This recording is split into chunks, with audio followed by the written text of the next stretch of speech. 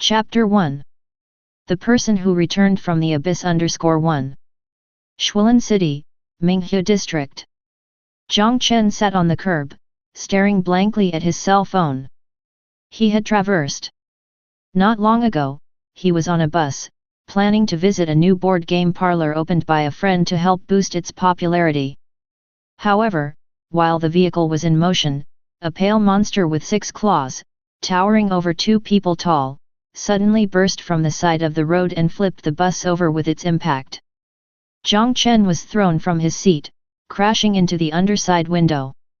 But he had no time to care about the pain.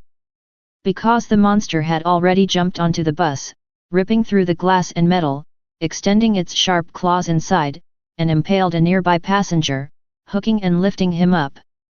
Hearing that passenger's screams, seeing his agonized expression, Jiang Chen's heart was filled with fear. For the first time he smelled the scent of death. Just when he thought he was certainly going to die, a piercing explosion sounded, the pale monster's head burst open, yellow fluid splattered everywhere, and it collapsed powerlessly. At the same time, a silver-blue mecha, like a superhero from the movies, descended from the sky. It tore apart the pale monster's corpse, used spray to stop the bleeding of the injured passengers, and lifted the overturned bus. In a short period of time, the scene was put in perfect order by him. The other passengers seemed to calm down as well, their expressions changing from fear to joy, gathering around the silver-blue mecha to express their gratitude. Only Jiang Chen, after walking out of the bus, was still in shock. He looked at the behavior of these people, his eyes full of confusion. "You're calm already? That was a monster. Since when were there monsters on Earth? And what on earth was that steel mecha? Did science fiction movies step into reality? Did you guys secretly update the version of Earth online without telling me?" It wasn't until Jiang Chen took out his phone, looking for answers online, that he saw the latest news filled with information about mechas, abyss, and monsters. He then suddenly realized, this place didn't seem to be the Earth he knew anymore. The confusion in Jiang Chen's heart regarding monsters and mecha was quickly answered in the encyclopedia. This was not Earth, but a similar yet different world of the blue planet. There existed something called the abyss.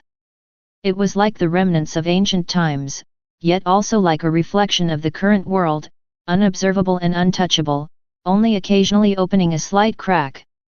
Some unlucky people fell into these cracks and never returned. However, the abyss of the past did not spawn monsters, and those who fell into the abyss were completely vanished. Thus, people did not understand the abyss and even unaware of its existence. It wasn't until 20 years ago that a man who returned from the abyss appeared. He not only survived the abyss but also brought back a power called Abyss Rune. This power not only allowed him to enter and exit the abyss freely but also enabled him to summon abyss mechas and wield transcendent strength. From then on, the Abyss Rune spread like a virus across the blue planet. More and more people awakened the Abyss Rune, gaining the power of the abyss and mecha, becoming increasingly powerful. At the same time, the cracks appeared more and more frequently. Monsters that should only exist in the abyss started coming out through the cracks into the present world, causing massive casualties. The endless stream of randomly appearing monsters was a major headache for all nations. Even though they had firearms to destroy them, monsters often wreaked havoc, leading to significant casualties.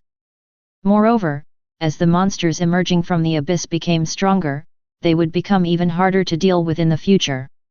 As a result, the official authorities of various countries accelerated their policies related to the Abyss Rune and Mecha, and formed the Mecha Alliance. They granted these people legal identities and official titles. Mecha pilots. Jiang Chen turned off his mobile phone, digesting the information he had acquired.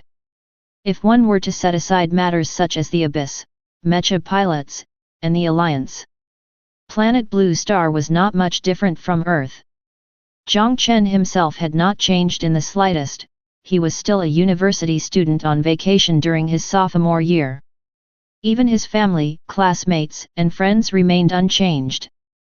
Even the chat messages with the board game cafe owner were the same as they had been half an hour before, discussing going there to help boost the popularity of the place. This brought a lot of peace to Jiang Chen's mind. If everyone had turned into strangers, he truly did not know how to act very familiar with other people. However, if you add in the elements of the abyss, mecha pilots, and so on, the difference between planet Blue Star and Earth was far too great. Here, monsters would often emerge from the abyss to wreak havoc and slaughter in the present world. The pale monster, over 2 meters tall, that Jiang Chen had encountered was one of the weaker kinds. An island in another country once witnessed a Godzilla-like colossal creature that could easily crush skyscrapers with brute strength and possessed a terrifying power similar to a supernatural ability. Under its rampant killing, most of the city lay in ruins. It wasn't until a mecha pilot, maneuvering a giant mecha over 100 meters tall, dragged the monster into the sea and killed it that the incident was declared over. The island nation has yet to release an exact death toll. Jiang Chen watched the video of the monster's rampage. The memory of the pale claws piercing through the chest of a passenger also surfaced in his mind. He looked at the silver-blue steel mecha in the distance, and it was as if a fierce fire was gradually igniting in his heart. In this world, ordinary people are simply too fragile, he said. Once encountering monsters, they have no power to fight back at all, and can only sit and wait for death. With bad luck, coming across a powerful abyss monster, even running away is a luxury. I must become a mecha pilot. Only by doing so can I have the power to determine my own life and death. Of course, being a mecha pilot did not equate to safety. On the contrary, it was an occupation with an extremely high degree of danger. They needed to go through the abyss with an abyss rune to craft and strengthen their mechas, undergoing trials. In this process, they inevitably had to battle with abyss monsters, and sometimes they died in the abyss before they could escape. As a result, some people who had awakened their abyss runes and barely passed the basic trial gave up on becoming mecha pilots and were unwilling to set foot in the abyss ever again. Jiang Chen, however, paid no attention to these facts. No matter how dangerous being a mecha pilot was, it was still far better than living a life of fear, not knowing when death might descend upon him. Even if it meant dying in the abyss while pursuing power, it would still be his own choice. Even if he could not decide how to live, at least he could decide how to die. And besides, Jiang Chen was already very close to the abyss. According to the research of the Mecha Alliance, survivors of abyss monster attacks had a higher probability of awakening the abyss rune within 1 hour of being exposed to the abyss atmosphere. That was why the mecha pilot, after dealing with the monster, did not simply leave. Instead, he notified the rescue teams of the Alliance and gathered the survivors together, waiting for the awakening. Now, nearly half an hour had passed since the attack. The Alliance's rescue team had already arrived at the scene and was trying to save the passenger who had been pierced through the chest. Theoretically, it was the most likely moment for an abyss rune awakening. It was at that moment.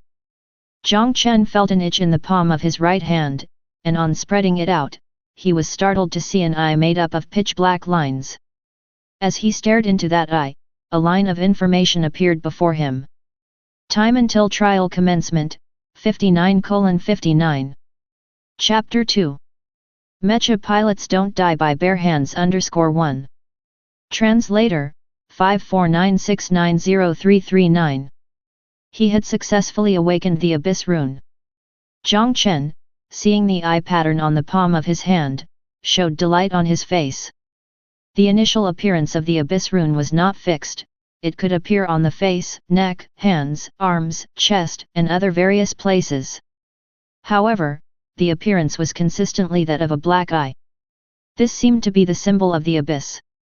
At the same time, the emergence of the abyss rune also meant that the awakened would enter the abyss in an hour to begin their basic trial and step onto the path of becoming a mecha pilot. According to what's said online, everyone who awakens the abyss rune will stimulate the potential within their body and demonstrate their unique talents. This kind of talent is the symbol of each person's soul, unique and irreplicable, with incredible effects. Just by touching the Abyss rune, one can view their own talent information. What is my talent? Jiang Chen was curious, made a fist with his right hand, and touched the black pattern on his palm with his middle and ring fingers. A line of information appeared before his eyes. Name, Jiang Chen. Rank, 0. Talent, Undying Barehand. Absorbed Mecha, none. Owned Mecha, Model 0. Abyss Coins, 0. Items, none. Talent, Undying Barehand. Effect, when your Mecha breaks apart in combat, you can absorb the Mecha's attributes and modules, gaining permanent enhancements accordingly. The enhancement multiplier is based on the Mecha's quality, starting at 1 times. Absorb the power of Mecha and gain permanent enhancements? Jiang Chen was stunned. He looked up at the silver-blue Mecha not far away. So, if I wear that silver-blue Mecha to fight monsters, and the Mecha is damaged during the fight, then, when the Mecha falls apart, won't my combat strength not decrease in the slightest, and I might even be able to rip through monsters with my bare hands. Moreover, powerful Mecha pilots often possess several different types of Mecha to cope with various combat scenarios. Going by the claim of permanent enhancement, if Jiang Chen also had several Mecha, and all of them were damaged once, does it mean the attributes of all those Mecha would stack up on oneself, directly skyrocketing one's combat power? Furthermore, Mecha is external equipment. Even if it breaks, it should be reparable. If a repaired Mecha breaks again, can the attributes be stacked a second time onto the person? Thinking of all these possibilities, Jiang Chen's eyes nearly lit up with excitement. This is just too thrilling. Truly befitting my soul's symbol. But that being said, the talent Undying Barehand can not only absorb the attributes of the Mecha but also the power of the modules. Attributes are straightforward, but what about the modules? Jiang Chen took out his phone and quickly found related information. Modules, originating from the Abyss, are special items used by Mecha pilots to modify their Mechas, divided into core modules and auxiliary modules. They can bestow different attributes and powers on the Mecha, bringing corresponding abilities. For example, the relatively common thermal weapon module can modify the hands or eyes to possess the ability to consume energy and release thermal energy lasers. Or the anti-gravity module, which can allow the Mecha to break free from gravity and obtain the power of flight. So, modules are similar to skills, bestowing different abilities to the Mecha. Can even these things be absorbed? A scene flashed through Jiang Chen's mind. The silver-blue Mecha ascended into the sky, releasing a thermal laser, turning the enemy to ash. He then propelled himself off the ground with both feet, taking off on the spot, and released a thermal energy laser from his eyes that charred the enemy to a crisp. Could it be that I am the savior of my motherland? Jiang Chen was quite satisfied with his own talent. This talent not only enhanced his combat abilities but did not impact his primary duties as a Mecha pilot. After all, the more powerful the Mecha he built, the more attributes he could absorb, and the stronger his combat power became. This was a directly positive relationship. Thinking of this, Jiang Chen's gaze fell on the Mecha ownership column. Basic trials for Mecha pilots, naturally, would not involve hand-to-hand combat. Therefore, after awakening in Abyss Rune, Mecha pilots would receive a basic Mecha, which could then be enhanced. However, as a basic Mecha, its attributes were quite rudimentary. Code, Model 0. Type, lightweight exoskeleton armor. Quality, ordinary. Rank, 0. Enhancement, 0. Attributes, Strength 1, Agility 1, Defense 1, Enigmatism 0. Armor, 10/10. Energy, 10/10, Recovery speed 0.01/s. Core module, not mounted. Complementary module, not mounted. With no rank, no enhancements, no modules. Merely a solitary point of strength, agility and defense, this was the absolute bottom of the barrel. However, even at the bottom, it was still a real set of exoskeletal armor, possessing strength far beyond that of an ordinary person. Jiang Chen looked around him, seeing that no one was paying attention to him. He quietly struck a pose, clenched his right hand, touched his palm, and silently chanted in his mind. Transform. White light streamed from his palm, enveloping his body. In the blink of an eye, the light solidified into a suit of pure black battle armor with a helmet, and the exterior was wrapped in silver-black exoskeletal armor made from an unknown metal. Overall, he looked like a special forces soldier straight out of a science fiction movie. Reflecting on his current pose through the reflections from the vehicles on the road, Jiang Chen felt a rush of excitement. Yes, this was the feeling. Meanwhile, the silver-blue Mecha in the middle of the road turned its head, a glint of light flickered in its eyes, and an electronic voice resounded inside the helmet. Scan complete, target identified as Model 0 Mecha, non-threatening. A new awakener. The Mecha pilot within the silver-blue Mecha felt somewhat surprised. If he remembered correctly, this awakener seemed quite young and appeared stunned, almost petrified, during the previous encounter with the abyss creatures. He was the lowest quality survivor in this batch. Yet, he was the first to awaken an abyss rune and gain the qualifications to become a Mecha pilot. Poor psychological quality. Even if he survives the basic trial, he might not have the courage to continue exploring the abyss. Forget it, since he has awakened an abyss rune, he must possess some qualifications in certain aspects. Even if he gives up on exploring the abyss, he can still work in logistics. The silver-blue Mecha took steps forward and approached Jiang Chen. The pilot extended a silver gauntlet and spoke. Hello, newcomer, my name is Xiaming Glei. I'm a Mecha pilot for the Alliance. You have awakened an abyss rune, and in less than an hour, you will descend into the abyss and begin the basic trial. The goal of the basic trial is to survive for 24 hours, and if you encounter a fatal attack inside, you will die completely as well. I think, you need my help. Seeing the Mecha pilot who had just saved his life, Jiang Chen readily extended his hand and shook it with his. Hello, senior. My name is Jiang Chen. Xiaming Glei couldn't help but let out a chuckle. I'm just a third-rank Mecha pilot, not much of a senior. It's just that, as someone with more experience, I'm here to explain the trial scenarios you might encounter and give you some advice. Chapter 3. Basic Trial, Ruins of Mutation _1.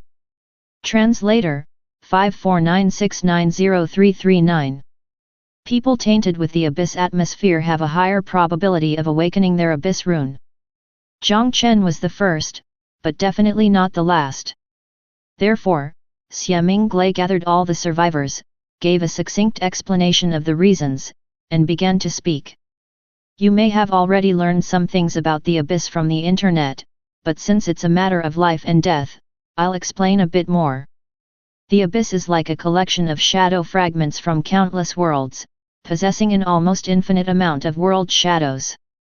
You might see wilderness alien planets infested with giant beasts, enter strange realms where magical spells are wielded, or even find yourselves in apocalyptic ends dominated by mutated monsters. The task of a Mecha pilot is to extract abyss atmosphere from these age-old shadows, acquiring materials to strengthen their mechas. Xiaming Glei was speaking when he paused. He looked at some of the survivors, whose eyes were filled with longing, and shook his head. However, you are not Mecha pilots.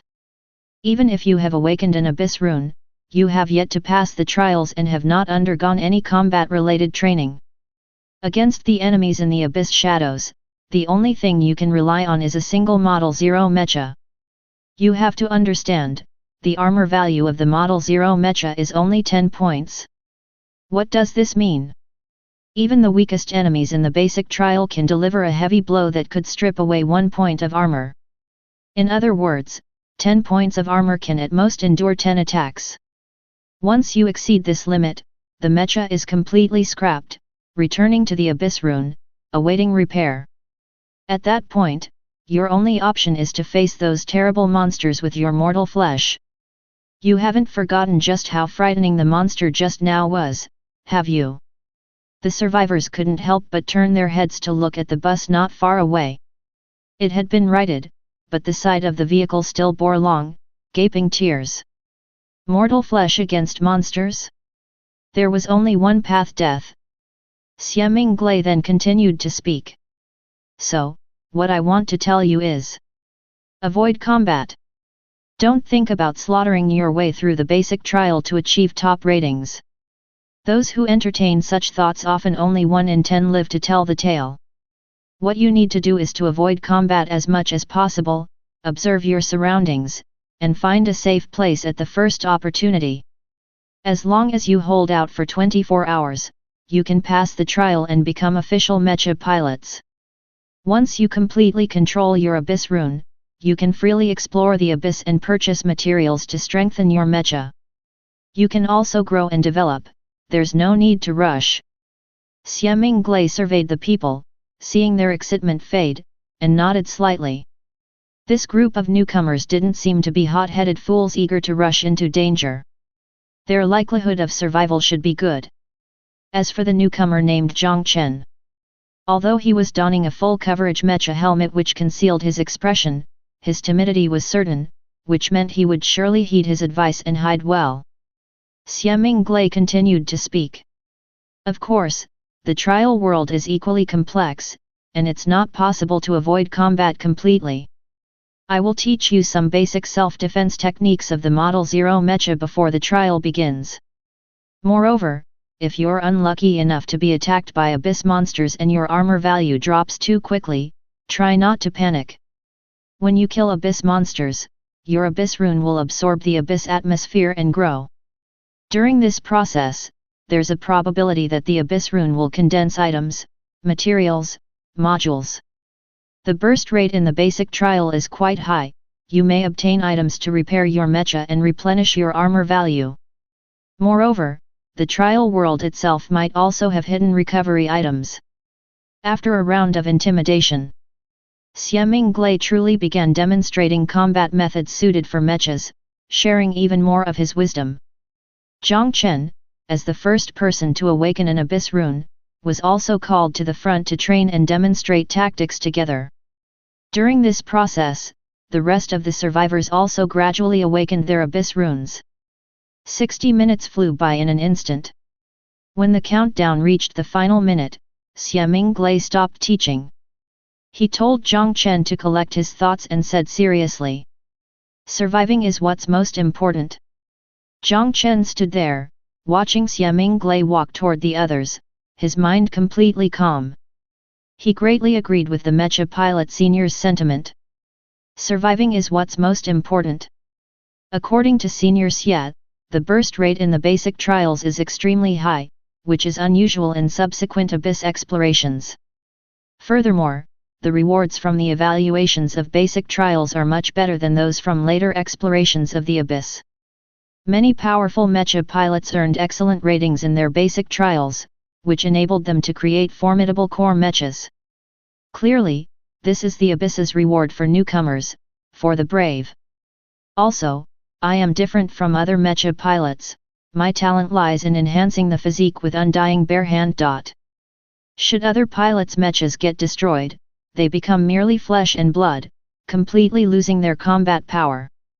I, on the other hand, can absorb the attributes of a Mecha, without any reduction in strength. Under the pitch-black helmet, Jiang Chen's eyes were resolute. He did not want to be helpless again the next time he encountered a monster. For that reason, he would take the initiative, to kill monsters and gain stronger powers. Because only by becoming more powerful could he live better. The numbers before his eyes returned to 0, turning into a line of flowing black text. The trial is about to begin. Welcome to the Abyss. A silent black fissure opened, and Jiang Chen plunged down fiercely. Current location, Ruins of Mutation. Level, 0. Difficulty, Trial. Objective, survive for 24 hours. Description, In founding year 3399, a meteorite from beyond the heavens crashed into the city. In just 30 minutes, the biochemical virus it carried completely spread out, turning over 90% of the citizens into mutated monsters, and order completely collapsed. By the 40th minute, the Empire employed weapons of mass destruction, erasing the city from the map. However, the virus had already spread to the outer regions and quickly diffused throughout the world. 3 days later, civilization perished, all returned to ruins, and the planet became a breeding ground for mutated beings. Friendly reminder, this age-old shadow is a basic trial. Aside from the Model 0 Mecha, no items are permitted inside. In the concrete ruins, where green plants mixed with purple slime, humanoid monsters inlaid with silver metal roamed the streets. Suddenly, in the sky above a kilometer-tall skyscraper entwined with giant vines, a pitch-black fissure opened. A warrior in a silver and black exoskeleton fell from the fissure, crashing into the center of the helipad on top of the skyscraper.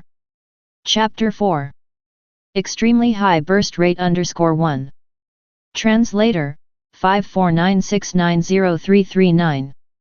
Jiang Chen plummeted from the top of the high-rise but, wearing exoskeletal armor, he only felt a slight impact.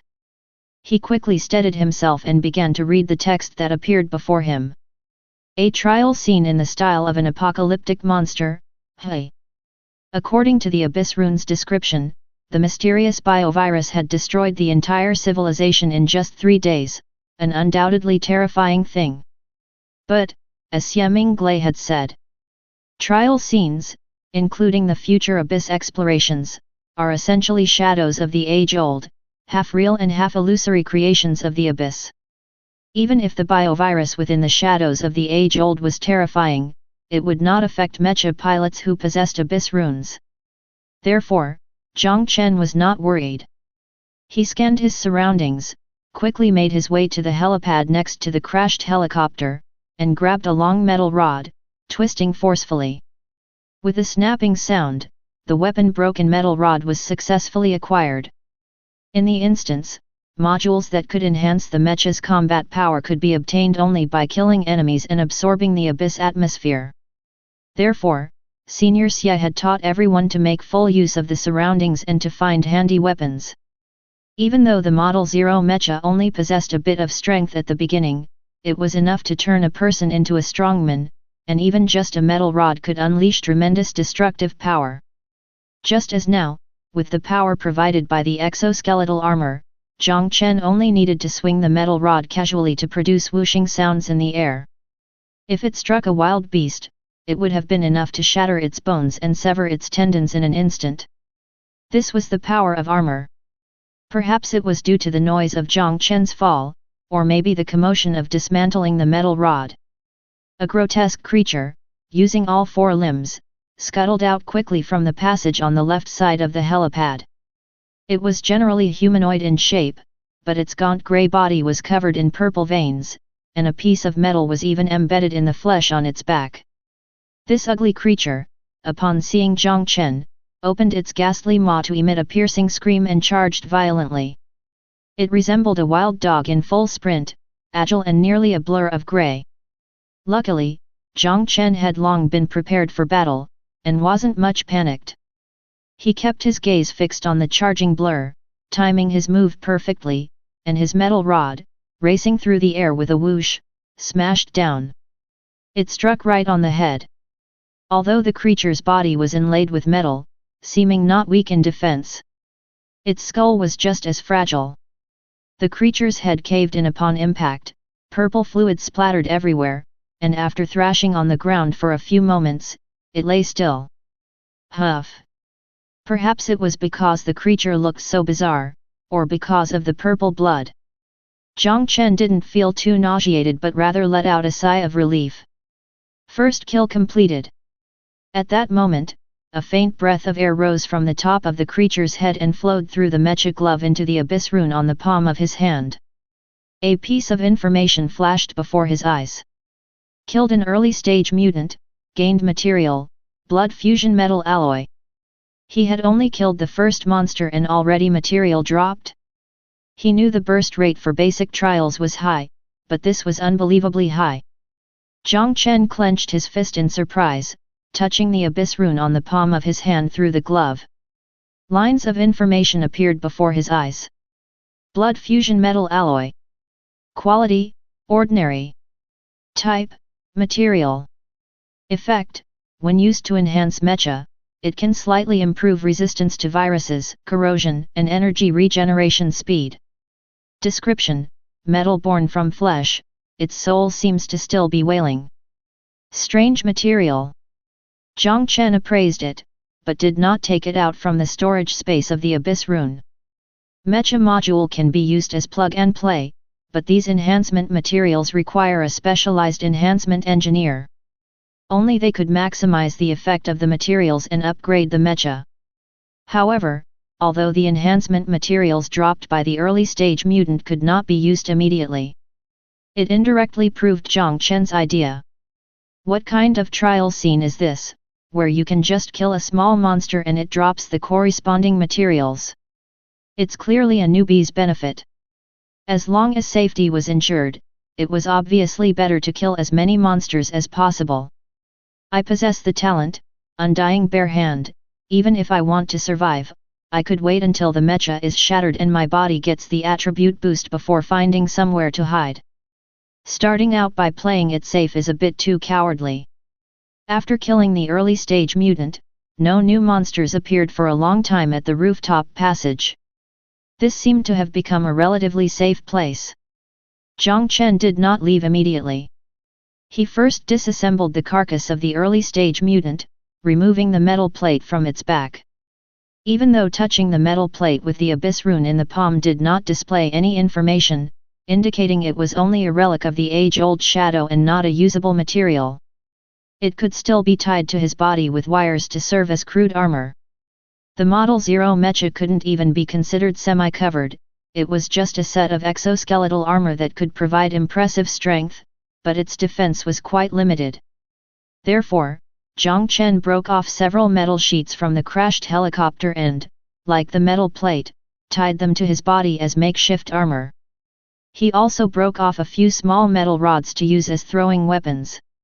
No matter how accurate they were, at least with the enhancement of the exoskeletal armor, their power wouldn't be too weak.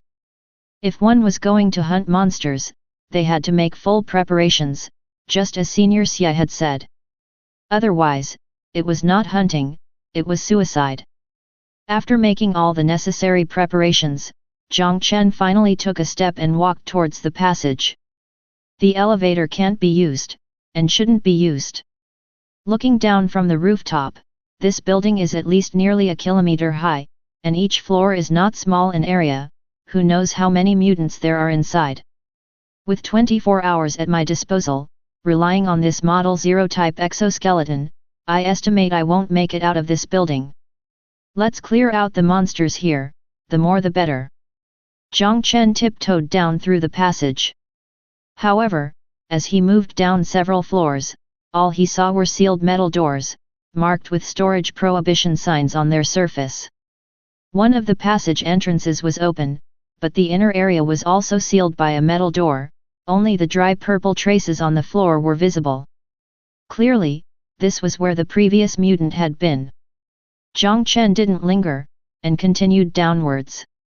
When he reached the 5th floor, a change finally appeared. The passage entrance was not closed, and looking inside from the entrance, the view was unobstructed, one could see the faint clouds out the window through the luxurious household items. At the same time, lying next to the huge floor-to-ceiling window was a large mutant. Not only was it 4 to 5 times the size of an early-stage mutant, but it also had several metal plates on its body, and its arms had ballooned up like balloons, forming a comical inverted triangle shape compared to its skinny lower body. However, no one would doubt its strength. An elite monster? Or a boss? Jiang Chen held his breath and, while the mutant was looking out the window, continued to go down. All set, let's go find some smaller monsters, grind for some Mecha modules to boost my attributes, then come back and try to take down this big fellow. Chapter 5. Acquiring Mecha Module _1. Translator, 549690339. The emergency lights inside the passageway provided illumination, so it didn't appear gloomy. Outside the passageway was a different story. As the high-rise was entwined with giant vines, a few floors down dense leaves had sealed the windows, preventing any sunlight from penetrating. Coupled with the destruction of civilization, there had been a long-term power outage in the building, rendering the lights useless. Jiang Chen peered down the entrance of the passageway and could only see pitch darkness, unable to gather any useful intelligence. This won't do. It's too dark inside, I don't have night vision, and even without those large elite creatures, getting attacked by a swarm of small ones in the dark, my chances wouldn't be good. Drawing the mutants out to fight in the passageway, the sound would travel far. At that point, possibly dozens of floors worth of mutants could be attracted by the noise and come running out in swarms. That's just as suicidal. For those who didn't want to fight, this basic trial was very simple. One just needed to repel the initial creature, and then one could likely spend the 24 hours safely on the rooftop. But to Jiang Chen, this trial scenario was quite tricky. Inside the lightless high-rise, countless mutants lurked, giving off that feeling where pulling at one thing may move the whole. It was difficult to methodically clear out the creatures and farm resources. Was there a way to change this situation, to face only a few mutants at a time? An idea began to take shape in Jiang Chen's mind as he looked at the metal door frame built with mechanical precision. The walls and doors of the emergency passage were constructed of metal, with steel several dozen centimeters thick, looking extremely sturdy. Even with bombs, they might not be easily destroyed, let alone by these mutants. They were ferocious, but in the end, they were still creatures of flesh and blood. Even that large fellow might not be able to shake such thick steel alloys. Therefore, all he had to do was return to the rooftop, use sound to draw the mutants from the lower floors, and then guard the entrance. At one time, he'd only need to face the assault of 1 or 2 mutants. As for the large creature on the 5th floor, a giant with a fatal weakness.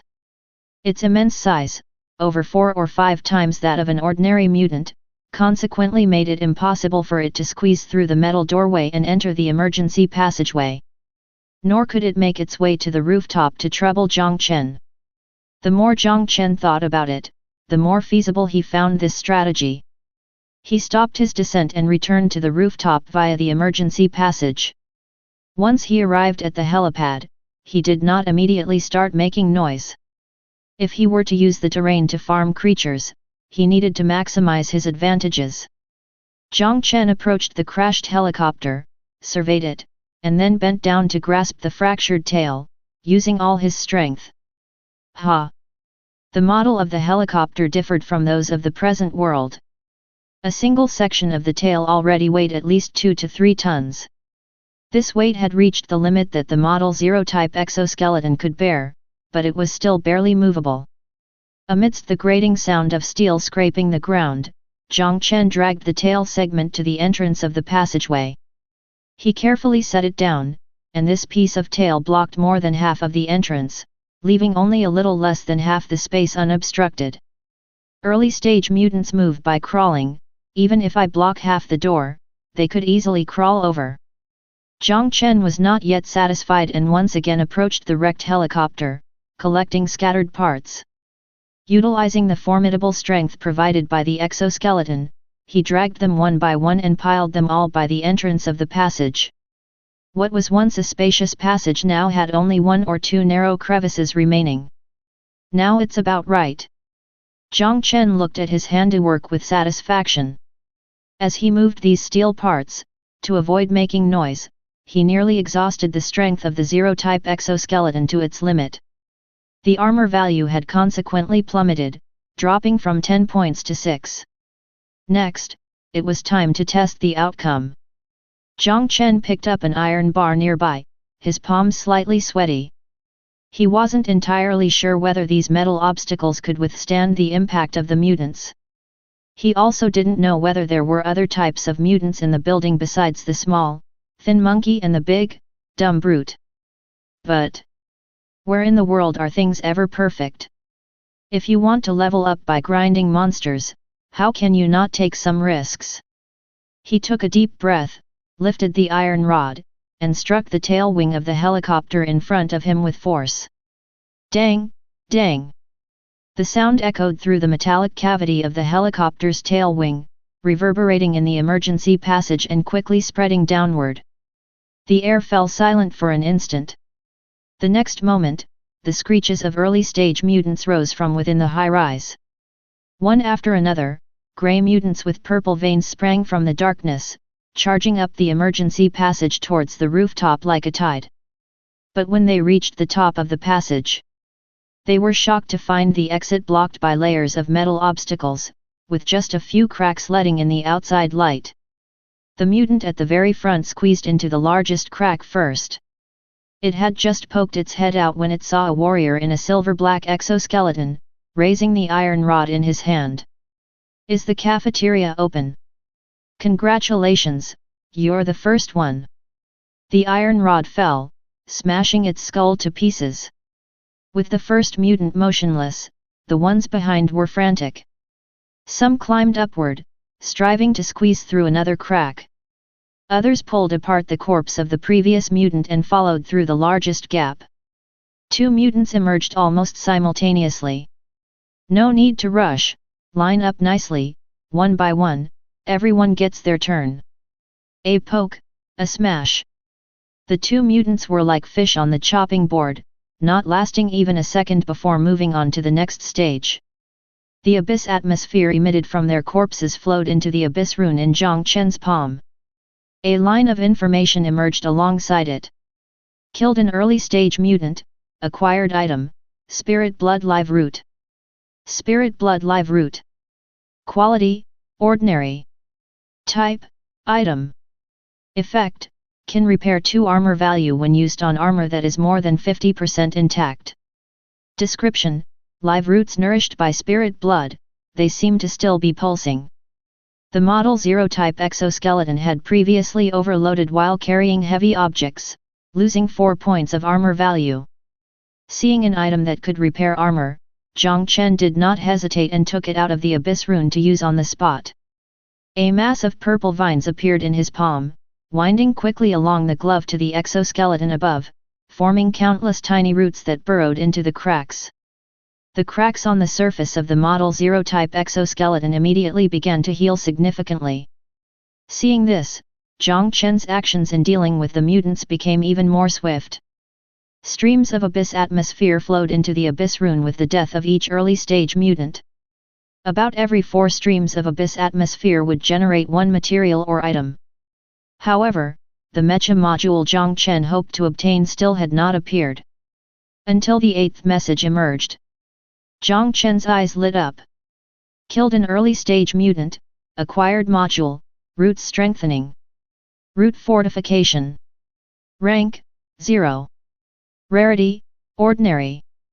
Type, upper limb module, lower limb module. Effect 1, when loaded as an upper limb module, increase strength by 2, defense by 1. Effect 2, when loaded as a lower limb module, increase agility by 2, strength by 1. Description, roots have replaced my flesh, and their sap flows within me. Chapter 6. Mecha form, extreme speed, _1. Translator, 549690339. Finally shipped. Jiang Chen's eyes lit up. The basic attributes of the Model 0 type exoskeletal armor add up to a total of 3 points. If this root fortification module is loaded, it's equivalent to doubling the total attributes, and the mech's strength will see an exponential increase. However, root fortification has 2 loading modes, offering vastly different attributes. After some consideration, Jiang Chen made his choice. Still, it's better to enhance the upper limbs. 2 points of strength and 1 point of defense are both very useful. As for agility, I'm currently blocking the door with terrain, so it's not immediately useful. His middle finger touched the abyss rune, a breath flowed out, intertwining into a grey chip the size of a fingernail cap above his palm. The surface of the chip was still flowing with purple patterns, eerily similar to those of the mutants. Jiang Chen pinched the chip, an insertion slot opened on the surface of his left exoskeletal armor, and he pressed it in. The next moment, the slot disappeared, and a large number of light purple roots spread out from the shoulder of the Mecha, branching towards the back, chest, arms, and palms.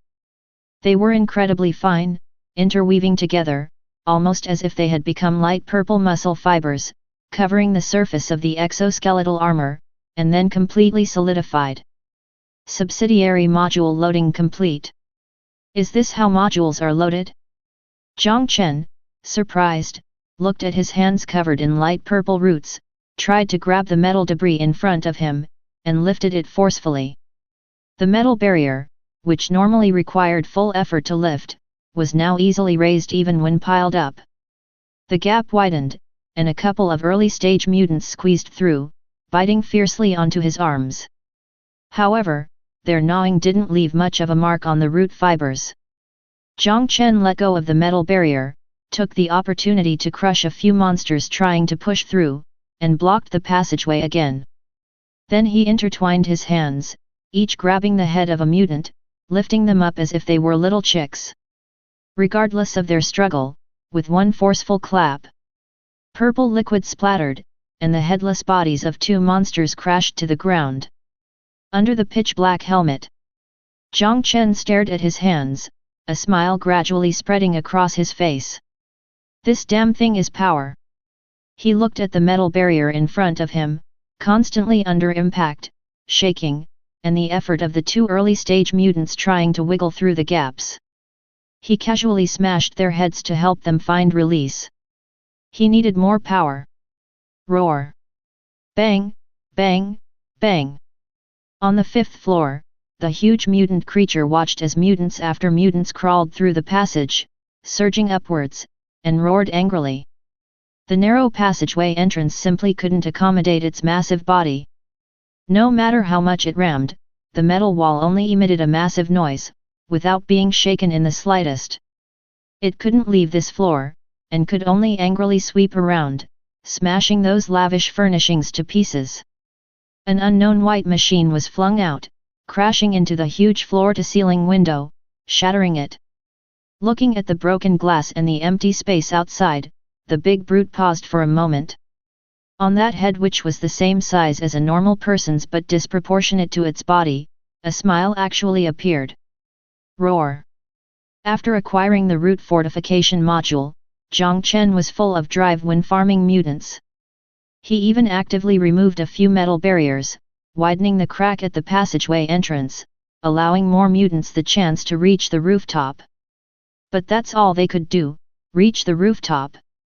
With the enhancement of the Model 0 type exoskeleton Mecha, he was already overwhelmingly powerful against these early-stage mutants. A punch thrown, and they came at him intact, but on the way back, they turned into a puddle of mud.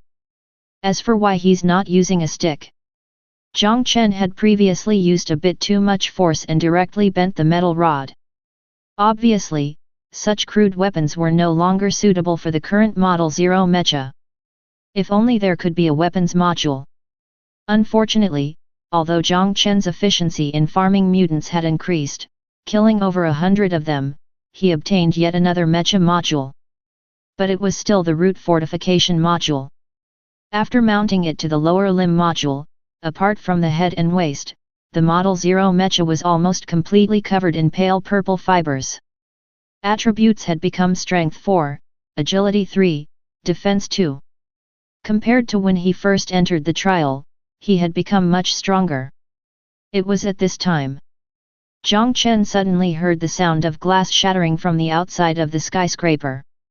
What happened? The noise was too abrupt, forming a stark contrast with the sharp screams of the mutants.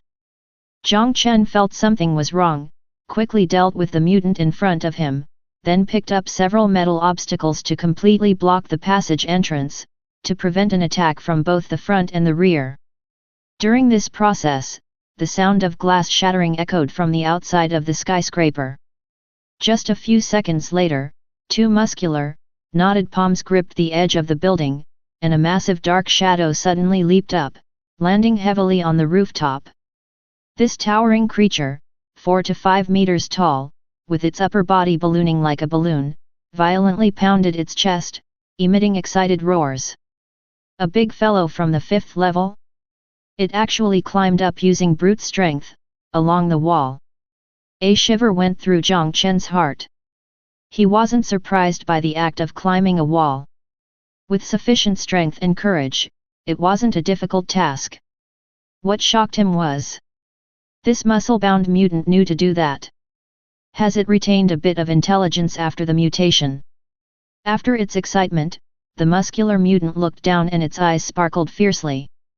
It bent its waist, flexed its arms, and with a slingshot-like motion, hurtled forward. However, Jiang Chen had anticipated this and dodged to the side. The muscular mutant's punch hit the ground, leaving a large swath of cracked marks. Such strong power! Jiang Chen was startled. The rooftop, serving as a helipad, was made of extremely strong material. Even with the Model 0 Mecha's strength reaching 4 points, it was hard to leave such clear damage. Comparing destructive power, the muscular mutant's strength had to be at least 6 points, perhaps even 7. It could almost crush the current Model 0 Mecha. Luckily, Jiang Chen hadn't provoked this muscular mutant earlier. Otherwise, without module enhancements, he might not even have been able to dodge and could have died by its hand. However, in comparison to formidable strength, the muscular mutant's speed was a clear weakness. Its inverted triangle-shaped body made its lower limbs look extremely slender, making it look clumsy and slow when running. To launch an attack, it could only use a slingshot method or use the surrounding objects as projectiles to hurl at him. But that wasn't very effective. After Jiang Chen had equipped the root fortification module, lower limbs, his agility reached 3 points. Fully concentrated, he was able to dodge the muscular mutant's attacks. Its advantage is strength. My advantage is agility. There's no way to overpower it in strength. To defeat it, I must fully utilize my advantage. 3 points of agility is still too little.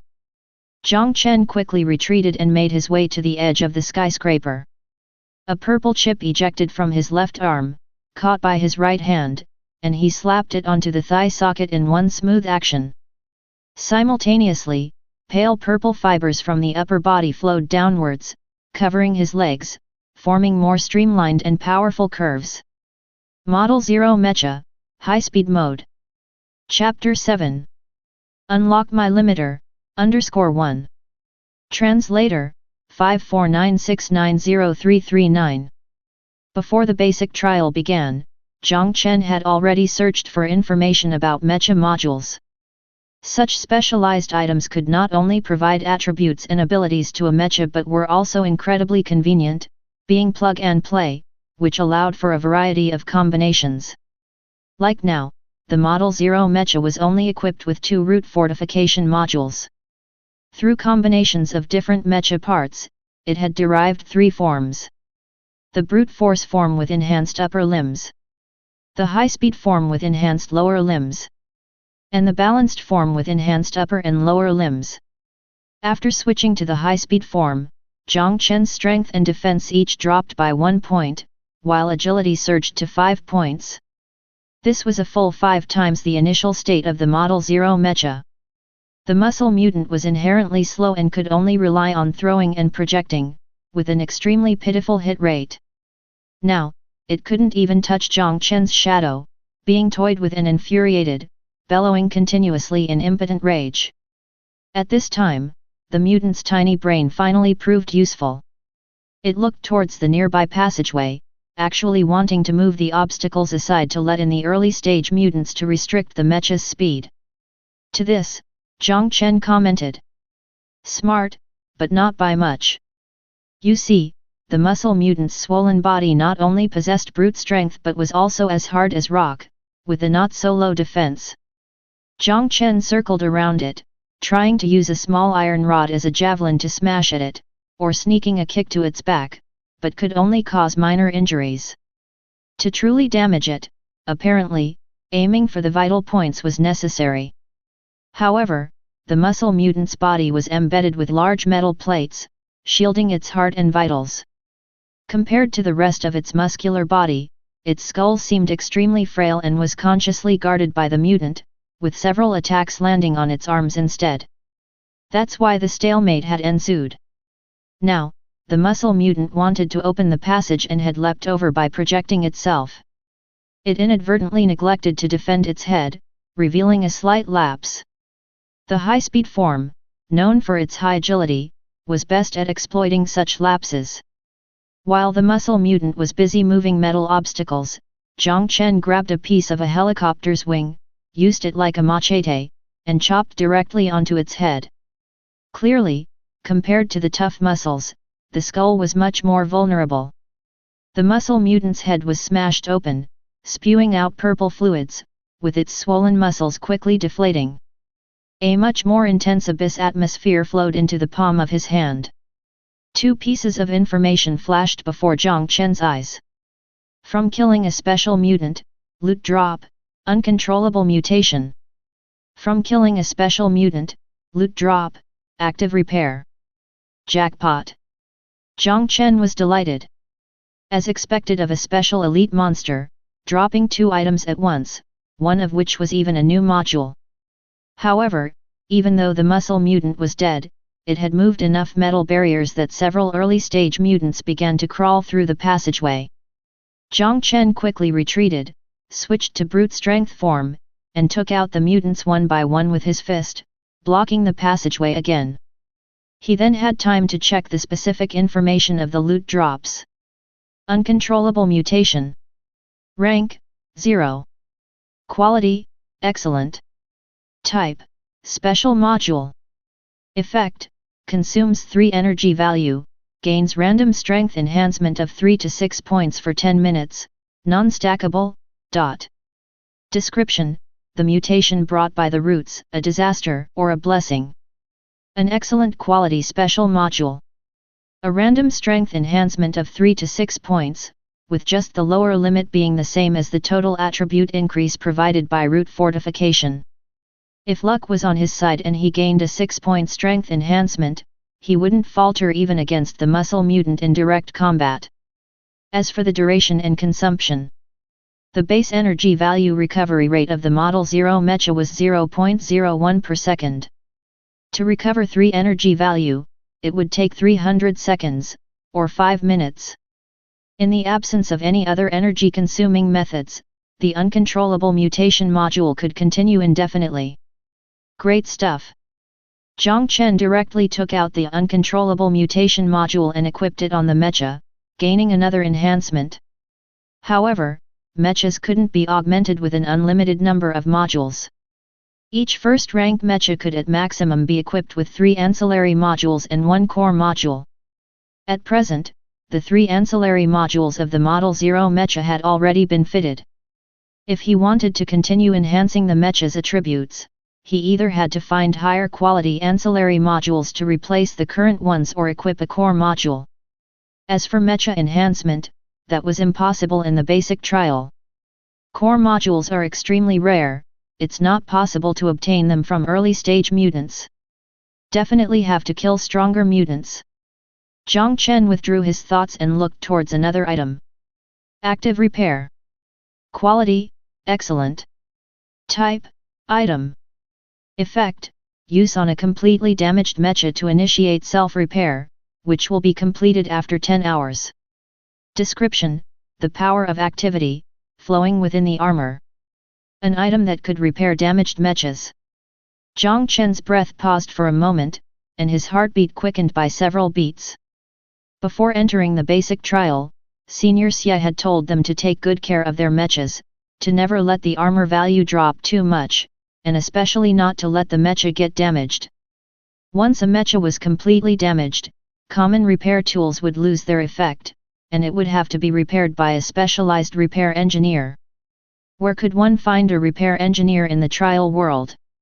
Therefore, after entering the basic trial, Jiang Chen set aside his Undying Barehand talent. He hadn't considered triggering it actively but saw it as a second chance in case his Mecha got damaged. Now it was different. A special mutant had actually dropped an item for repairing damaged mechas. Such a rare item might be seen as an emergency life-saving tool by other mecha pilots in case their mechas got damaged. But for Jiang Chen, he could completely consider it as an item that permanently increases all attributes. Much more precious than the uncontrollable mutation, an excellent quality special ancillary module. Jiang Chen slowed his heartbeat and made a quick decision. The repair process takes 10 hours, not something you can count on in a critical moment. Let's use it now to enhance attributes. The goal of the basic trial was to survive for 24 hours. It has been only about 2 hours so far. If Jiang Chen triggered the Undying Barehand talent right now, draining the mecha's power, he could completely, in 10 hours, wear the repaired Model 0 mecha, and with double the attributes, explore the trial world. By then, if he encountered another new special mutant, even without triggering the uncontrollable mutation module, he could crush it comprehensively. I was still thinking about how to improve the scoring in the basic trial. After all, other mecha pilots could also hunt monsters, acquire modules, and bolster their strength. They might even have talents that directly enhance mecha strength to gain formidable power and achieve higher scores. Except for having a second life, I actually had no advantage in terms of strength. Now it's different. Jiang Chen lifted a metal barrier, letting an early-stage mutant in. Then, he allowed it to tear and attack the pale purple fibers on the outer layer of the Model 0 mecha, watching the armor value slowly decline, his mood calm and comfortable. 10, 9, 8, 7. Come on, break my mecha, break my limiter. Muscle lock, release. Chapter 8. The root of the mutation _1. Translator, 549690339.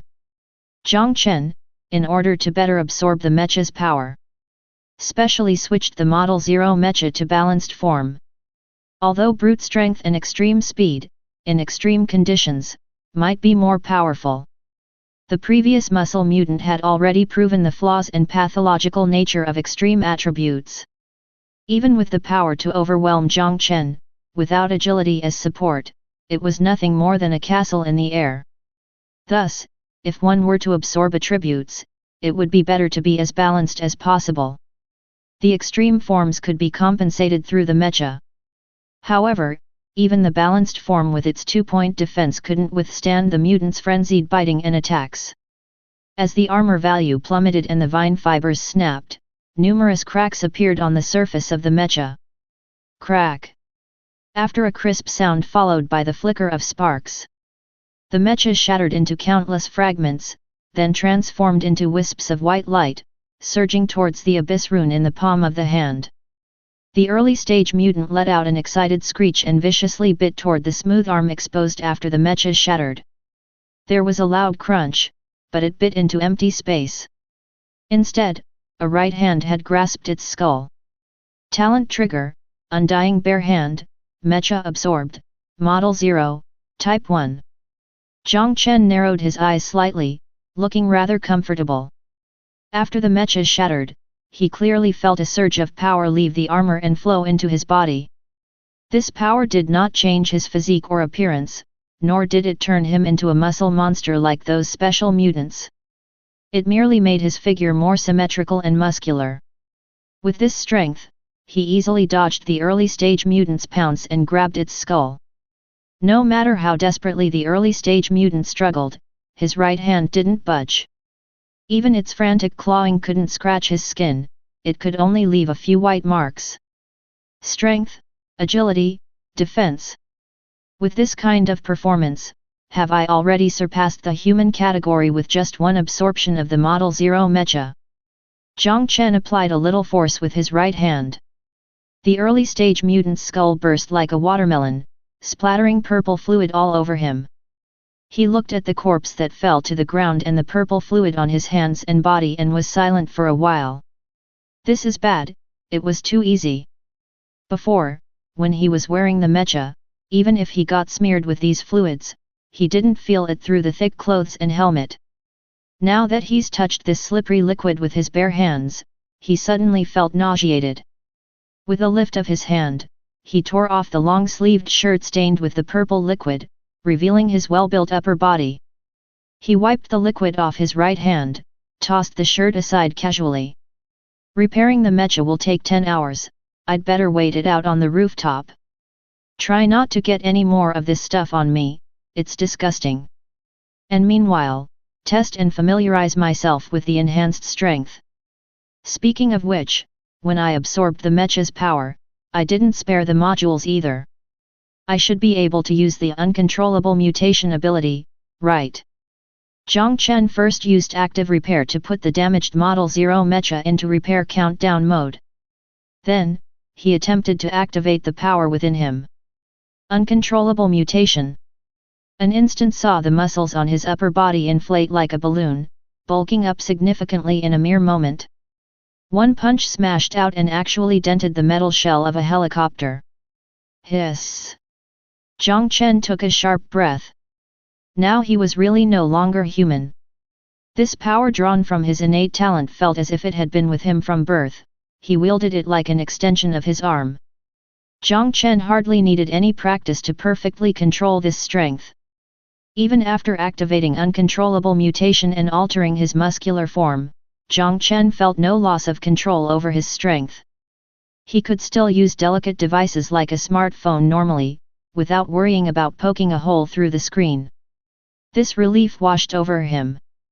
He did not wish for strength to come at the cost of everyday life, like accidentally twisting off a faucet when trying to wash his face. Come to think of it, even Superman had kids with Lois. With the power he had now, there was no chance of losing control. Once accustomed to his strength, Jiang Chen continued to clear out the early-stage mutants at the rooftop access point. However, early-stage mutants were not endless. Aside from considering the spread of noise and the number of mutants in a high-rise, there was also the problem of corpses. 2 hours later, no more mutants appeared. Jiang Chen moved the metal barrier to take a peek and found the passage completely blocked by corpses, covered in disgusting purple mucus. So he temporarily gave up on further farming. Instead, he rested on the rooftop, waiting for the mecha to recover. Time ticked by second. About 6 hours later, the sun slowly set, retracting its last rays of light, but the clear moon did not rise in the sky. Instead, faint purple light glowed in the city below the high-rise. Jiang Chen stood on the edge of the roof, looking down. He noticed that the greenery, which looked quite normal during the day, now appeared translucent. Their branches and stems resembled slender tubes, flowing with purple glowing liquid, and one could vaguely make out spherical shadows within. At a glance, the vast city seemed like an ocean of purple. Jiang Chen beheld this magnificent sight. He couldn't help but recall the descriptions and introductions of the roots in the items and modules he had obtained, as well as the fibrous form displayed after the Model 0 mecha was equipped with a module. A thought flickered through his mind. Could these plants actually be the source of the virus from the meteorite outer space?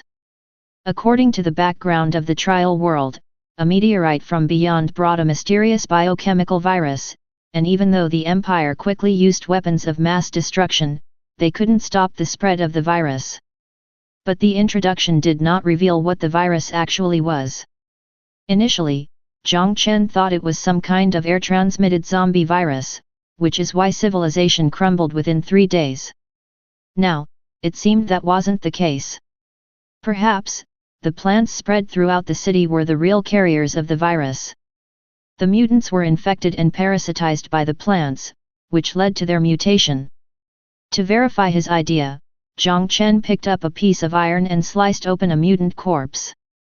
Indeed, within the purple mucus, he saw some extremely fine pale purple fibers that would have been impossible to notice without intent observation.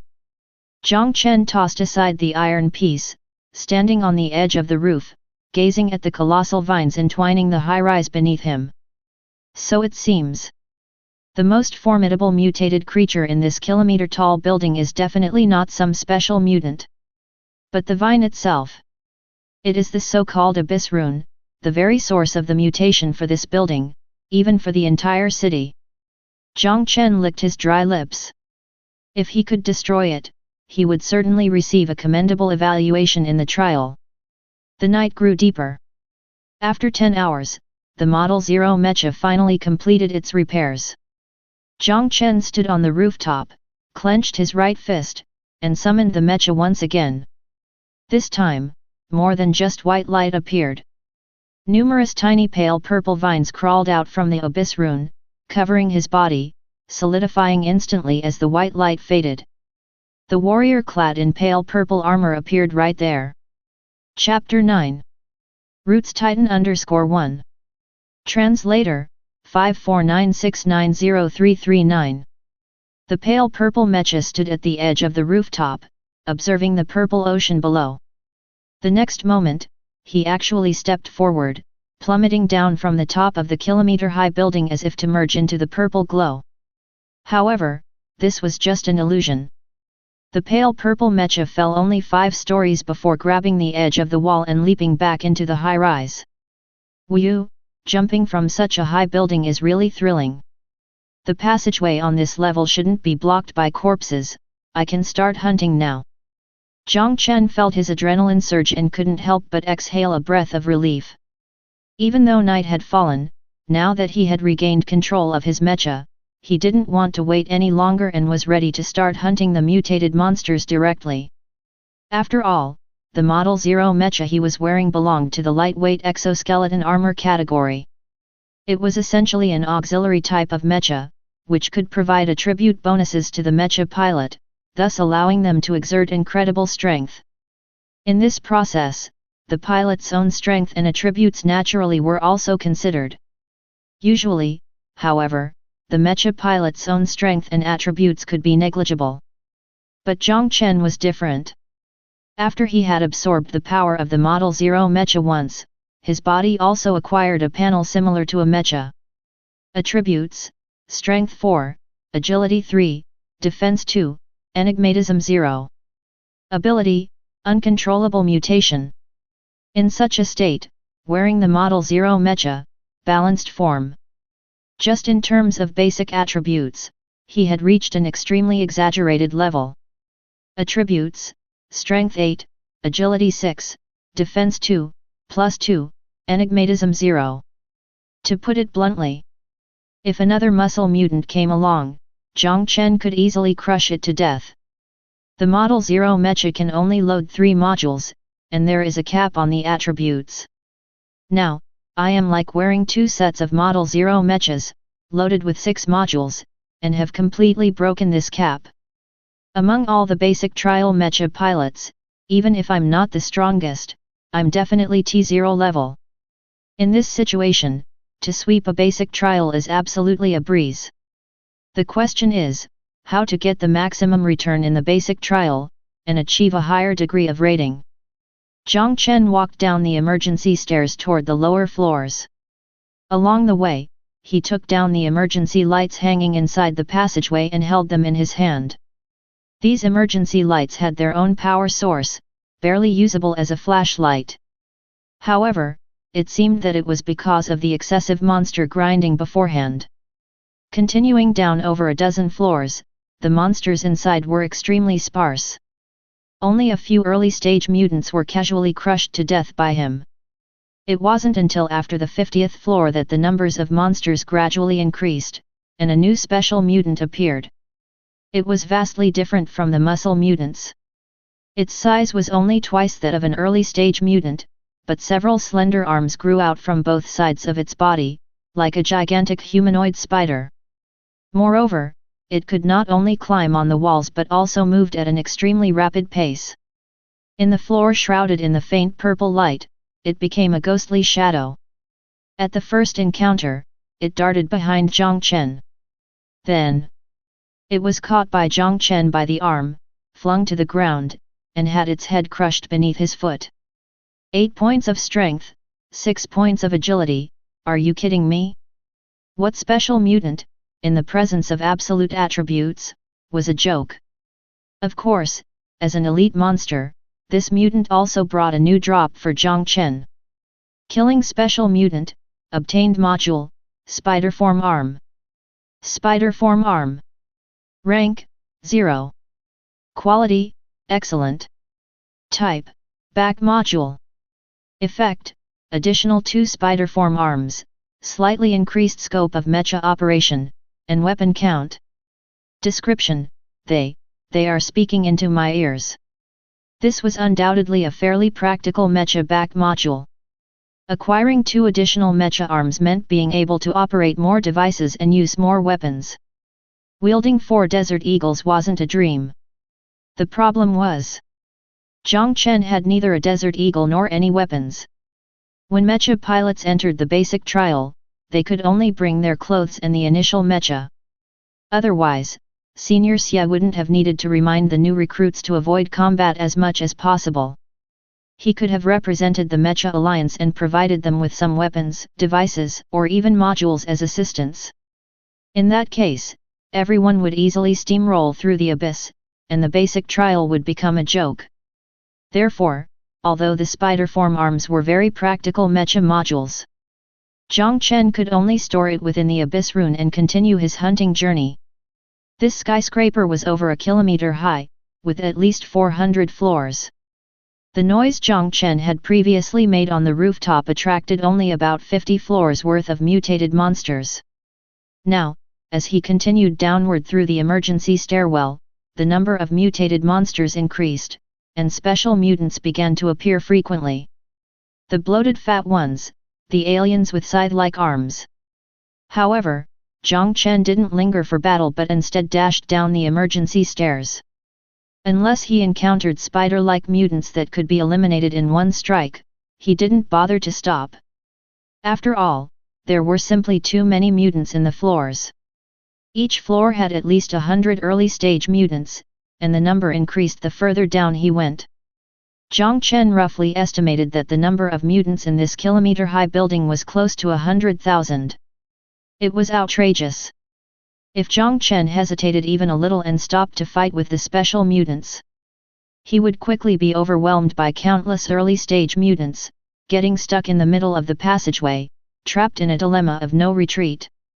Even if he could hold out relying on the terrain, he most likely would run out of time. Therefore, Jiang Chen painfully let go of those special mutants. Compared to elite monsters, obviously the boss had a higher priority. He would first try to deal with this massive vine and then consider other matters. As for why he had to go to the bottom of the building, both the term roots and the category plant implied that a more powerful monster would likely appear near the lower roots. The situation in the emergency stairwell also confirmed Jiang Chen's guesses.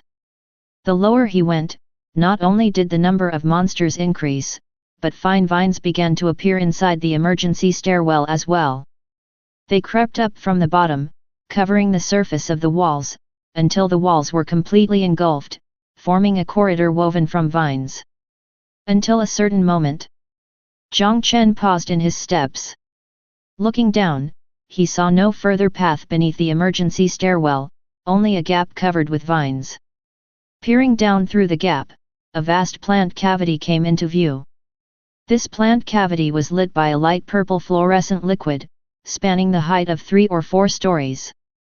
Inside the cavity, there were neither early-stage mutants nor special mutants. Only a strange giant 6 to 7 meters tall. It had a human shape but skin like the emerald green of the vines. It resembled a plant more than a mutant. Its hair was like strands of vines flowing down its back, connecting to the ground. The round shadows Jiang Chen had seen earlier were continuously flowing into its head through these vines. At the same time, the roots titan noticed Jiang Chen. It swung its right hand and a vine turned into a green whip, lashing towards him from afar. Chapter 10. Double Mutation, Crushing the Giant _1. Translator, 549690339. Jiang Chen had thought he would encounter something like a plant core resembling a heart at the base of the high-rise, guarded by a group of special mutants. Or perhaps just a bunch of roots with nothing special. Yet he had never expected to see such a roots titan. It seems that it is the core of this vine. Was it transformed from a human, or did the vine create this life form based on the human appearance? Jiang Chen cast aside these distracting thoughts, leaped down, dodged the whip of the vines, and jumped into the hollow interior. No matter the origin of the Roots Titan, it would not affect Jiang Chen's fight with it. And he would kill it thoroughly. The moment Jiang Chen landed, the Model 0 Mecha had already switched to its high-speed form, becoming a shadow interwoven with black and purple, darting towards the Roots Titan with agility as high as 8 points. His target was very clear. The Roots Titan's vine-like hair connected to the ground around it, constantly drawing in the purple liquid and circular shadows. It was obviously some kind of key element. Without question, he would sever it first before anything else. But to Jiang Chen's surprise, the Roots Titan actually kept up with his speed. Hundreds of vine whips intertwined and covered its fist, smashing towards him.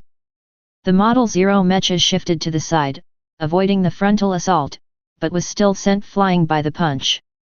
Just by absorbing one hit, the armor value of the Model 0 Mecha decreased by a whole 7 points, leaving only 3 points remaining. Cracks had appeared all over the surface of the Mecha, seemingly on the verge of bursting apart. About 11 points in strength and roughly 7 points in agility. Hey! Jiang Chen got back up and looked towards the Roots Titan. He could have dodged that hit, but he deliberately slowed down by a half beat, taking the hit to gauge the opponent's attribute values. After all, even if the Mecha shattered, his fighting strength would not be reduced in the slightest. Instead, knowing the opponent's attribute values allowed him to come up with better tactical responses, whether to fight or to flee was within his control. Now, Jiang Chen had a complete understanding of this monster. 11 points in strength, 7 points in agility. It was an overpowering attribute that surpassed all special mutants. For a rookie Mecha pilot who could only equip 3 modules, this was an enemy nearly impossible to defeat. Even for Jiang Chen at present, he only boasted 7 points of strength and 8 points of agility. Just looking at attribute values, he was completely outmatched in terms of strength. But 7 points in strength was just Jiang Chen's normal state. Boom! The Roots Titan threw another punch, hammering down viciously. This time, Jiang Chen dodged it perfectly, placing his hand on the fist that shot by. Despite the Roots Titan having an entire 11 points of strength, it couldn't lift its fist at all, even with full force. Compared to its body size, the Model 0 Mecha's hand, which was trivial in comparison, now seemed as heavy as a mountain. Uncontrollable mutation. Double release. Inside the Model 0 Mecha, Jiang Chen activated the uncontrollable mutation ability. His muscles expanded like an inflating balloon, giving him a bonus of 4 points in strength. On the exterior of the Model 0 Mecha, layers of purple fibers covered the exoskeleton's surface, forming strong muscle patterns, which provided a 5-point boost in strength. 7 plus 4 plus 5. After a moment, the inverted triangle-shaped muscular man in his Mecha held the Roots Titan's fist with both hands. With 16 points in strength, he performed an over-the-shoulder throw, flinging the 6 to 7 meters high Roots Titan into the air and smashing it hard onto the ground. Then, sprinting forward, he leaped and decapitated the Roots Titan's vine hair with a clean slice.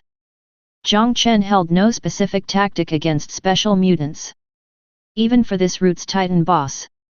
In the face of overwhelming attributes, it was also insignificant. The Roots Titan's life force was still incredibly tenacious. Even with its head vines severed and body shattered, it continued to heal and regenerate, seemingly possessing an endless supply of life force. However, Jiang Chen didn't just overpower it in strength, his agility also outmatched it by a wide margin. Time and again, he smashed it, finally locating a fist-sized purple crystal on the left leg. After crushing it, the Roots Titan finally stopped regenerating and completely withered into a lump. An extremely dense abyss atmosphere was absorbed by the abyss rune. Prompt after prompt appeared before Jiang Chen's eyes. Defeat the newborner, destroy the roots branch, obtain material, spirit vein fiber. Defeat the newborner, destroy the root's branch, obtain module, root's core. Defeat the newborner, destroy the root's branch, obtain trait, soul of life. After Jiang Chen crushed the purple crystal, only the root's titan itself withered and died. The vines that composed this chamber didn't undergo any change. He was initially puzzled but had a sudden realization when he saw the word branch. Destroying the roots of an entire civilization was an immense existence. What he had vanquished was merely one of the fruits extended by the endless roots. When the fruit died, it was natural that the branches didn't wither. Jiang Chen reined in his thoughts and focused on his gains. The root's titan, named Newborner, had produced a total of 3 drops. Among them, spirit vein fiber was an excellent quality material for enhancement. When used to enhance a mecha, it could improve agility, energy limit, and recovery speed. Jiang Chen didn't have the ability to enhance his mecha right now and could only put it away for later. The module, on the other hand, was a core module for the mecha. Root core. Rank, 0. Quality, excellent. Type, core module. Effect 1, grants the mecha a slight self-repair ability, regenerating 0.01 armor value per second in a non-damaged state. The regeneration speed doubles under sunlight. Effect 2, during mecha evolution, based on the module combination, there is a low probability of obtaining, would attribute evolution module. Description: I am the roots. Just like mecha pilots, mechas are also divided into ranks. Ranks not only limit the number of modules a mecha can load. At the same time, when advancing in rank, the mecha will undergo evolution. During evolution, the mecha will fully absorb its loaded modules and according to the materials used for enhancement and its own tendencies, it will gain significant attribute enhancements and reveal a new form. This new form is vastly different from its previous appearance and can almost be considered a new mecha. For instance, Jiang Chen's Model 0 mecha. If it were loaded with the root core module and underwent corresponding enhancements, it would most likely shed its metallic structure and become a bioorganic mecha entirely made of roots fibers. A roots mecha with self-repair abilities. After giving it some thought, Jiang Chen felt it might be quite promising. Although after leaving the basic trial, a damaged mecha could easily be repaired by a repair engineer. It seemed at first glance that money could solve the issue directly, so there was no need to occupy a valuable slot for mecha evolution tendency. But repair engineers could fix mechas, but could they repair humans? Jiang Chen had the talent to absorb mecha properties and modules, and when necessary, he might choose to fight with expanded armor. At that time, the ability to recover would prove especially useful. As for the issue of mecha tendency, with each increase in rank, a mecha pilot is awarded an additional mecha slot. Using a mecha slot in exchange for strong regenerative abilities was definitely worth it. Moreover, this is a core module, very rare and precious. Even if I don't use it, I can trade it with others to obtain the modules I want. Jiang Chen reeled back his thoughts and looked toward the last drop from the Roots Titan. Materials and modules, he had searched for relevant information on his phone beforehand. But what about a trait? Soul of Life. Type, Trait. Effect, grants the Mecha pilot the Soul of Life trait, allowing for unimpeded communication with plants and animals and providing the ability to perceive the emotions of dead creatures. Description: Mirror, mirror, tell me. Subscribe to Chinese Novel Audiowave. Chapter 11. The trial ends, SSS class evaluation, _1. Translator, 549690339. The Mecha pilot himself gained the ability to communicate with plants and animals and perceive the emotions of inanimate objects. Isn't that just another way of saying innate ability? However, innate abilities are powers Mecha pilots acquire upon awakening, inherent to each person's soul and unique, unchangeable, and non-repetitive. These Mecha pilot traits that drop from the abyss, on the other hand, are added abilities acquired later in life. They should be similar to modules and available for everyone to drop, not unique. A Mecha pilot trait for communication, hey. After some thought, Jiang Chen did not use the soul of life trait. He did not know if there was a limit on the use of Mecha pilot traits, and whether, once activated, they could be changed at will like a Mecha module. In case there was a usage limit and they couldn't be changed. What if he later discovered the soul of life trait was not suitable for him? Wouldn't that be a waste of a precious trait slot? Better to wait until after the basic trial ends, gather some information, and then decide, he thought. Jiang Chen organized his loot and looked towards the passageway from which he had come, a hint of excitement in his eyes. The newborn giant he had just faced, as a branch of the roots, certainly wasn't unique. He could definitely try to find other branches of the roots and drop more items. Time to start monster farming. Some time later, the lavender-colored Mecha warrior stood in the street, holding a blade woven from root fibers, surrounded by the corpses of mutant monsters. He released his hold, and the blade dissipated, absorbed by the Mecha. It should be about time. After defeating the newborn giant, Jiang Chen tried calling on new root branches in the city's other high-rise buildings. Unfortunately, despite visiting several places in a row, he did not encounter a second newborn giant. Perhaps the newborn giant wasn't unique in the larger scheme, but in this basic trial city, there might only be one. Even though he didn't find a second newborn giant.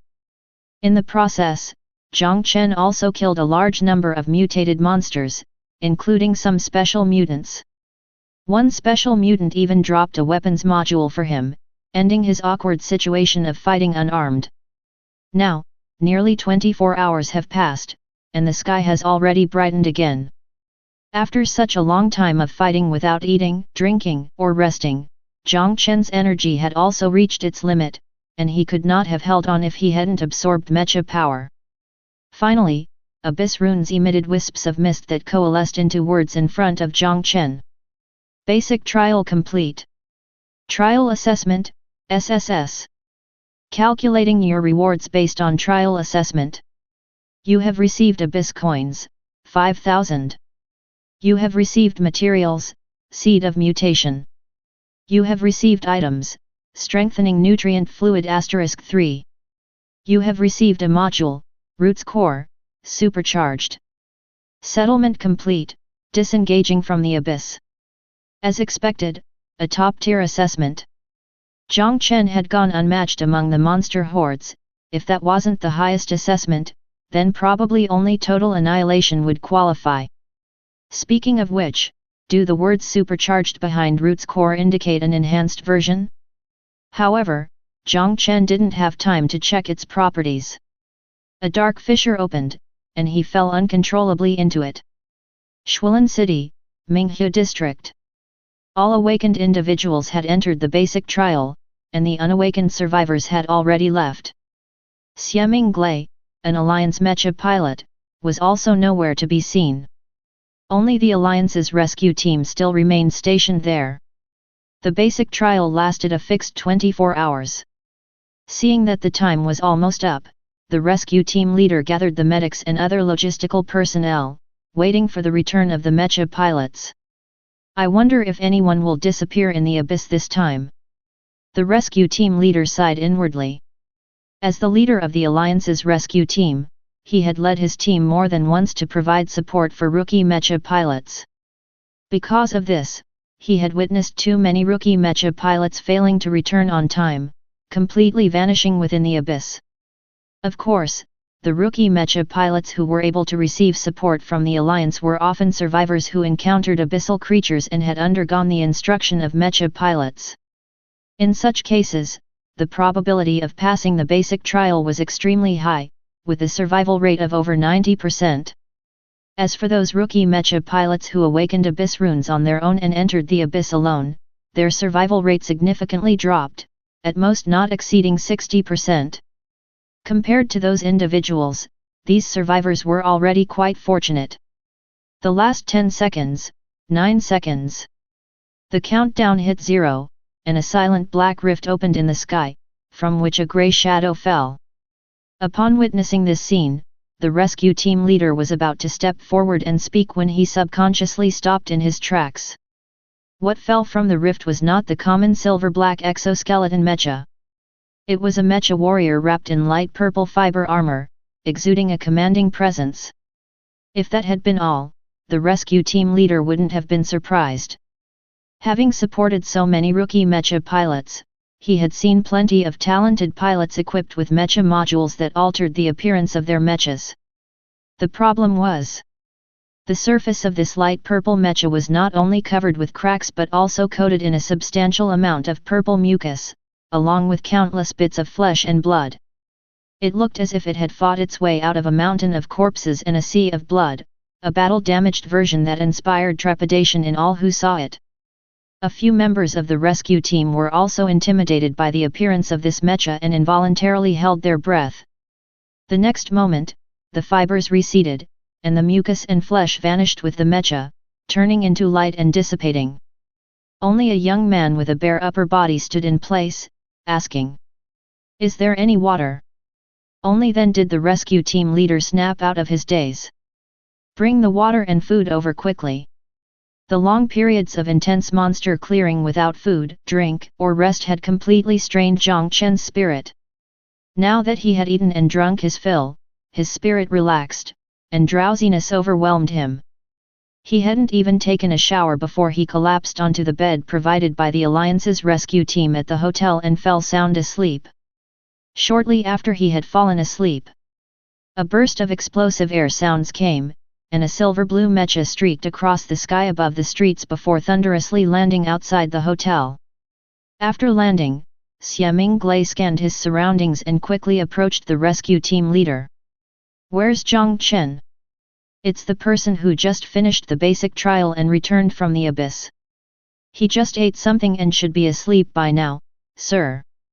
"Are you here for him?" "I'll go wake him up." Xiaming Glei immediately stopped the rescue team leader. "No, let him rest well. I'll just wait here."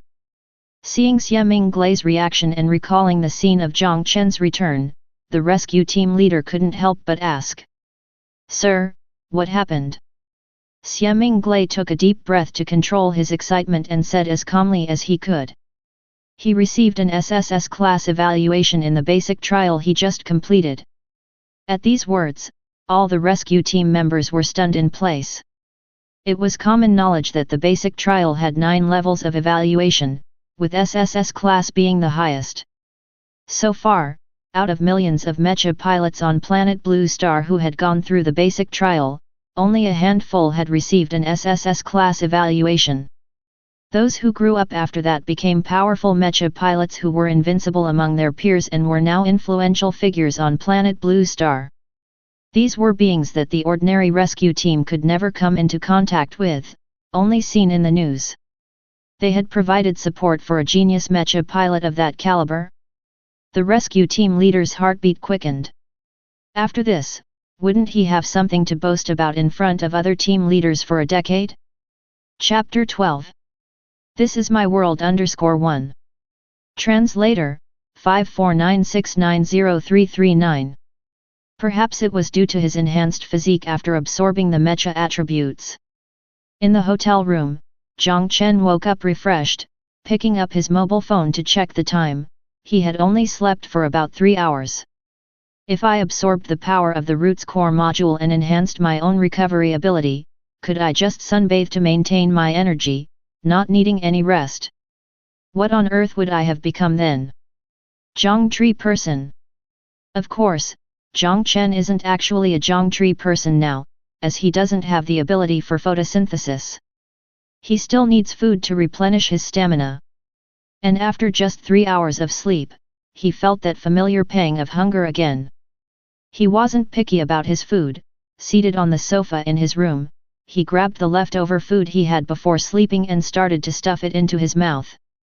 While eating, he replies to messages on his mobile phone. Jiang Chen had been preoccupied with trial preparation previously, and didn't mention his awakening. After returning, he was too exhausted, gorging on food and falling into a deep sleep. It wasn't until now that he had the leisure to check his phone. His family was fine and hadn't sent any messages.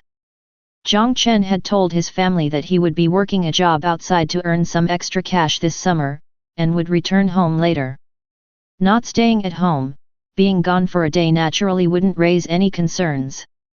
But a friend who owns a table game parlor had sent him several messages, asking where he was. Jiang Chen is now a mecha pilot, and he needs to focus on crafting mechas and exploring the abyss. He can't afford to spend too much spare time helping out in the table game parlor. So he sent his friend a duckling emoji to indicate he was busy and wouldn't be able to come for a while. The friend replied quickly, they expressed understanding and sent him an emoji of a braised pigeon. "I'll make it up to you next time." Jiang Chen couldn't help but chuckle. In the trial world, he had mercilessly mowed down everything in his path, from one end of the street to the other, without so much as blinking, indifferent to life and death, a true embodiment of ruthlessness. The reason behind this was, to some extent, related to crossing over. Everything seemed strangely unfamiliar in a moment, and although the text messages hadn't changed, deep down he was worried whether his friends and family had become different people. His zealous performance as a mecha pilot was also because he lacked a sense of security and was seeking power to fill the void in his heart.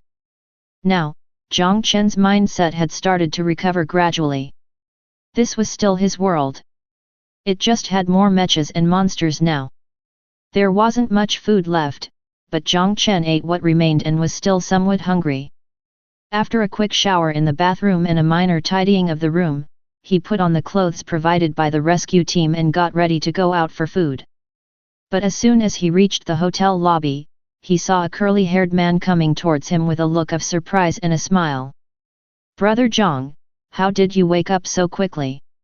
Don't you want to rest a little longer? When I finished my basic trials, I slept for an entire day and night." "Who are you?" The curly-haired man noticed Jiang Chen's bewildered expression, realized the situation, and said with a chuckle. "Let me reintroduce myself. I am Xie Minglei, a third-rank mecha pilot with the Alliance." "Senior Xie." Jiang Chen suddenly understood. Senior Xie had been inside his silver-blue mecha before, which is why he hadn't recognized him. Feeling grateful for this senior mecha pilot who had saved his life and offered him a great deal of assistance, Jiang Chen responded with a smile. "I took a little rest during the basic trials, so I'm not very tired." "Resting during the basic trials?" Xie Minglei was somewhat surprised. Although he had advised rookie mecha pilots to find a safe place to hide during their basic trials. Where could one find a truly safe place in the trial world? Even if one managed to hide, they would typically remain on high alert, vigilant, and unable to relax completely. However, thinking of Jiang Chen's SSS class rating, everything seemed to make sense. For a genius like him, basic trials must be as easy as a walk in the park, right? He thought about how he had previously considered this young man too timid. Fortunately, he didn't show it, otherwise his face would have been swollen from being slapped. Xie Minglei felt grateful inside, with a smile on his face. As expected of Brother Jiang. "By the way, congratulations on passing the basic trial, and for achieving an SSS class evaluation." Jiang Chen was stunned for a moment. After returning from the basic trial, he had gone straight to eating and resting. He hadn't told anyone about his experiences in the basic trial. How did Senior Xie know that he had received an SSS class evaluation? Seeing Jiang Chen's confusion, Xie Minglei spoke up. "Brother Jiang, after passing the trial, you are now a formal mecha pilot and can access more of the abyss. Try touching your abyss rune." Upon hearing this, Jiang Chen clenched his right hand and touched the abyss rune in his palm. Aside from the previously accessible personal data, mecha attributes, and abyss rune repository, there was now an additional option. Age-old shadow. Xie Minglei explained. Age-old shadow can be understood as the instances in online games, with multiple difficulties for exploration, combat, and reward acquisition. Only, it's constructed by the abyss and is a world that is half real and half illusionary. When we explore inside it, if we are gravely injured or die, then it is true death, with no chance to start over. The basic trial you went through is one type of age-old shadow, and it's the most special kind. Every Mecha pilot must go through it once, but only once. Additionally, when we go through these age-old shadows, we leave behind traces, recorded by the abyss. Whether we pass or not, whether we live or die, it will be recorded forever. Jiang Chen selected age-old shadow, and lines of text and patterns emerged before his eyes. Just as Xie Minglei had said, these texts and patterns described worlds of despair. For example, the ruins of mutation that Jiang Chen encountered during his basic trial. The age-old shadow had similar worlds, with very similar patterns but different names. Star of mutation. Level, 0. Difficulty, easy, normal, hard, nightmare. Jiang Chen chose the easy difficulty. He not only saw the option to start exploration. He also saw the exploration records of other people. Trial passer, Kevin Smith, evaluation, SSS, time, 18 minutes, 27 seconds. These records were ranked from highest to lowest based on evaluation, and as Jiang Chen scrolled down with his thoughts, there seemed to be no end in sight. This was a typical age-old shadow. Moreover, there was an incredibly special existence. Basic trial. Level, 0. Difficulty, trial. Trial passer, Jiang Chen, evaluation SSS. Trial passer, Li Zixin, evaluation SSS. Trial passer. Although he could not retake the trial, he could see the names and scores of those who had passed. As the most recent SSS class evaluation, Jiang Chen's name was prominently ranked first. Holy shit, what kind of absurd setting is this? Jiang Chen couldn't help but curse. If the evaluation had been lower, it would have been fine to be ranked behind hundreds, thousands, or even tens of thousands of people. To see the specific names and evaluations, you wouldn't know how long it would take to look. But there were only 9 SSS class evaluations in the basic trial, ranked at the very front, very eye-catching. Not to mention seniors yet. All Mecha pilots, as long as they paid a bit of attention to the basic trial, would know Jiang Chen's name. Chapter 13. Talent Protection Act _1. Translator, 549690339. Brother Jiang is the kind that prefers keeping a low profile, hey. Xie Minglei was somewhat surprised. He had thought that Jiang Chen, as a young man, would prefer showing off his talents in public. So, he was actually a dark horse who likes to feign weakness and bide his time? I understand the brother's desire to keep a low profile. Unfortunately, that's not something we can decide. According to people's guesses, whether it's the age-old shadow, abyss rune, or monsters, they are all created by a mysterious supreme will and are part of the abyss game. As the chosen ones, we can only passively endure all of this. If one cannot withstand it, the only outcome is eternal descent into the abyss. Jiang Chen rubbed his forehead. He actually liked showing off in front of others.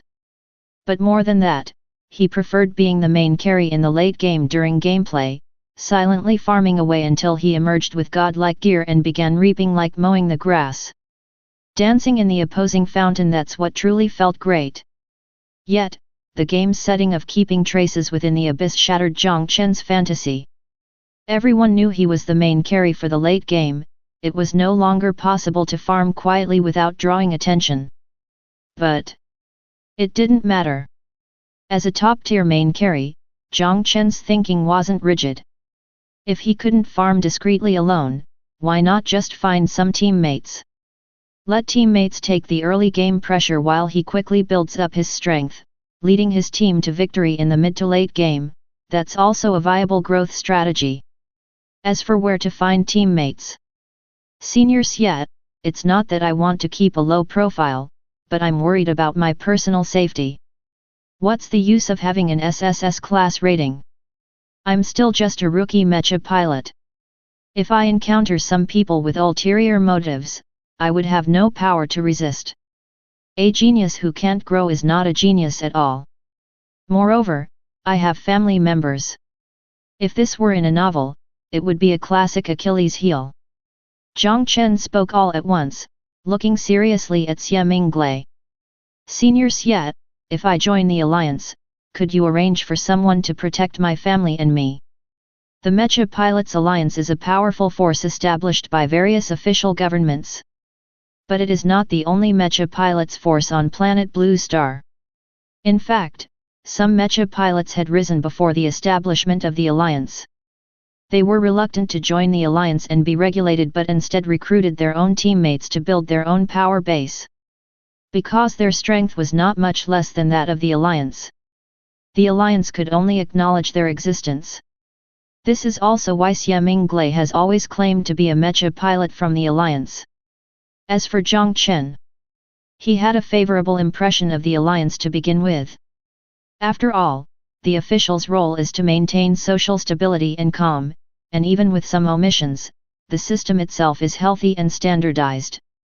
The alliance built upon this foundation has even more complete rules and regulations, with everyone performing their duties. Like when abyss monsters invaded the real world. It is often the alliance's Mecha pilots who arrive first at the scene to save and calm the public and rebuild the destroyed areas.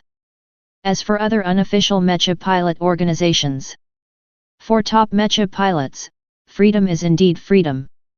But whether they're regular or not is a different matter. Moreover, such private super organizations based on strength, even if they copy the rules well, are ultimately ruled by the top Mecha pilots. The culture and atmosphere of the organization are entirely based on the character of the leaders, which can be quite extreme. The bright ones may be exceedingly bright, but the dark ones can be even darker. Therefore, if Jiang Chen wants to join a force to seek shelter and time for development, the alliance is undoubtedly the most suitable. He trusts the alliance more. Of course. Xie Minglei nodded readily. Jiang Chen's concern was very normal.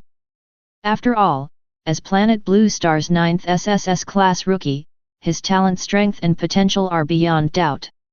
All Mecha pilot forces would extend olive branches to him once they knew his situation. The problem is, there are some ruthless Mecha pilot forces on Planet Blue Star. Intimidation, temptation, elimination when unable to acquire. Such things are all too common. Xie Minglei rushed over in a hurry, not just to establish a good relationship with this genius, but also to recruit Jiang Chen for the alliance and ensure his safety. At this moment, he spoke openly. That's exactly what I came here for. As long as you are willing to join the alliance, Xie Minglei said, according to the new Talent Protection Act, there will be a dedicated Mecha ensuring your safety in the present world. Not only that, your family and relatives will also be properly arranged for and protected. As he spoke, Xie Minglei suddenly paused. He looked toward the space beside him before continuing. In fact, the protection already started before you even thought about joining the alliance. It already started? Jiang Chen looked where Xie Minglei was gazing, and his eyes fixed on the spot. He saw the air shimmer slightly, and a woman in a bright yellow long dress appeared beside him, smiling as she extended her hand. Hello, Star of Tomorrow, my name is Ruan Minjiu, and I'm a 7th rank Mecha pilot of the Alliance. I'm here to take charge of your safety in the present world. Invisibility ability? Was it an optical camouflage module, or some kind of magic supercharged module? But, this Mecha pilot seemingly wasn't wearing a Mecha, so how was she accessing Mecha abilities? Moreover, the strongest Mecha pilot on planet Blue Star had reached the 8th rank. A 7th rank Mecha pilot was just one step below the strongest level, an eminent figure beyond the reach of ordinary people. Such a high-level powerhouse was going to stay by his side all the time for protection? Jiang Chen's thoughts raced as he shook hands with the 7th rank Mecha pilot, voicing his confusion. Senior Ruan will rely on invisibility to stay by my side and protect me all the time. Won't this affect your own life? Ruan Minjiahu's smile grew more intense. The next moment, her figure rapidly faded away. What stood in her place was a humanoid mecha of a gleaming white hue. A voice came from the helmet. I'm not actually here, but rather communicating with you through the holographic projection feature of the mecha.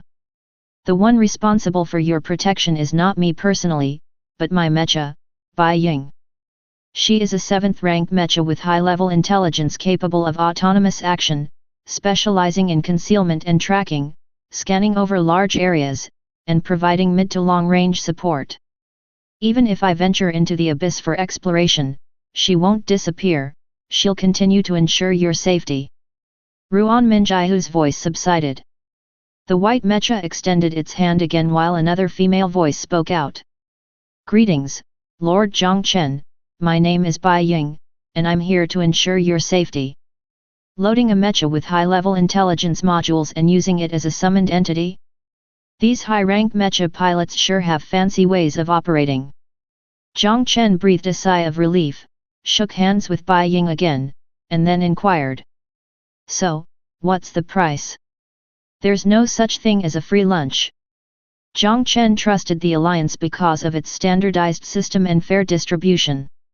Even top mecha pilots had to uphold and comply with the alliance's rules instead of arbitrarily changing them. Thus, a 7th rank mecha guarding him, occupying the resources of the alliance, couldn't possibly be free of charge. Jiang Chen knew this and was willing to pay the price. Contribution. Xie Mingglai understood Jiang Chen's meaning and began to explain. Although the alliance is established by various countries, it's essentially not owned by any single nation but is a trading platform for mecha pilots that is jointly monitored by countries. The alliance doesn't force mecha pilots to carry out specific tasks, instead utilizing a currency called contribution to motivate the subjective initiative of mecha pilots. For example, handling abyssal monsters, rescuing civilians, guiding awakened ones, you can earn a certain amount of contribution. Senior Ruan provides you with protection and can also receive contribution from the alliance. Correspondingly, you and your family, if you wish to receive protection from the alliance, also have to pay an equivalent amount of contribution. Of course, according to the new Talent Protection Act, you can incur a contribution debt and will be subsidized when settling up. After concluding his explanation, Xie Mingglai waited for Jiang Chen to digest the information and then said with a smile. Brother Jiang, you really don't have to worry about the contribution issue. As a genius mecha pilot with an SSS class evaluation, earning contribution will be extremely easy for you. The Bai Ying mecha also nodded in agreement. Jiang Chen pondered for a moment. Senior Xie, why do you keep emphasizing the SSS class evaluation? Even if the basic trials evaluation has proven my potential, indicating that I could possess tremendous combat ability if I grow. What does that have to do with earning contribution? Xie Mingglai shook his head and said. Brother Jiang, it's normal that you don't understand what an SSS class evaluation truly signifies. Let me put it this way. During your settlement, did you receive a supercharge module? Chapter 14. Real Potential for Endless Wealth, _1. Translator, 549690339. Supercharge Module? Jiang Chen recalled the reward he had received at the end of the basic trial. He had been too busy resting earlier and hadn't checked the specific details. Now, triggered by the reminder, he immediately touched the Abyss rune. Lines of text appeared before his eyes. Roots Core, Supercharged. Rank, 1. Quality, Excellent. Type, Core Module. Effect 1, the mecha gains a self-repair ability, regenerating 0.1 armor value every second when not in a damaged state. The regeneration speed doubles under sunlight. Effect 2, when the mecha evolves/upgrades, there is a low probability of obtaining a wood attribute evolution/upgrade module based on the module combination. Effect 3, when the supercharged module is applied to a low-ranked mecha, it can still exhibit the effects of a module 1 rank higher. Description: I am the roots. Isn't this too powerful? Model Zero's Roots Core module also has the ability to self-repair, but its speed is only 0.01/s. To restore 9 points of armor value, it would take 900 seconds, or 15 minutes. Under sunlight, it's 7.5 minutes. This is already very strong, requiring only a short rest after a battle to save a great deal of repair items. But the first rank Roots Core module is even more exaggerated. The repair speed is 10 times that of the 0th rank. Under sunlight, it only takes 45 seconds to repair 9 points of armor value. This means that even if the enemy almost destroys the mecha in battle, as long as Jiang Chen holds out for a bit, he can fully restore all armor value. Xie Mingglei's voice rang out beside him. Every time a module is enhanced by one rank, both its attributes and effects undergo a tremendous change, he said. The benefits brought by a high-rank module can be thousands, even tens of thousands of times greater than that of a low-rank module. But a mecha limits the module's capabilities. It's like computer components. If other components are not up to speed, then even if you add the most high-end graphics card, you can't utilize its full effect, and you might even encounter compatibility issues. It's the same with modules. Even if you install 7th rank or 8th rank premium modules onto a 0th rank mecha, they can only perform as 0th rank modules. This is undoubtedly an enormous waste of resources. That's why, even top mecha pilots rarely do this. As Xie Minglei spoke, a hint of envy appeared in his eyes. But the supercharge module is different. It possesses a supercharge effect, which allows it to exhibit the power of a module one rank higher even when installed on a low-ranked mecha. Not only that, the module itself has growth potential. When the mecha upgrades in rank, the module will be absorbed as a permanent ability, following the mecha's rank improvement and receiving corresponding enhancement. In other words, the supercharge module will always have power that is one rank higher than that of the mecha. Even if it reaches 7th rank or even 8th rank mecha, it's equivalent to an 8th rank or 9th rank module. It's just a pity that the production of supercharge modules is extremely rare. The probability is extremely close to zero. The only known stable source of supercharge modules is achieving an SSS class evaluation during the basic trial. Moreover, the supercharge modules produced via this method are core modules, which are most important to the mecha. Jiang Chen suddenly understood just how strong a module is that's one rank higher. By comparing two Roots Core modules directly, you can see. A mecha equipped with a supercharge module is like wearing a growable god-tier piece of gear with no rank, instantly possessing attributes and powers that transcend those of the same rank. Add the talents of a mecha pilot, and one could definitely be invincible within the same rank. Jiang Chen had already understood the importance of a supercharge module. But he didn't expect that Xie Minglei hadn't finished speaking and continued. Moreover, you should know that each time a mecha advances, it undergoes an evolution and reveals a new form. In fact, besides evolving, when a mecha upgrades from 0th rank to 1st rank, 3rd rank to 4th rank, and 6th rank to 7th rank, it also undergoes a mecha upgrade. Upgrade not only carries all the effects of evolution, but it is also the only opportunity for a mecha to improve its quality. During this process, the supercharge module still has an effect. Ordinary Model 0 mecha upgrades have a chance of improving the quality from common to excellent. A mecha equipped with a supercharge module, as long as it is paired with the right module, can steadily elevate its quality to excellent and may even have a chance of reaching the outstanding level. There was no need for Xie Minglei to further explain what quality meant. Jiang Chen had already completely understood what a supercharge module is. It's not just a module. But it was the mecha's ascension to divinity. Only a mecha equipped with a supercharge module could possess the capability and potential to surpass everything and ascend to the godlike status of divine mechas. No wonder the Alliance placed such importance on him, with 7th rank big shots sending mechas over to protect him closely. No wonder Xie Minglei constantly mentioned the SSS class rating with such envy. However, Jiang Chen also had some doubts. If the supercharge module was so precious, it wasn't bound to any particular item.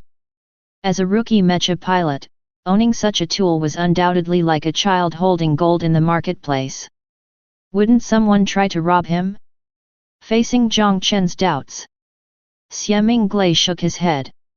Before you came along, there were a total of 8 SSS class rookies.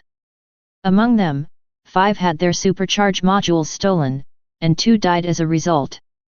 However, the remaining 3 SSS class rookies, though they lost their supercharge modules, all grew and became the world's top 8th rank mecha pilots. The strongest among them, steering his own Divine Lord Mecha, killed 5 8th rank mecha pilots who had seized and equipped supercharge modules, and destroyed 5 mecha pilot forces, thus achieving his revenge. He is today's strongest mecha pilot, the symbol of the Alliance, the promoter of the New Talent Protection Act. Indeed, it was he who made people realize that compared to a supercharge module, the person who could possess it was the true talent. Therefore, the Alliance internally prohibits guiding and snatching the supercharge modules by any means. Unless you come up with the idea yourself and decide to sell it. Doesn't 30 years in the East and 30 years in the West mean not to bully the poor newcomers? No wonder Senior Xie only talked about the rarity and power of the supercharge module, without any thoughts of acquiring it. It turns out there already was a predecessor with the template of a fortunate novel's male lead who had thoroughly blazed the trail ahead. Jiang Chen couldn't help but admire that symbol of the Alliance, and at the same time, he was curious. What was that person's mecha pilot talent? Without a supercharge module, he could still annihilate peers? Xie Minglei said with a smile. Brother Jiang, you achieved an SSS class rating in the basic trials and obtained the supercharge module, your potential will quickly materialize. Whether it's 0th rank, 1st rank, 2nd rank, you will definitely reach the invincible state within your rank. You can brave high difficulty abysses that other mecha pilots cannot touch, and gain extremely high evaluations, acquiring rare rewards. Rare modules, materials, items. These things would even excite the top-notch 8th rank mecha pilots. Because, when they were low-ranked, they absolutely could not be as strong as you now, unable to get the highest quality materials for low ranks. After upgrading, they fall into a deeper layer of the abyss and can't act in the shallower layers anymore. They forever lose the chance to explore the shallower abyss. But when they build new mechas, they need low-rank materials. For them, even if they can substitute with high-rank materials, the cost-effectiveness is far inferior to directly purchasing low-rank materials with contributions. The effect is the same, the price is lower. So, Brother Jiang, you don't have to worry about contributions at all. With your abilities, clearing some high-difficulty abysses will enable you to exchange the modules and materials obtained for a large amount of contributions. From the side, Ruan Minjiahu's voice also came through the Bai Ying Mecha. He's right. I've recently broken through to the 7th rank and am still preparing upgrade materials for my mecha, not having started to build my 7th mecha piece. If you obtain high-quality materials from the abyss and decide to sell them, I hope to have a look first. I'm willing to pay a premium for them. Of course, if you're willing to take orders, that would be even better. There are a few high-difficulty outputs from the low-rank abysses that I need, and the recent low-ranked mecha pilots are too weak to clear them. Jiang Chen finally understood why Senior Xie said he really wouldn't lack contributions. Trading the gains from the abyss with peers of the same rank. How could it earn more than selling directly to the big shots, the 7th and 8th rank mecha pilots? The mecha pilot profession is, after all, very costly. Without money, how can one sustain the expenses for so many mechas? So, there might be weak high-rank mecha pilots, but there are definitely no poor high-rank mecha pilots. When they want to obtain a certain low-rank material, the payment they offer is substantial enough to make Jiang Chen's profits overflow. If he is really in need of money, he could even hold a private auction, inviting high-rank mecha pilots with needs to bid fairly.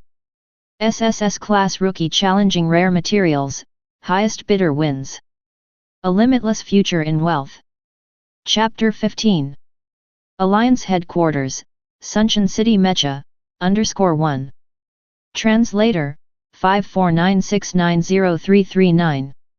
Jiang Chen felt much more at ease, knowing that his financial prospects were boundless. After all, starting out with the enormous debt of hiring a 7th-rank Mecha was quite frightening. It felt like he was purely working for someone else. But now, things were much better. Ruan Minjiu, a big shot of the 7th rank, already had a need for Jiang Chen. Under such circumstances, he could easily take on a few orders and gather enough to pay her commission. Jiang Chen could also accept her protection with a clear conscience. After all, without payment, it was a case of a big shot protecting a newbie. With payment, it was more like a bodyguard and the boss. The mentality and status instantly changed. Okay. Xie Mingglai spoke up. Now that you, Brother Jiang, have decided to join the alliance, you should go with Senior Ruan to the alliance headquarters to register your gene information. There are many facilities and venues suitable for us Mecha pilots to use at the headquarters, where you can strengthen and modify your Mecha. You can also sell the modules and materials you obtained during the basic trials. The burst rate in basic trials is extremely high. You must have gotten quite a few good things that can be exchanged for your first pot of gold. I really envy you talents. Jiang Chen heard his implication. Senior Xie, aren't you coming with us? No, I took on a contribution mission, and I have to guide other newcomers later. Let's add each other as friends. If you have any questions, just send me a message, Xie Mingglai said with a smile. Also, I suggest you complete your advancement as soon as possible and elevate your initial Mecha. Even though there's the new Talent Protection Act, it's impossible to eliminate everyone's covetousness. After all, the supercharge module is too precious, even an 8th-rank Mecha pilot would be tempted by it. Only when your Mecha has been upgraded and has fully absorbed the supercharge module will others stop coveting what you have. Jiang Chen nodded. Senior Xie was right. Such widely known precious items were better used as soon as possible. Otherwise, he wouldn't be able to sleep peacefully at night. However, the Mecha rank upgrade was a very important matter. There were no second chances. It had to be approached cautiously. I'll make a trip to the Mecha Pilots Alliance headquarters first to see how others configure their Mecha modules before considering the upgrade. He added Senior Xie as a friend. Led by the Beiying Mecha, Jiang Chen walked out of the hotel. As he crossed the threshold, he saw the white Mecha transform, and in a blink of an eye, it became a little girl dressed in Lolita fashion. Senior Ruan. Jiang Chen tried calling out. The little girl turned her head, her voice clear and crisp. Master has disconnected. Do you need something, Mr. Jiang Chen? Beiying can call the master. No, it's nothing, you don't need to call Senior Ruan. Jiang Chen hurriedly refused, hesitantly looking at her appearance. Beiying, are you now? The Mecha form is too conspicuous and could attract unnecessary attention, so Beiying has taken on an appearance mimicry. This is Beiying's most commonly used mimicry appearance, but if Mr. Jiang Chen dislikes it, there are other preset appearances to choose from. You can also customize, or switch back to the Mecha form. A palm-sized holographic projection appeared in front of Beiying, switching rapidly. No need, this is fine. Jiang Chen shook his head, deep in thought. If one were to disregard the machine form and opt for a human appearance, paired with advanced artificial intelligence, Beiying would resemble, not so much a Mecha, but rather an artificial human. She could be assigned to complete tasks outside, take care of domestic chores, and provide full support functionality. In battle, there was no need to wear her, she could appear alongside other Mechas and collaborate in combat. Even if all of Senior Ruan's Mechas were of a similarly high intelligence type. She didn't even need to take the field in person, she could remotely control her Mecha and complete various group battles. Isn't this just a special type of Mecha pilot school? Summoning school. That's so cool. Jiang Chen sighed with admiration but then shook his head. Mecha evolution required module configurations, and merely equipping an intelligent module wouldn't unleash its full potential, instead, it would sacrifice the potential for evolution. Therefore, a complete set of modules needed to be combined to progressively upgrade and evolve, forming high-quality mechas. Senior Ruan's choice of this summoning mecha system must be related to her talent. Jiang Chen's talent, however, wasn't highly compatible with this type of summoning system. What he needed wasn't this type of intelligent mecha. Instead, he needed a powerful mecha that could allow him to absorb attributes and give him more strength. Mecha that could provide strength also vary in schools. Small, medium, large, extra large. Alloy, nano, magic energy, transcendent, biological, elemental, steam. How should I choose and configure? With Bai Ying's guidance, Jiang Chen arrived at a park.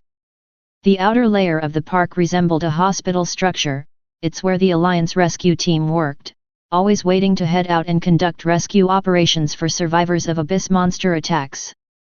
Of course, they were not responsible for fighting the monsters, but rather for the rescue of survivors and other clean-up tasks.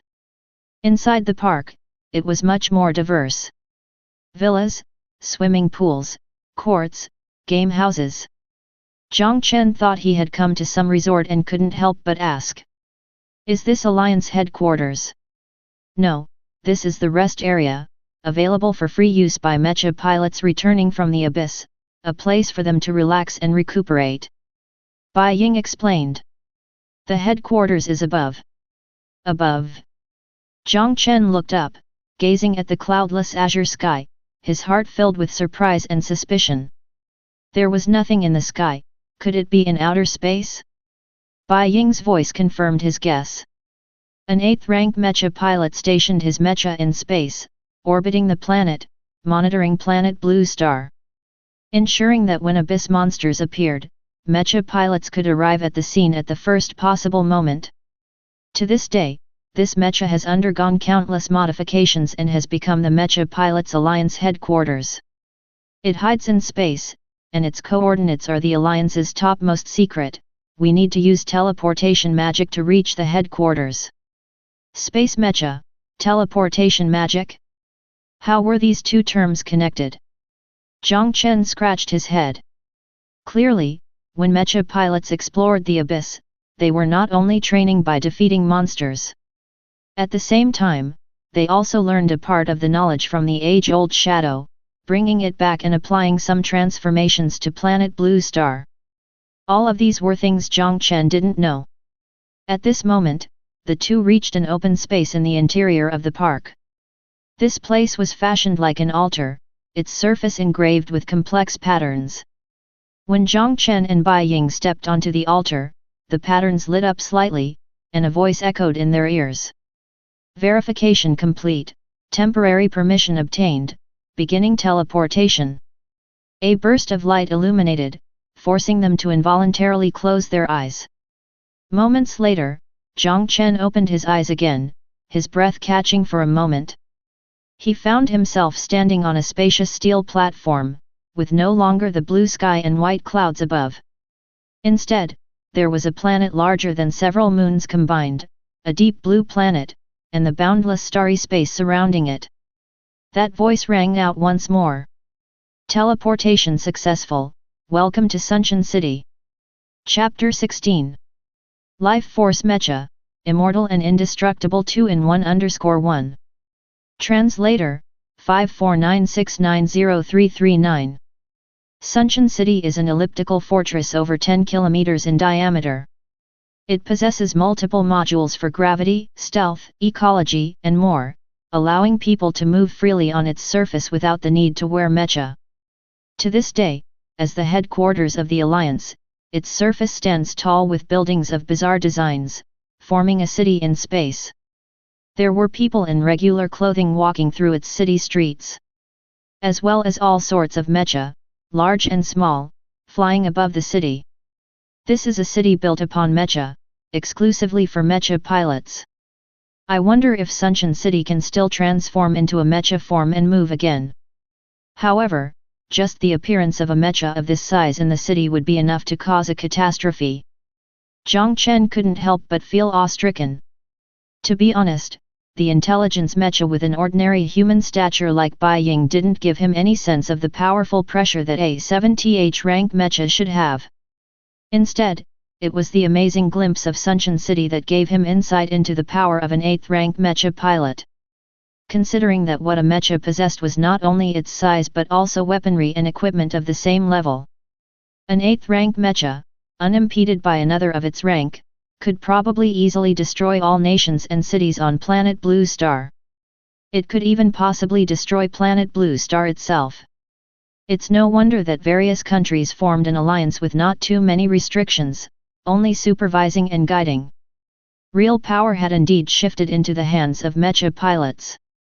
Jiang Chen, following Bai Ying, was like Granny Lu entering the Grand View Garden, looking around with eyes wide in amazement. He couldn't help but take several glances at every Mecha they passed by. Including steel-armored ones like Iron Man that Senior Xia used, and those 7 or 8 meters tall, made of unknown materials inscribed with runes of magic energy. All looked quite powerful. Soon, Jiang Chen arrived at the Alliance's office, submitted his genetic information, registered his personal data, and received a personal terminal. During this process, except for the receptionist barely suppressing a gasp, under Bai Ying's deliberate suppression, it didn't cause much of a stir. After all, Jiang Chen had not written his name on his face. The others still didn't know he was the newest SSS class rookie. After finishing the procedures, standing on the streets of Sunshine City, Bai Ying said, "Sir, you have officially joined the Alliance and are now qualified to use teleportation magic. Next, would you like to return to planet Blue Star or take a stroll around the city? I can guide you. Handling trial spoils, researching Mecha enhancement pathways, purchasing Mecha modules, performing Mecha enhancements." Jiang Chen had a lot to do and was not in a hurry to return to planet Blue Star. He thought for a moment and then said, "I want to enhance my starter Mecha, but I'm not sure how to match modules and materials. Does Sunshine City have a place that provides Mecha schemes?" Bai Ying responded, "Sir, the personal terminal you received when you registered has this feature." A personal terminal? Jiang Chen had indeed received a device similar to a smartphone. However, he thought this device was only for identity verification, recording contribution points, and as a convenient dispatcher for Alliance missions, so he didn't examine it closely and simply put it away. Did it have other functions, too? At this moment, Jiang Chen took out his personal terminal again, activated it, and turned it on. An interface similar to an abyss rune appeared on the screen. In addition to what he thought of personal data and mission dispatch, there were Team Lobby, Alliance Forum, Mecha Blueprint, Item Trading. Is this an expansion mod of abyss rune functions? Which genius came up with this?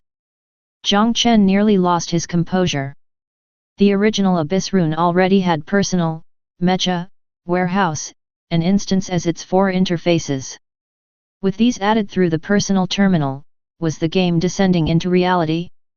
Advantageous as it was still quite convenient. Jiang Chen opened the Mecha Blueprint tab, prompting the first-time usage introduction. All Mecha blueprints and evolution pathways in this interface have been verified by the Alliance, authentic and true, and they can provide you with ideas for the evolution and enhancement of your Mecha. To view the details of a blueprint, you need to spend respective contribution points to purchase them, for personal reference only, and strictly prohibited from unauthorized disclosure. You can also upload your own Mecha blueprints and evolution pathways. Once approved by the Alliance, they can be entered into the blueprint database for others to reference and earn contributions. All Mecha pilots start with the Model 0 Mecha. Therefore, theoretically, if one uses exactly the same materials, modules, and core during the enhancement process, One can 100% replicate the path of predecessors and evolve an identical new style mecha.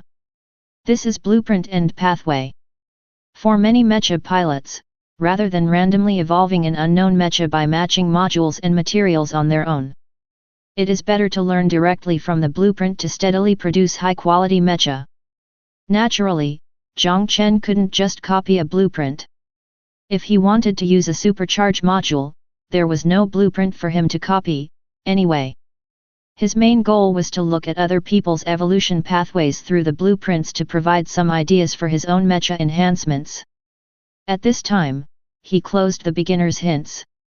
Mecha blueprints and evolution pathways appeared one after another on the screen. They were arranged according to comprehensive values such as popularity, rank, quality, number of purchases, and so on. The top-ranked one turned out to be the Divine Lord Mecha used by the symbol of the Alliance to kill 5 8th-rank Mecha pilots who had used the supercharged module. Even its blueprint was available. And it seemed to be free? Jiang Chen's eyes lit up as he decisively clicked on the Divine Lord Mecha blueprint interface. Chapter 17. Life Force Mecha, Immortal and Indestructible 2-in-1_2. Translator, 549690339. The image swiftly changed. Blueprint, Divine Lord Mecha. Rank, 8th rank.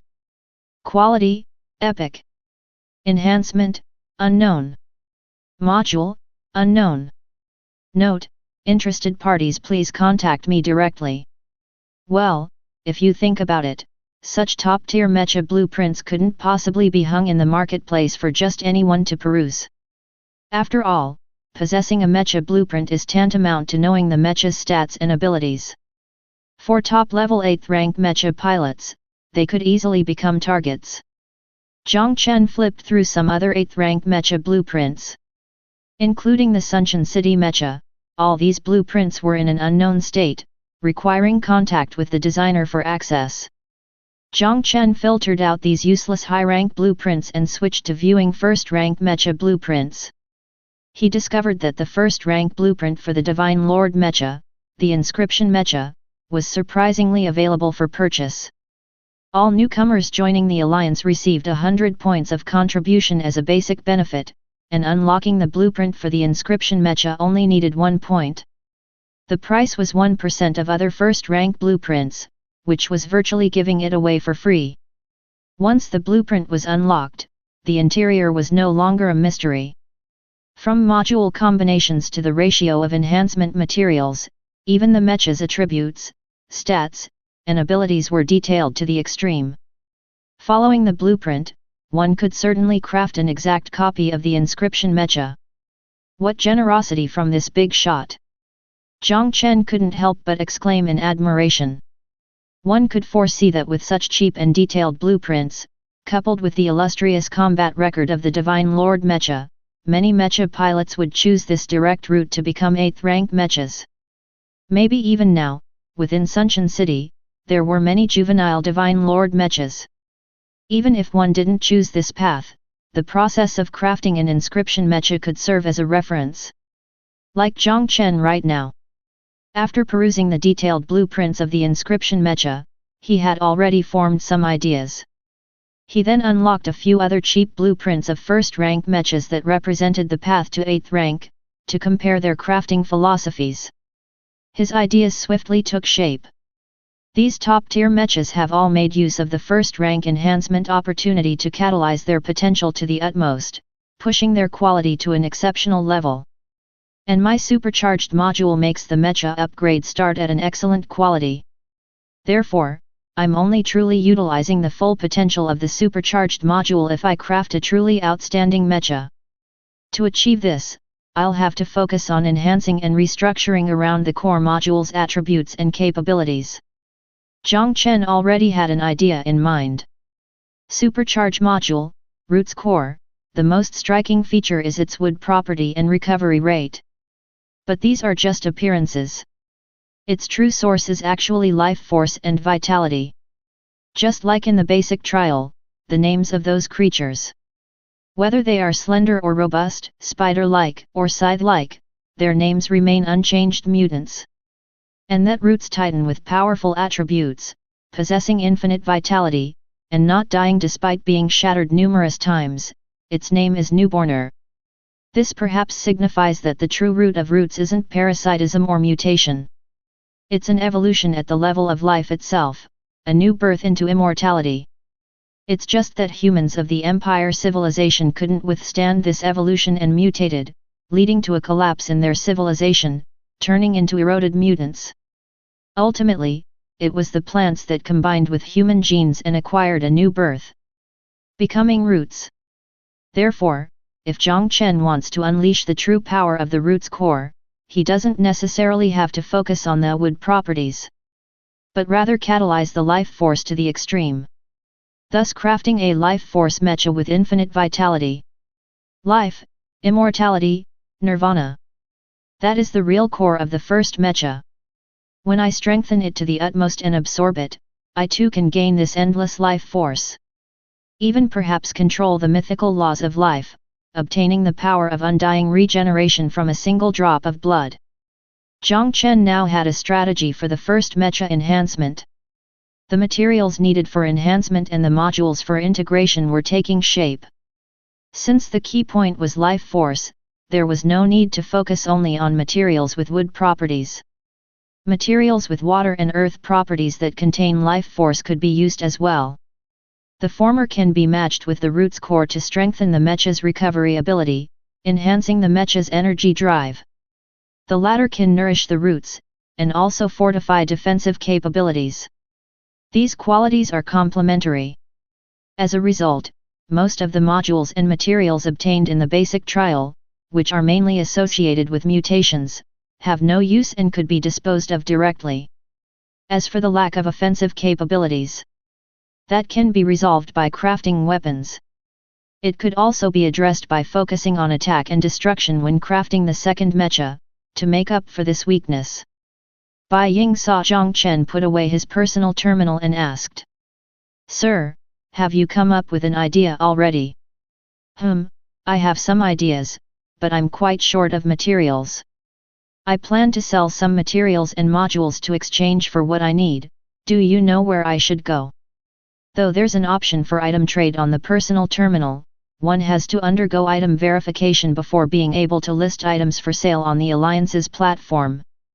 Jiang Chen had obtained many materials in the basic trial, most of which are 0th rank and generic, presumably not very valuable, too troublesome to list for sale.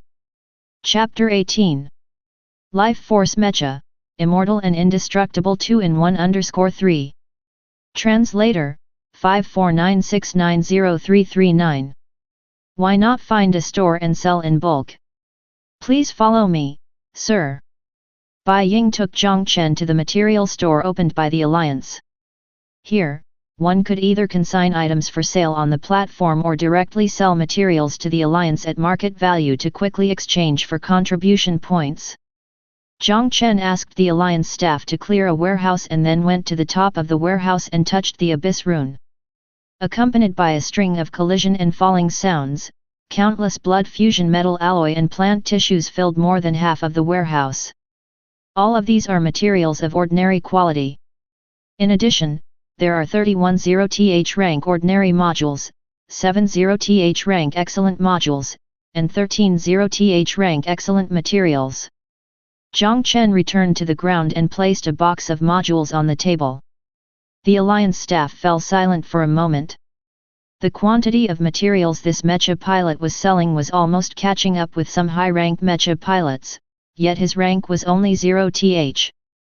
In the 0th rank age-old shadow, even with an extremely high burst rate in the basic trials, it would not be easy to obtain so many materials. How many monsters had this mecha pilot killed? Could he be that SSS class rookie? Keep in mind, it had been 3 to 4 hours since Jiang Chen cleared the basic trial. The emergence of the 9th SSS class evaluation in the basic trial had already caused great turmoil in the mecha pilot forums at home and abroad. Many people, including 8th rank mecha pilots, were paying attention to the movements of the rookie named Jiang Chen. However, the name Jiang Chen has a strong flavor of Xia Kingdom. Xia Kingdom is the turf of the strongest Mecha pilot, symbol of the alliance. So, everything seemed so calm. Unexpectedly, this rookie had already joined the alliance quietly and even came to the headquarters. The alliance staff couldn't help but scan the warehouse while observing the rookie and spoke. A total of 327 ordinary materials of 0th rank. Such materials are usually consumables used by newbie forgers and enhancement engineers. They are not highly valued, and the purchase price is 5 contribution points each. The ordinary subsidiary modules of 0th rank are the same, generally valued, with a purchase price of 50 contribution points each. Excellent quality materials, 150 contribution points each. Excellent quality subsidiary modules, 500 contribution points each. These materials and modules are quite common, and their prices are relatively stable, totaling 8,635 contribution points. Do you want to sell them all? Modules of excellent quality are worth 10 times that of ordinary modules, 100 times that of ordinary materials. Just 7 excellent quality subsidiary modules were worth more than half the warehouse's ordinary materials. That was rather exaggerated. Jiang Chen couldn't help but click his tongue. The rarer the module and material, the greater the price disparity. The rarest modules, even if they are low rank, could probably sell for a sky-high price. No wonder Senior Xie said he'd be able to make a fortune in the future. Sell them all. The items Jiang Chen brought out were the materials he had sorted through and couldn't use. He confirmed the sale and converted them all into contribution points. Then he touched the Abyss rune, and a chip appeared in his palm, along with a green, oily gem. Here's one excellent quality core chip and a Mecha pilot's special trait. How much are these 2 items worth in contribution points? Roots core module, it's a rather niche core module, not used by many, valued at 1,000 contribution points. When the alliance staff scanned the gem, their eyes suddenly brightened. Soul of Life trait? Valued at 30,000 contribution points. Chapter 19. Crazy spending, buying high-rank modules, _1. Translator, 549690339. The Roots core was only worth 1,000 contribution points, and Jiang Chen wasn't surprised. While it provided the Mecha with the ability to self-repair, it also sacrificed a certain level of combat power. Ironically, rookie Mecha pilots didn't need much in terms of Mecha endurance, but rather core combat ability.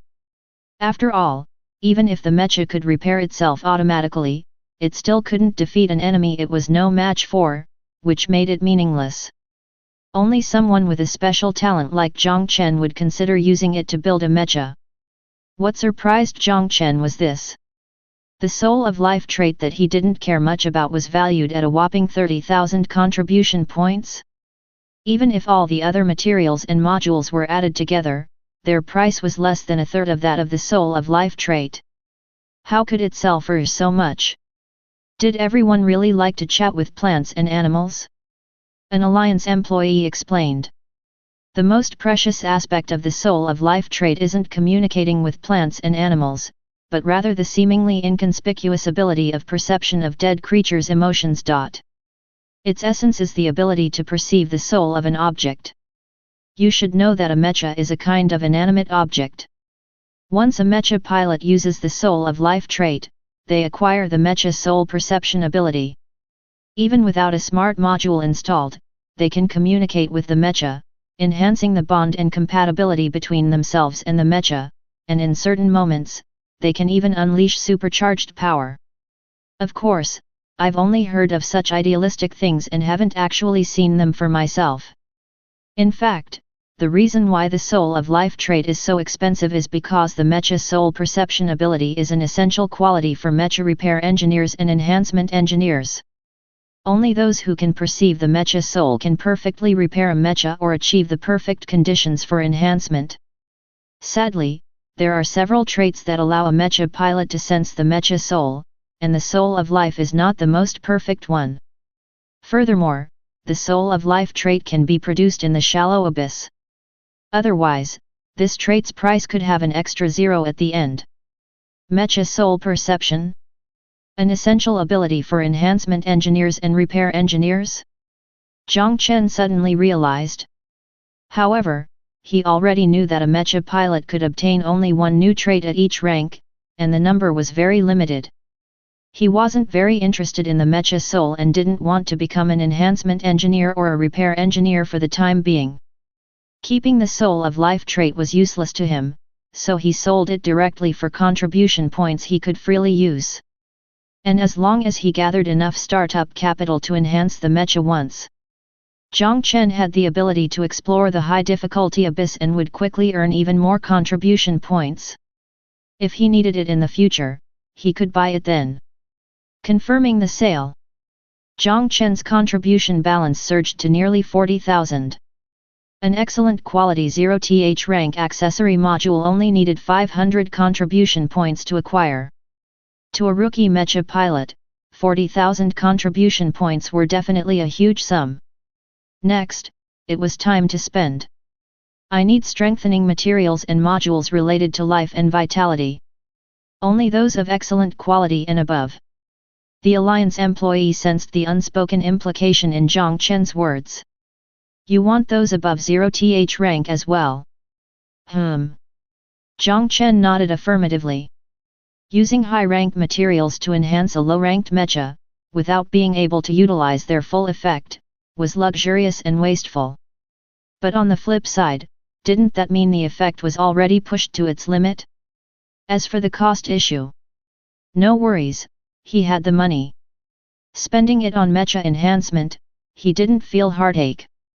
The Alliance employee pressed a few buttons, and a holographic panel appeared in front of Jiang Chen, listing rows of materials. Life Force Tree Leaf. Rank, 1. Quality, excellent. Type, material.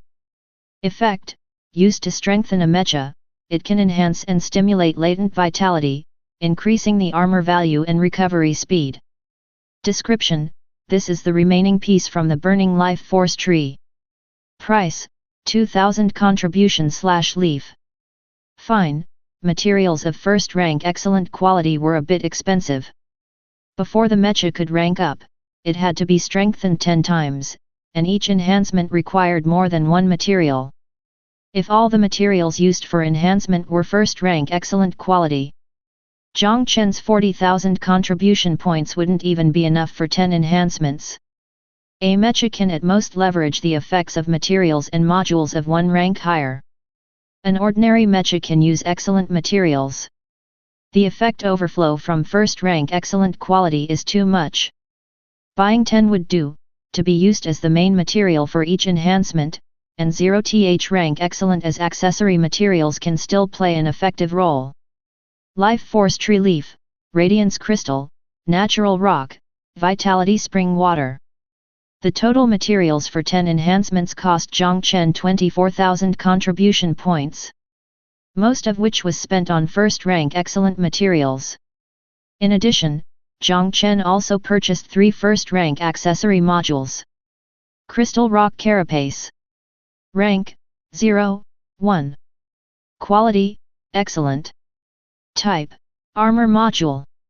Effect, after installation, gain a full coverage outer armor, increasing armor value by 40, defense by 3. Description, your crystal mine is insufficient, please replenish in time. Price, 2000 contribution points. Primordial Essence Enhancement. Rank, 0, 1. Quality, excellent. Type, Special Module. Effect, after installation, gain Primordial Essence Strengthening, increasing strength by 3, agility by 3, defense by 1. Description, the power of life flows within me.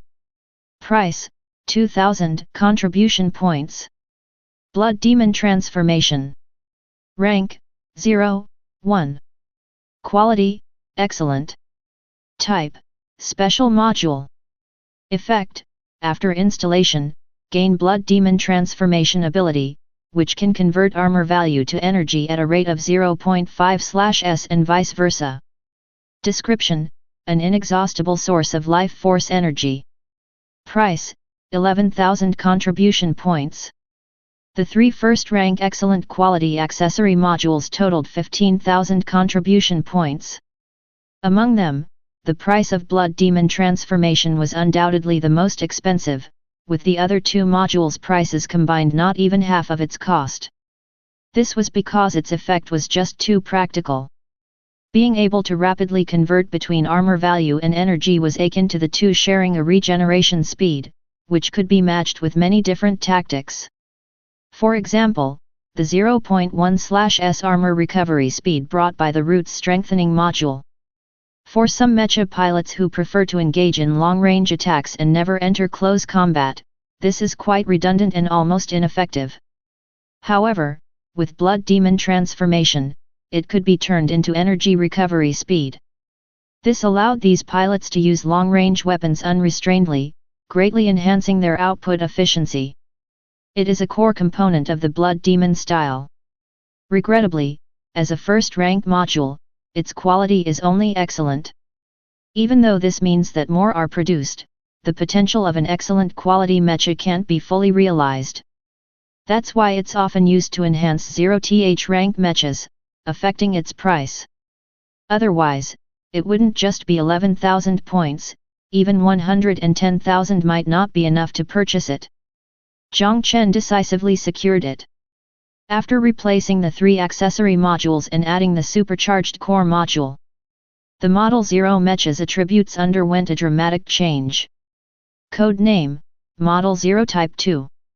Type: Full Coverage Light Armor. Quality: Ordinary. Rank: 0. Enhancement: 0. Attributes: Strength 4, Agility 4, Defense 5, Enigmatism 0. Armor: 50/50ths, Recovery Speed 0.1/s. Energy: 10/10ths, Recovery Speed 0.01/s. Core Module: Roots Core, Supercharged. Accessory Modules: Crystal Rock Carapace, Primordial Essence Enhancement, Blood Demon Transformation. Compared to the basic trial period, the current Model 0 armor has reduced strength and agility, replaced by strong defense, armor, and recovery capabilities. To put it bluntly, although better modules have been exchanged, the current combat strength isn't very high. After all, if the 3 accessory modules and 1 core module all were used to stack attributes, you could get the mecha's strength and agility both above 10 points. Such an attribute difference, during head-on combat, even if the defense is a bit stronger, wouldn't make much of a difference. However, 10 points of strength and agility? Jiang Chen could just keep breaking his armor, forcefully stacking attributes, and get these 2 values up. Just like how he crushed the Roots Titan. By comparison, his need for the first suit of armor leaned more towards defense and survival. After all, a high attack and low defense might be strong, but it also makes one easily perish. As long as he's alive, though, he'd have nearly limitless growth potential. Chapter 20. Trait: Weapons Master _1. Translator: 549690339. Jiang Chen had just gotten his contribution points, and before they had warmed in his hand, he'd spent them all. By the time he left the material shop, only a pitiful 620 contribution points remained. If the Soul of Life trait hadn't sold for more than expected, I wouldn't even have been able to gather enough materials to enhance my mecha, he murmured. These contribution points really burn a hole in your pocket too quickly. If Xie Minglei knew what Jiang Chen was thinking at that moment, he probably wouldn't have been able to help but retort. Who else spends on crafting a mecha like a rookie? Only buying high-rank materials to enhance a 0th rank mecha, no amount of contribution points would be enough. Normally, to enhance a 0th rank mecha using solely 0th rank excellent materials, it would take around 6,000 contribution points to complete. Even if you picked some popular 0th rank accessory modules, the total cost shouldn't surpass 10,000 contribution points.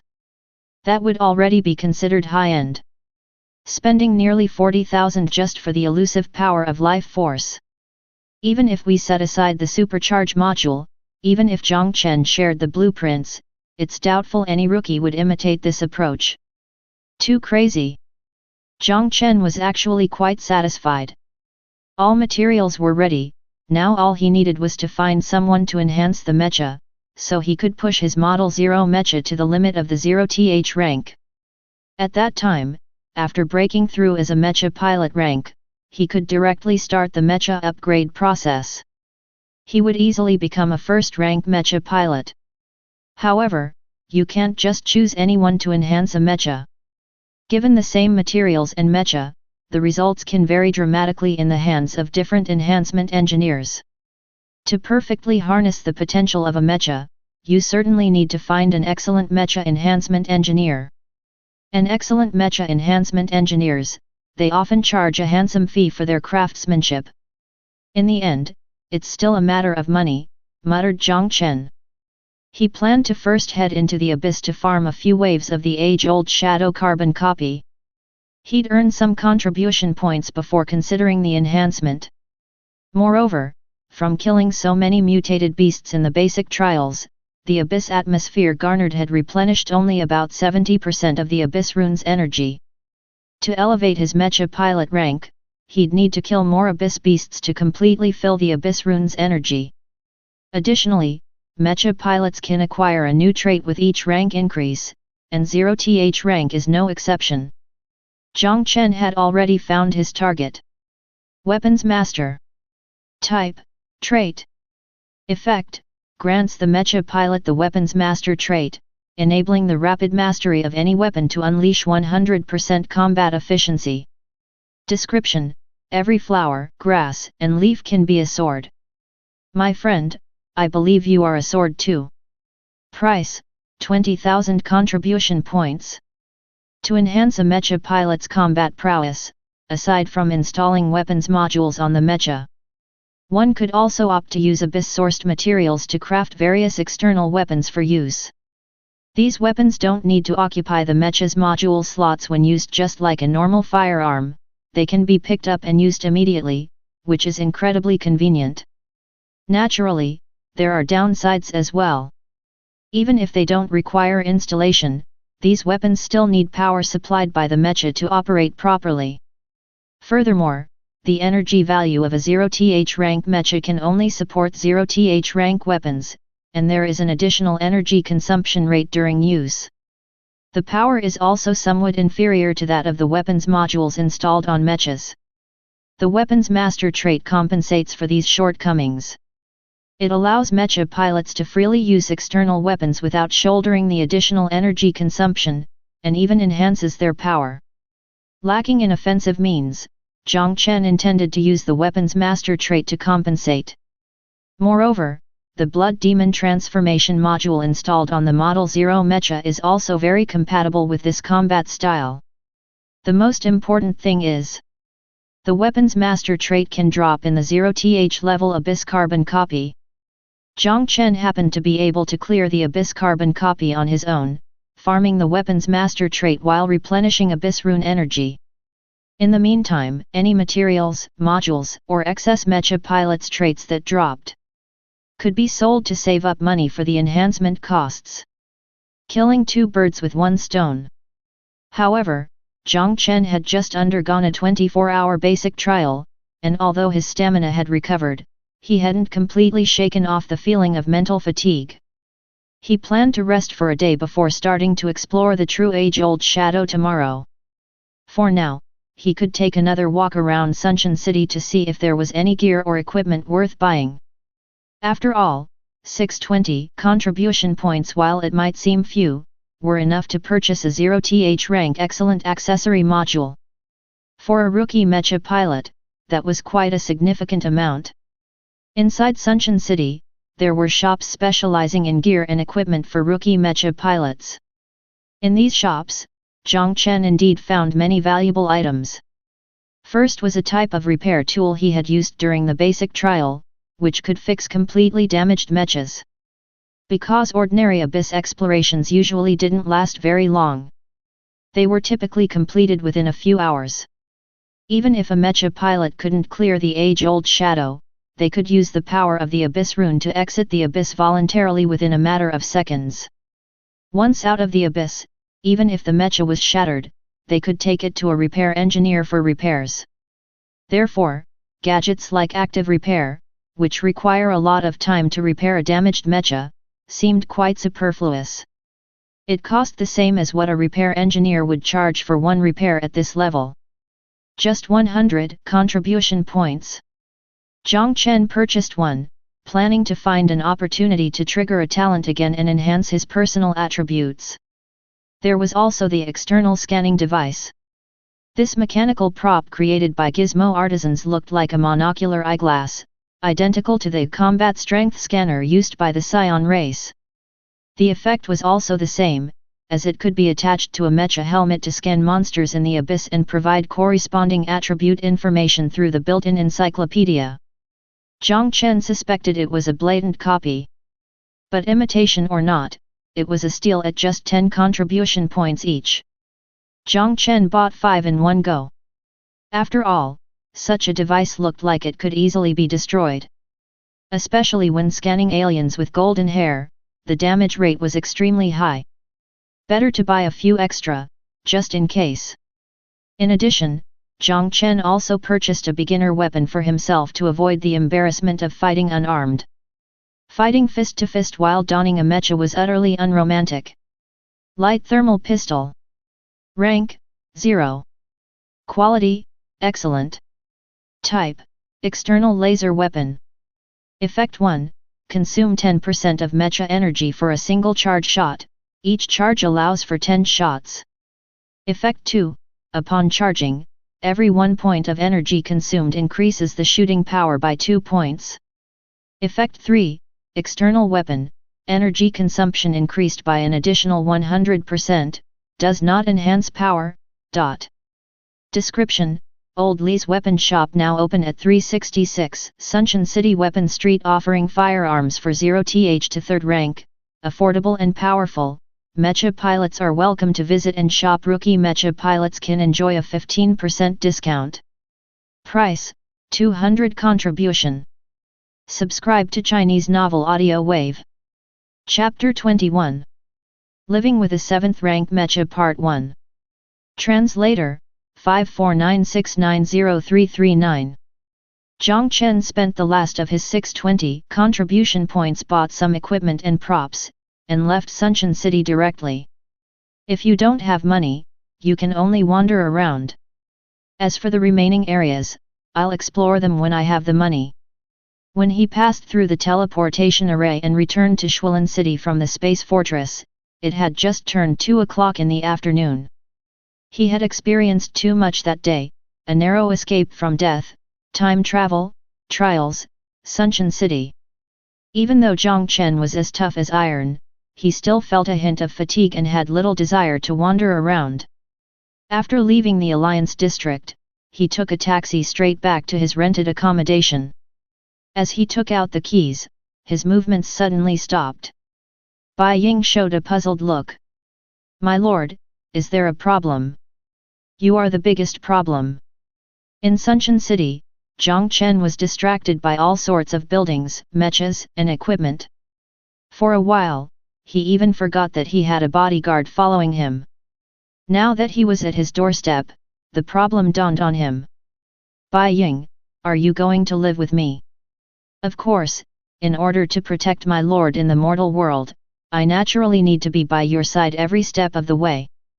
Please rest assured, my lord, I have downloaded 4,396 common recipes, household management from beginner to expert, personal cultivation as a nanny, and daily care for young masters. I can take care of your daily life without causing you any trouble." Jiang Chen was somewhat at a loss for words. "You, a 7th rank mecha with the power to destroy cities and countries, are talking about the personal cultivation of a domestic helper. Are you that accomplished? Does Senior Ruan know?" Moreover, Bai Ying's simulated appearance was that of a lively little girl. Have a little girl clean and cook at home all day long? Switch to a different simulated form, a young woman? A young man? A middle-aged or older person? None seemed quite right. Bai Ying seemed to notice Jiang Chen's thoughts and spoke up. My lord, if you find it bothersome, I can disappear from your sight and monitor your life signs within a certain range to provide the necessary protection. Oh! Jiang Chen's eyes lit up. He was more accustomed to living alone, which was why he rented a place outside of school. If Bai Ying could just disappear, that would be perfect. Jiang Chen was about to agree when something occurred to him, and he asked. By the way, Bai Ying, how much did the Alliance give for your protection services? 500,000. 500,000 contribution points? Jiang Chen was surprised.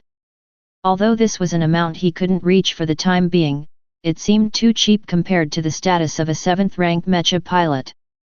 Per day. Do Mechas also get breathless when talking? Jiang Chen suddenly felt a sting. 500,000 contribution points a day.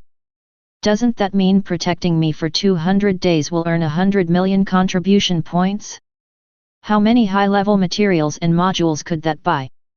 And although contribution points can't be bought with national currencies, the trading center in Sunshine City did offer a service that allows the exchange into various national currencies. The exchange rate with XIA dollars is roughly 1:100. Doing the math, 2 days of Bai Ying's protection could directly earn 100 million XIA dollars?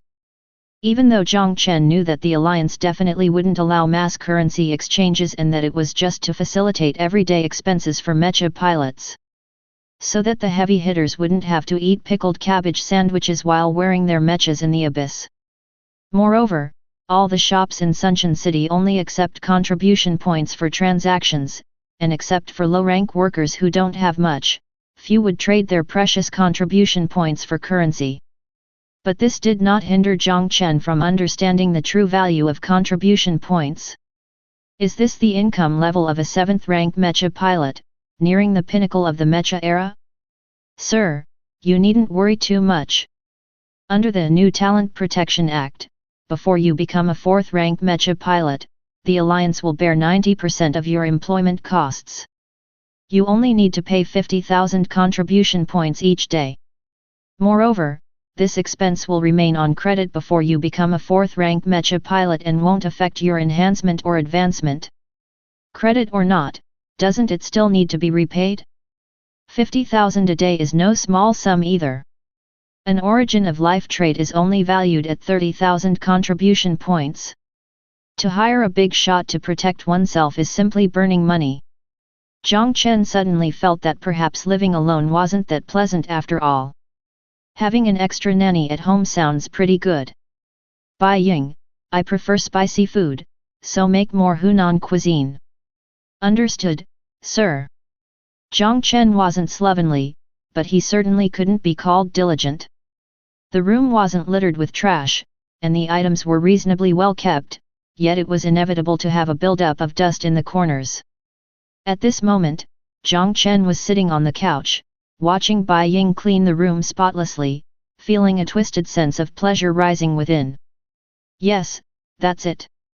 Let a 7th-rank Mecha act as a nanny, pouring my money into the grind. Jiang Chen sipped the tea personally brewed by a 7th-rank Mecha, worth at least a couple of tens of XIA dollars over a cheap tea bag, and felt that his life had vastly improved in style. When he set down the teacup, hesitated for a moment, took out his phone, and made a video call. After a few busy tones, the image connected, and a middle-aged man with a significantly receding hairline appeared on the phone screen. Xiao Chen, what's the matter with calling all of a sudden? Seeing the familiar balding hair, the boulder hanging in Jiang Chen's heart finally dropped. The world had changed, adding Mecha pilots and abyss settings, naturally leading to a chain reaction that could alter many things beyond recognition. Although his board game buddies hadn't changed much. But Jiang Chen couldn't be certain whether his family's situation had changed or not. Now he could finally be at ease. After confirming his father's hairline, Jiang Chen inquired about his mother's situation.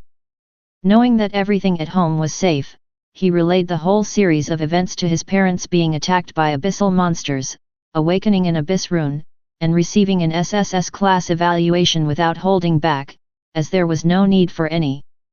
After all, there were only 9 SSS class rookies in total, and with the presence of a significant figure like Symbol of the Alliance setting the bar, Jiang Chen simply couldn't keep a low profile.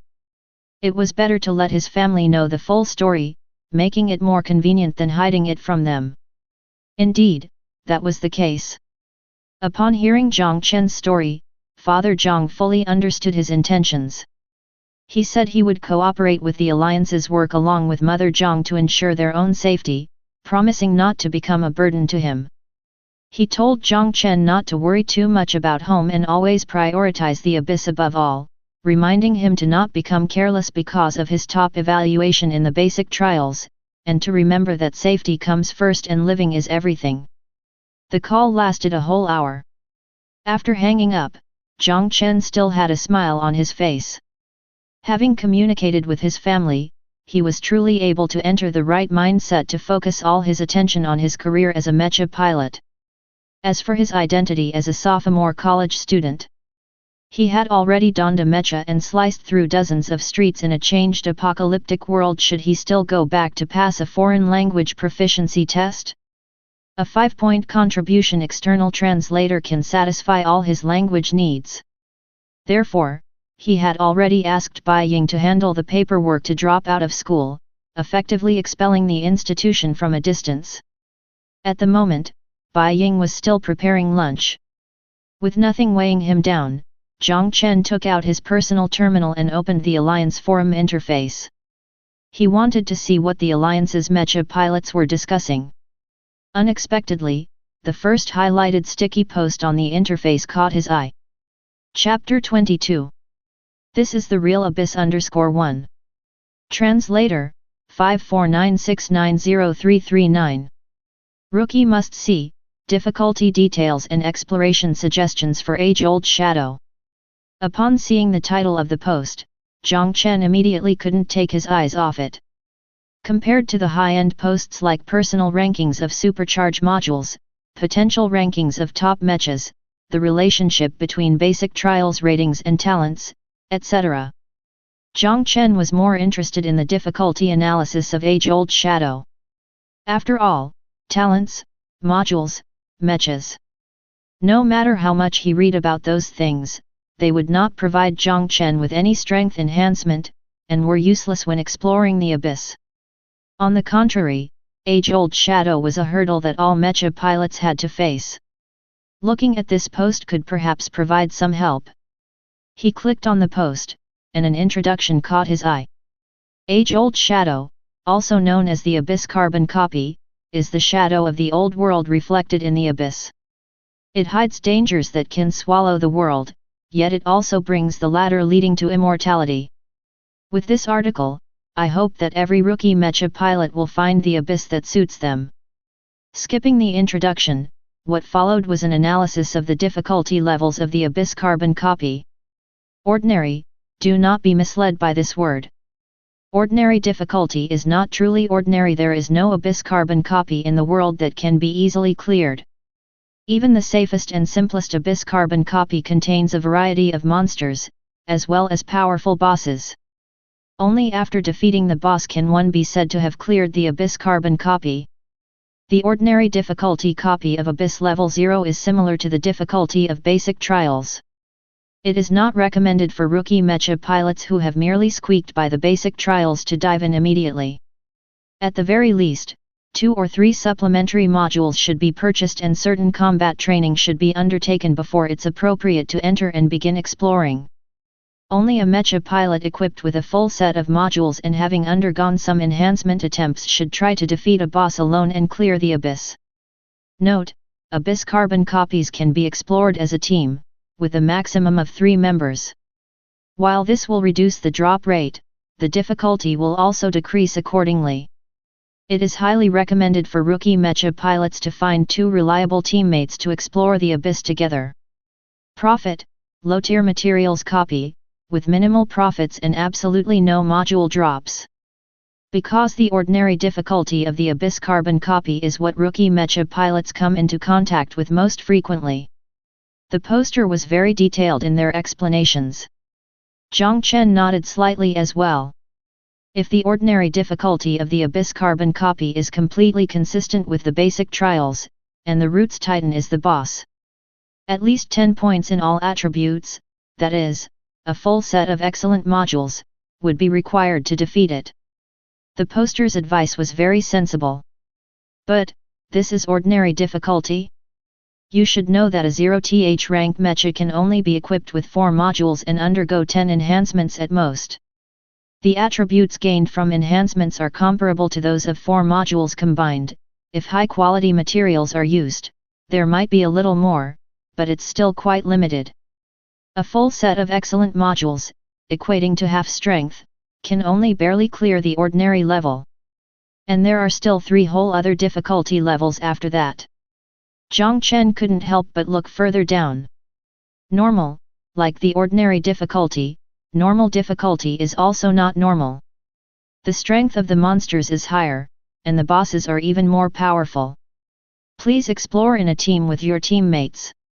If you must explore the normal difficulty of the Abyss carbon copy alone, ensure that your Mecha is equipped with a full set of modules and has undergone 10 Mecha enhancements, reaching the current peak of strength. Profit, low-tier module copy, average profits, with a low probability of yielding some high-quality materials. A full set of modules and 10 Mecha enhancements are equivalent to a maxed-out 0th rank Mecha. And with that kind of power, can one only just barely manage to clear normal difficulty? Jiang Chen was shocked. No wonder this post was placed in the most prominent position and flagged as a must-see for rookies. If a rookie Mecha pilot was reckless, treating the Abyss as just a game and waltzed into a normal Abyss for a spin, they would be on the fast track to reincarnation. So, what about the last 2 difficulties? Hard is really too damn difficult. At this difficulty level of the Abyss carbon copy, it's the limit for ordinary Mecha pilots. Even if you have loaded a full set of modules and completely enhanced your Mecha, never try to explore alone, and don't even think about encountering the boss. You must team up with 2 teammates of the same level and with excellent cooperation to attempt challenging the boss. But there are always some geniuses in the world that make others feel inferior. Just like with the high evaluation in the basic trial, even if they all have fully leveled Mechas, those geniuses can exhibit even greater power with their outstanding talents. If you are a beneficiary of the new Talent Protection Act, you may try to challenge the boss alone, and you don't have to stop there. The deeper Abyss will open its doors to you. Profit, Material Book of Excellence, chance to produce excellent modules, core modules. Jiang Chen suddenly understood. The poster had been talking about the strength of the Mecha until now, only now did he truly mention the Mecha pilot. Clearly, only the combined power of a Mecha pilot's talent together with the Mecha is considered true strength. Like Jiang Chen, in terms of Mecha alone, even with the Model 0 Type 2 Mecha, his attributes aren't that much higher than other rookie Mecha pilots. At most, it just recovers a bit faster. But when it comes to Mecha pilot talent, Jiang Chen's attributes doubled directly, and he could tear monsters apart with his bare hands even without wearing a Mecha. Other Mecha pilots naturally have talents, too, and even if they're not as strong as Undying Barehand, they likely enhance the Mecha's attributes as well. Other SSS class rookies who can wear the Model 0 Mecha can defeat bosses like the Roots Titan. Their talents also likely double the attributes of their Mechas or even more exaggeratedly. Therefore, passing through the Abyss carbon copies that ordinary Mecha pilots find difficult naturally becomes no problem. They are also capable of challenging even higher difficulties. Nightmare, the nightmare of ordinary Mecha pilots, please don't attempt it if you lack the strength. Even if you are a beneficiary of the new Talent Protection Act, a genius Mecha pilot, you must never challenge the nightmare boss alone. Unless you are an SSS class rookie, please abandon the foolish heroism of going at it alone, and form a team with fellow talented Mecha pilots of the same level for Abyss exploration. Profit, Excellent module book, chance to produce excellent core modules, Mecha pilot characteristics. Nightmare difficulty, only SSS class rookies can solo clear it. Jiang Chen stroked his chin. The burst rate seems to be higher for solo players, and if he wants to get the weapons master characteristic, it's probably better to explore on his own. As he thought this, he casually scrolled down. He wanted to see how other Mecha pilots replied to this post. But he didn't expect that the post hadn't ended yet. Line after line of new content jumped into view. The above is the difficulty guide for Abyss Level 0, hoping to help rookies in their Abyss exploration.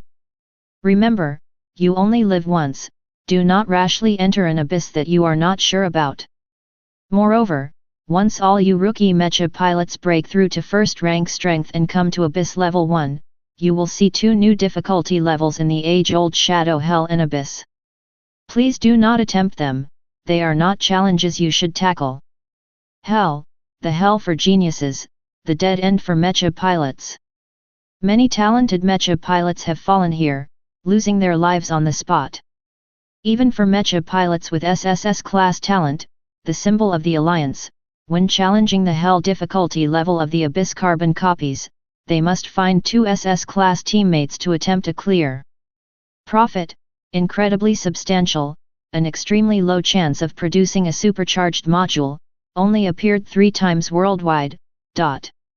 Abyss, rated by the symbol of the Alliance, this is the true Abyss. Profit, unknown, no one has cleared it. Chapter 23. Back into the Abyss, this place is the endless _1. Translator, 549690339. After becoming a first-rank Mecha pilot, 2 new difficulty levels for the Abyss carbon copy unlocked. Among them, the Abyss difficulty level, to this day, no one has been able to clear it. Jiang Chen was stunned as he looked at the screen. Through the accounts of others, he had come to fully understand the experiences of the symbol of the Alliance. The symbol of the Alliance had awakened more than a decade ago. During that era, abyssal monsters frequently appeared, and nations were at their wits' end, struggling to cope. A certain island nation had seen the emergence of a powerful supernatural monster that destroyed half a city before a Mecha pilot took action and dealt with it.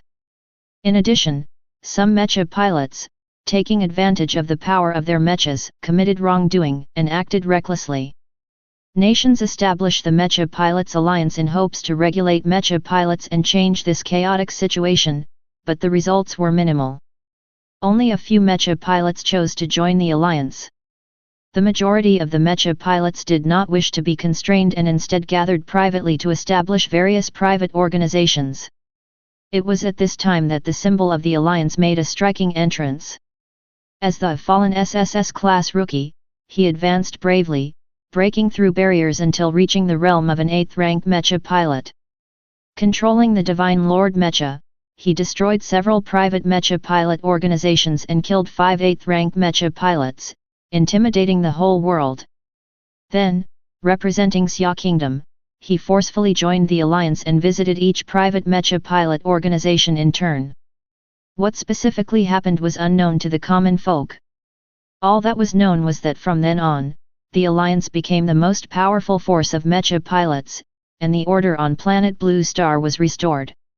Even when abyssal monsters descended on planet Blue Star, they would be swiftly dealt with by the alliance's Mecha pilots.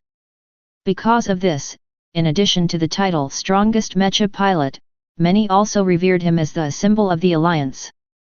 Jiang Chen held the same respect for this symbol of the alliance.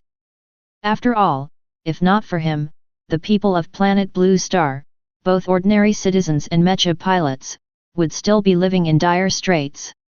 Under the law of the jungle, rookie Mecha pilots could forget about benefits, and there was a high probability they would have their trial gains taken away by stronger opponents. Then, they would become the livestock raised by powerful Mecha pilots, solely to provide various materials. One could say that the symbol of the alliance changed the survival rules of planet Blue Star with his own strength.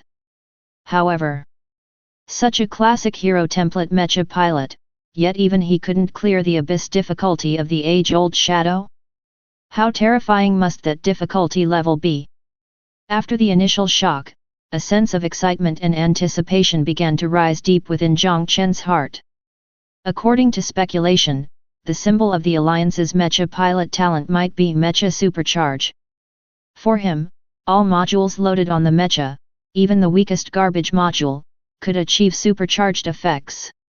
When added together, these effects could reach a shockingly exaggerated level. He might seem like an 8th rank Mecha pilot, but his attributes had already reached the 9th rank. That's why he could easily obtain an SSS class evaluation in the basic trials and effortlessly crush other 8th rank Mecha pilots. The power of this talent was undeniable. If every module was supercharged, even a 0th rank Mecha could reach a terrifying level of nearly 100 in all attributes. Jiang Chen simply could not compare. However, the number of modules a Mecha can carry is limited.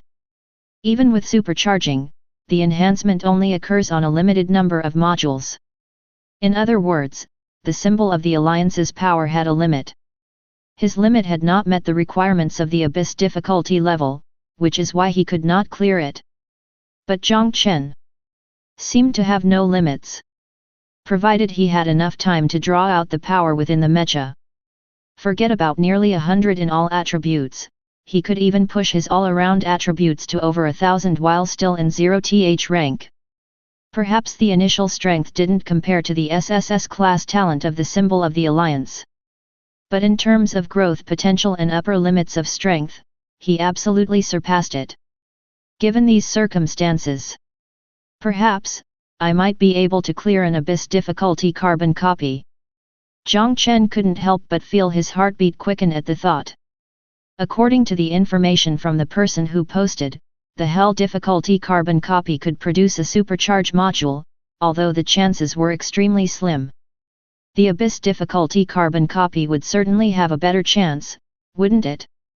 And besides, there could be materials and items that had never appeared before, waiting for Jiang Chen to reap.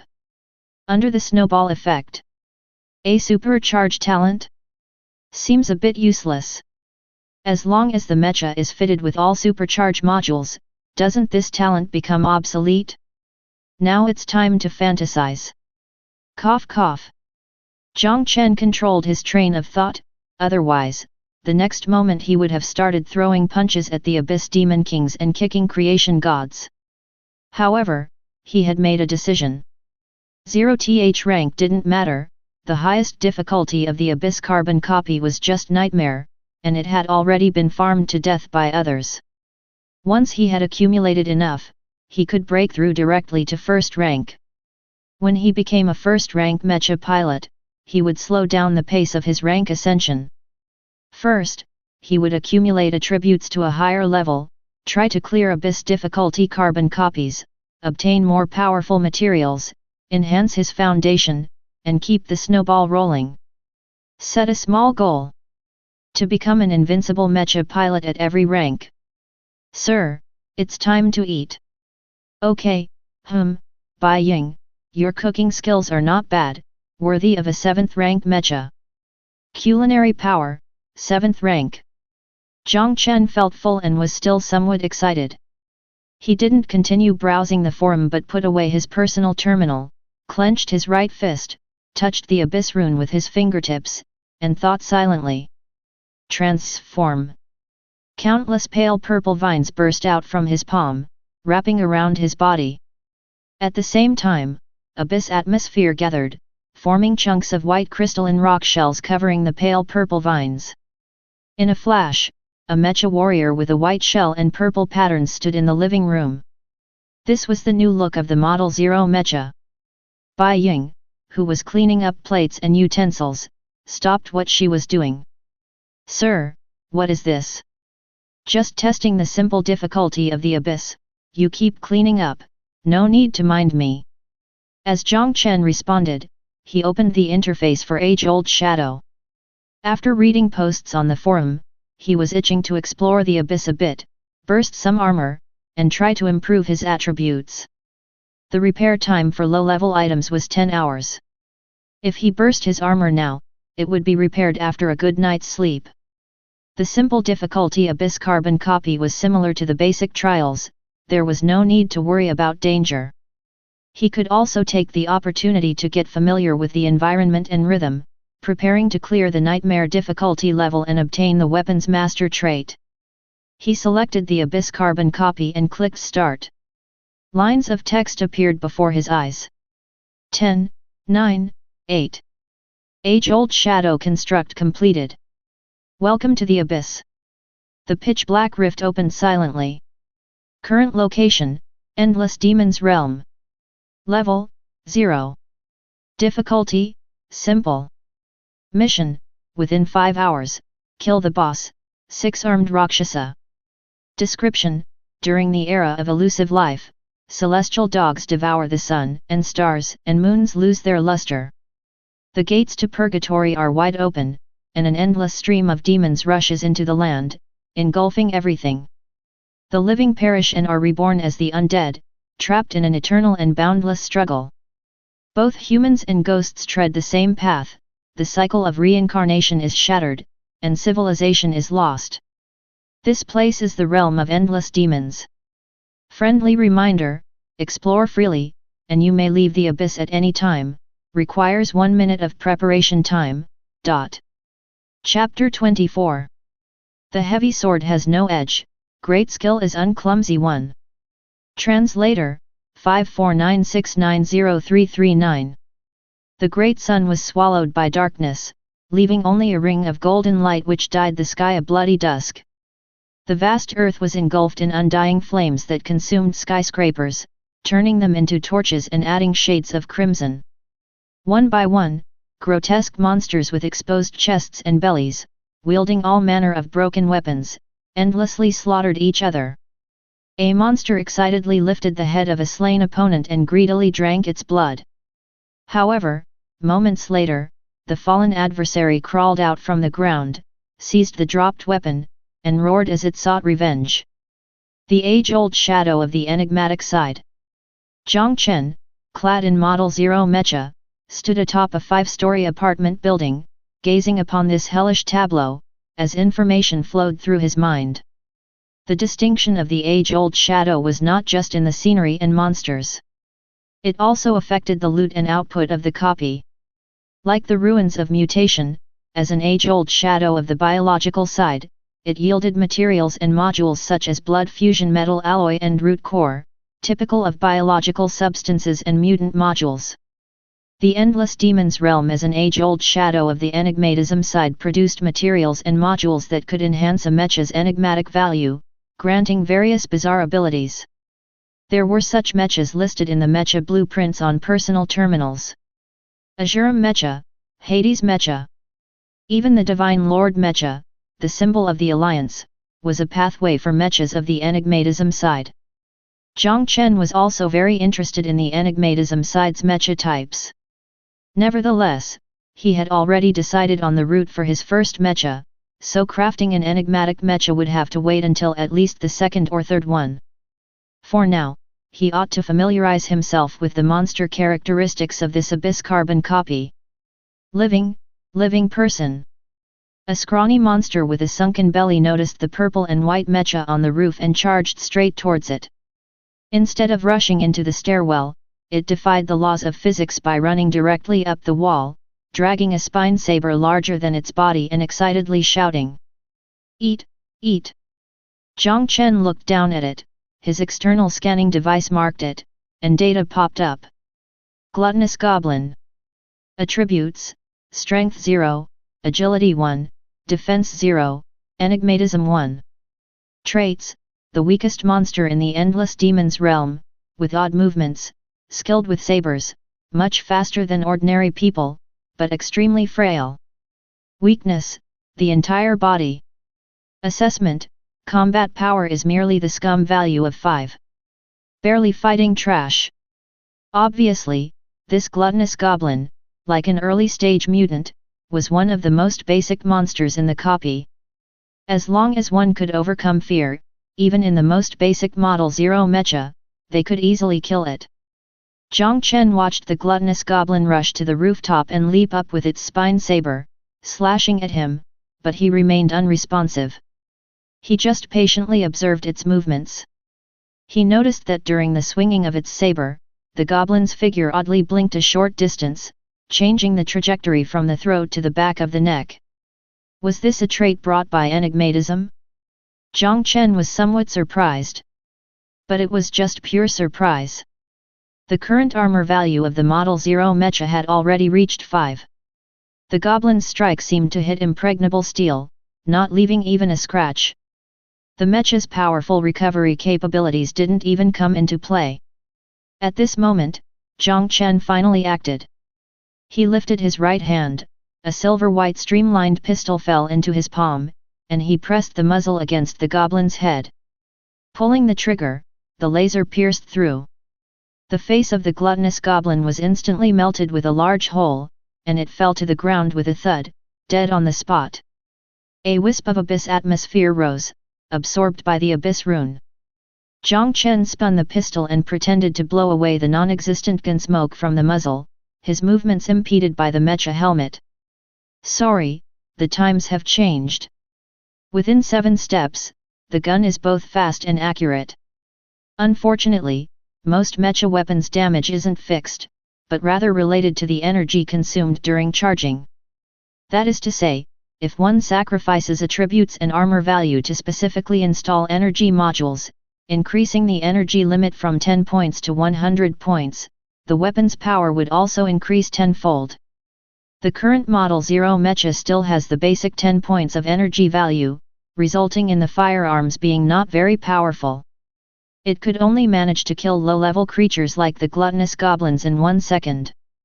If faced with a creature with higher defense, several shots might only leave surface scratches on the enemy. For now, I could only indulge my cravings for combat and supplement my meager battle methods. So that when facing flying or long-range abyss creatures, I won't be completely without the ability to counterattack. At this moment, Jiang Chen stood on the edge of the rooftop and leaped forward. Letting gravity pull him down from the 5th floor, he landed on one knee and smashed a fist into the ground, pulling off a superheroic landing. Then, he got up and looked toward the large number of monsters that had been attracted over. He put away the lightweight thermal pistol and clenched his fists. Let the hunt begin. The demons of the Endless Demons realm and the mutants of the Ruins of Mutation are vastly different. The most obvious difference lies in combat skills. It seems that due to enduring endless slaughter and battle, these demons' combat instincts have been honed to excellence, with nearly maximal exploitation of their weapons' potency. Jiang Chen tried picking up a bone blade. With his skills, he was utterly outclassed by even the lowest-level gluttonous goblin, which was extremely embarrassing. This situation extended to the group attacks as well. All kinds of weapons could easily bypass Jiang Chen's punches and kicks and strike the Mecha. Even in the Ruins of Mutation, facing a tide of mutants 10 times the number of these ghosts, the number of times Jiang Chen's Mecha was hit was at most only a fifth of the current rate. But unfortunately, a heavy sword needs no sharp edge, great craftsmanship shows no sign of effort. Although Jiang Chen lacked skill, his attributes were high. The abyss had no such thing as mandatory damage. 5 points of defense meant that the attacks of most low-level demons couldn't even count as a scratch, unable to inflict any real damage on him. Even if there were some powerful demons similar to special mutants that could break through the defense, they would only leave a small nick on the white armor surface. 1 second later, the nick had already self-healed, and the Mecha was as good as new. Considering Jiang Chen's own high attributes combined with the Mecha's, there was absolutely no need to care about any skills. He could just pick up a 3 or 4 meters tall giant monster, using it as a hammer to smash around. A rampage of killing was all it took. Smashing through skyscrapers, slaughtering demons. This unbridled steamrolling only lasted for a moment before it came to an end. The swarming demons retreated like the tide, dropping their weapons, prostrating on the ground as if making way for a king. At the end of the street, a 2-meter-tall monster with green face and sharp teeth emerged from the flames. It wore tattered armor, with 6 arms on its upper body, each holding a long knife, overwhelmingly outnumbering the other demons in terms of sheer quantity. The external scanning device timely marked it. Six-armed Rakshasa. Attributes: Strength 8, Agility 8, Defense 2, Enigmatism 4. Traits: the Rakshasa chief of the endless demons realm, having undergone endless battles, possesses peak combat skills sufficient to compensate for lack of strength, and also wields mysterious flame abilities. Weakness: average strength, weak to ice, recommended to use ice weapons to weaken its agility and defense, restrict its mobility, then execute it. Assessment: a potent boss, it's advised to prepare restraining items in advance before challenging. The Rakshasa chief stretched its arms, swinging the weapons in hand, which then ignited with flames, turning into blazing flame sabers. The next instant, it moved, leaving 6 trails of flames in the air with its 6 flame sabers, charging straight towards the purple and white Mecha. Chapter 25. The Human Body, Isn't It Amazing? _1. Translator, 549690339. The power of the 6-armed Rakshasa was a full 3 points lower than that of the Roots Titan. It had only 8 points of strength in total, which was nearly half. However, the oppressive feeling it brought was much stronger than the Roots Titan with 11 points of strength. 6 flame sabers virtually danced into a flurry, striking continuously onto the surface of the purple-white Mecha, slicing one scar after another. The purple-white Mecha tried to throw a punch in retaliation but got struck by the flame saber on the side of its arm. The 6-armed Rakshasa also took advantage of the force to dodge, easily avoiding the purple-white Mecha's fist, without even a slight interruption in its attack rhythm. Against such an unrelenting assault, even though the purple-white Mecha had a high defense of 5 points and a recovery of 0.1 per second, its armor value was still decreasing at a rate of 1 point per second, steadily dropping. In just a dozen seconds, the surface of the Mecha had already acquired a large number of scars. Is this the combat skill of a weapons master? Jiang Chen faced the 6-armed Rakshasa's nearly artistic attack rhythm, feeling a warmth in his heart. He envied it so much. This was exactly what he was lacking. After all, Jiang Chen was just a sophomore in college not long ago, with no particular hobbies for exercise, nor had he learned any martial arts such as taekwondo, karate, or kendo. Achieving an SSS class evaluation in the basic trial relied purely on his fearlessness and overpowering attributes. As for combat skills, they were a complete mess. If their attribute values were exactly the same, any trained fighter could easily defeat him. He could only utilize 6 or 7/10 of his strength. However, the special trait of the weapons master, according to evaluations by other Mecha pilots, not only enhanced the pilot's control over external weapons but also brought a wealth of combat experience and instincts. 1 point of strength value could exhibit the effect of 1.5. For Mecha pilots lacking combat experience, the improvement was tremendous. That's why he had given up on the support traits and wanted to choose Weapons Master as his first special trait. At this moment, Jiang Chen looked at the techniques displayed by the 6-armed Rakshasa. It was like watching a seller's demonstration, his eyes filled with excitement and affection. Keep it coming, I love to see this. As a weapons master, the 6-armed Rakshasa had incredibly keen intuition. Feeling the Mecha's gaze, it got the chills, and the speed at which it swung its long saber increased a bit, wanting to quickly kill off this guy. After being assaulted by the leader-level monster for such a long time, the Model 0 Mecha finally reached its limit. Covered with cracked markings on its exterior, the Mecha shattered with a loud bang after one strike, breaking into countless pieces that melted into the surrounding hot red flames. Seeing its enemy's hard shell finally broken by its blows, revealing a vulnerable flesh and blood body, the 6-armed Rakshasa's green-faced and sharp-toothed face squeezed out a hideous smile, and without a second thought, it swung down.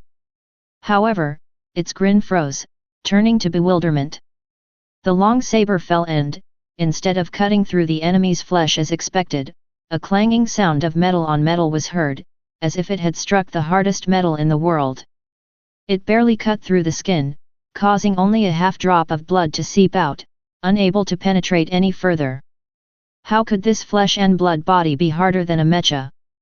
Talent trigger, Undying Barehand, Mecha absorbed, Model 0 Type 2. Attributes, Strength 8, Agility 7, Defense 7, Enigmatism 0.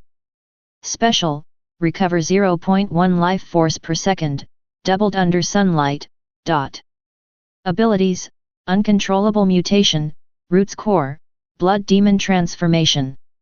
Jiang Chen felt the power surging into his body, a smile spreading across his face as well. A light mecha was like an enhanced suit that could gain the additional attributes of strength, agility, etc., from the wearer's body. But it couldn't and wouldn't gain the body's defensive bonuses. After all, the mecha was the one taking the hits, not the flesh. Therefore, after absorbing the power of the mecha, Jiang Chen's bodily defense reached 7 points, much stronger than the fragile mecha's shell. Then releasing the previously absorbed ability of uncontrollable mutation, Jiang Chen's muscles inflated like a balloon, gaining a temporary strength bonus of 5 points, taking his strength to the overwhelming level of 13 points. He tore off his split top, exposing a back full of muscles, and grinned, baring his teeth. The human body, quite fascinating, isn't it? Is this a living person? It's actually a ghost, isn't it? Even the six-armed Rakshasa, who had experienced endless battles, was seeing such a strange thing for the first time. However, as an undying ghost relegated to purgatory, the term retreat was not in the six-armed Rakshasa's lexicon. Wielding the flame saber in its hands, it charged forward and unleashed its attack once more. This time, it wasn't so smooth. Jiang Chen swung his fist and the air even let out a slight burst of sound. The six-armed Rakshasa saw the power contained in his punch and, swinging the saber onto his arm, tried to use the technique of sidestepping and attacking by leveraging the force. However, just as the flame saber touched his forearm, Jiang Chen's arm contracted. He actually clamped down on the six-armed Rakshasa's flame saber with the crook of his elbow. The six-armed Rakshasa tugged at it, but couldn't pull it free, pressed down harder, and still couldn't cut through the skin. It was forced to let go and retreat to avoid the grab. Backing off a few steps, it looked at its empty hand, still somewhat confused. Was it really disarmed by an amateur? Jiang Chen, on the other hand, held the now extinguished and bone-reverted saber, swung it around in a circle and looked over excitedly. Bring it on! Skill can make up for a gap in strength, the premise being that the gap isn't too large. Facing Jiang Chen, who had an iron head and bronze arms and a strength of 13, the six-armed Rakshasa began to exhibit numerous flaws in its nearly perfect motions. After sparring for over 10 minutes, it was finally caught off guard by Jiang Chen, who grabbed its hand. The next moment, like a broken doll, it was flung around by Jiang Chen, repeatedly smashed on the ground back and forth, left and right. After a few heavy blows, the six-armed Rakshasa was reduced to a limp noodle. Jiang Chen did not see any abyss rune prompts and raised his fist, smashing it hard into the six-armed Rakshasa's face. Bang! Bang! Bang! After 3 punches, the abyss atmosphere surged into the abyss rune. Lines of text appeared before his eyes. Killed the six-armed Rakshasa and obtained materials, bone of the unperished *2.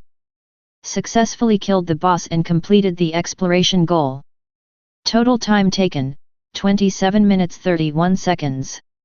Mission Evaluation, SSS. You have been awarded according to the trial evaluation. You have obtained Abyss Coins, 30. You have obtained materials, incombustible yellow paper *3.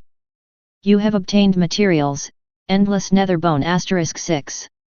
Settlement complete. Do you wish to leave the abyss immediately? Note, declining to leave will allow an additional 60 minutes stay. Isn't this loot a bit too little?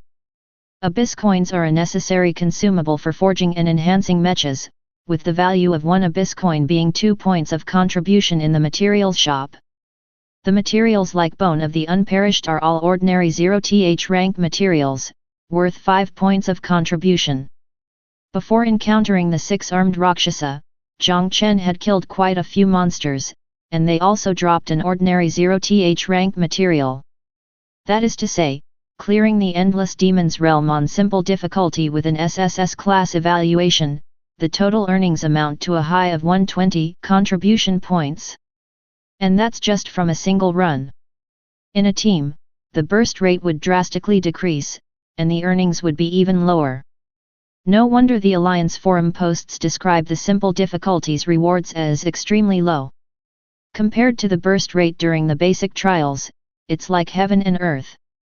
The basic trials are definitely the welfare for newbies. Indeed, if you want to earn contribution points, you have to raise the difficulty. Jiang Chen scanned his surroundings. After the 6-armed Rakshasa's death, the other ghosts did not show signs of retreat or fear. Instead, they broke free from suppression and rushed over howling, looking murderous as ever. The efficiency of farming these monsters shouldn't be bad. Too bad they're all penniless ghosts. Jiang Chen wasn't interested in these penniless ghosts and decisively chose to leave the abyss. His figure vanished into the rift. Chapter 26.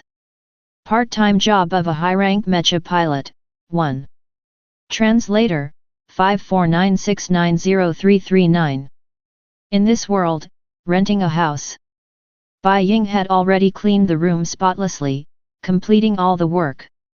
She stood motionless by the sofa, maintaining absolute quiet. It wasn't until the rift opened and a figure fell from it that she started to speak with a smile. Welcome. Wait a second. At this moment, in Bai Ying's view, time seemed to come to a sudden stop. She could see Jiang Chen, who was falling, was not dressed in his mecha as he would have been when entering the abyss, but was instead bare-chested, his body smeared with copious amounts of dark red bloodstains and flecks of flesh. However, Bai Ying's scan revealed that these dark red bloodstains and flecks of flesh originated from the monsters of the age-old shadow, now dissolving into abyss atmosphere. Not a single wound could be found on his body.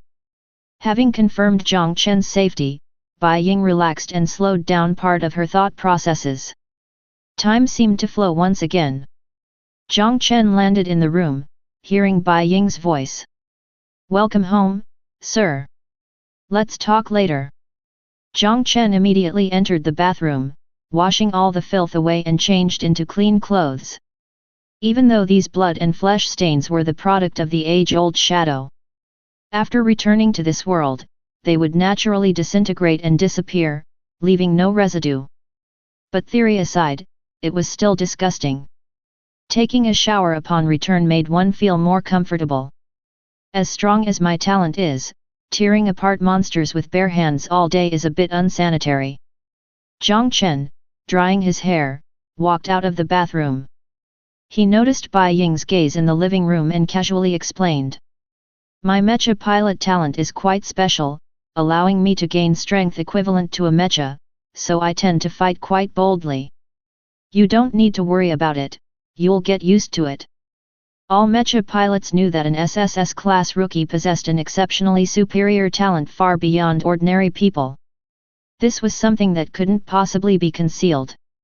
Furthermore, after Jiang Chen absorbed the power of a mecha and enhanced his physical strength, there would be many obvious characteristics that also couldn't be completely hidden.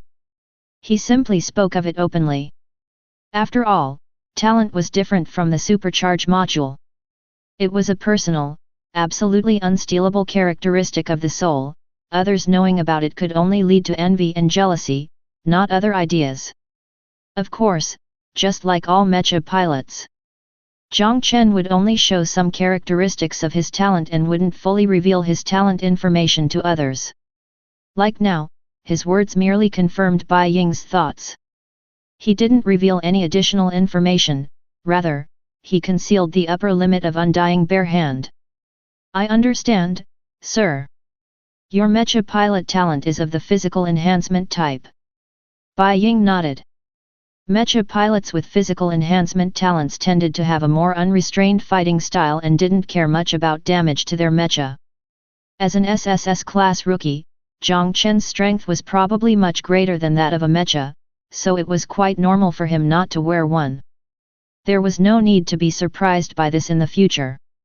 Talent belonged to a Mecha pilot's personal privacy. Bai Ying had no intention of prying further. Jiang Chen also didn't continue explaining but brought up another matter. Bai Ying, does Senior Ruan know any high-rank enhancement engineers? Could you tell Senior Ruan to introduce me to one? I would like to enhance my Mecha. It's too weak right now. Jiang Chen had originally planned to clear the abyss first, to accumulate more contributions before looking for a high-rank enhancement engineer to enhance his Mecha.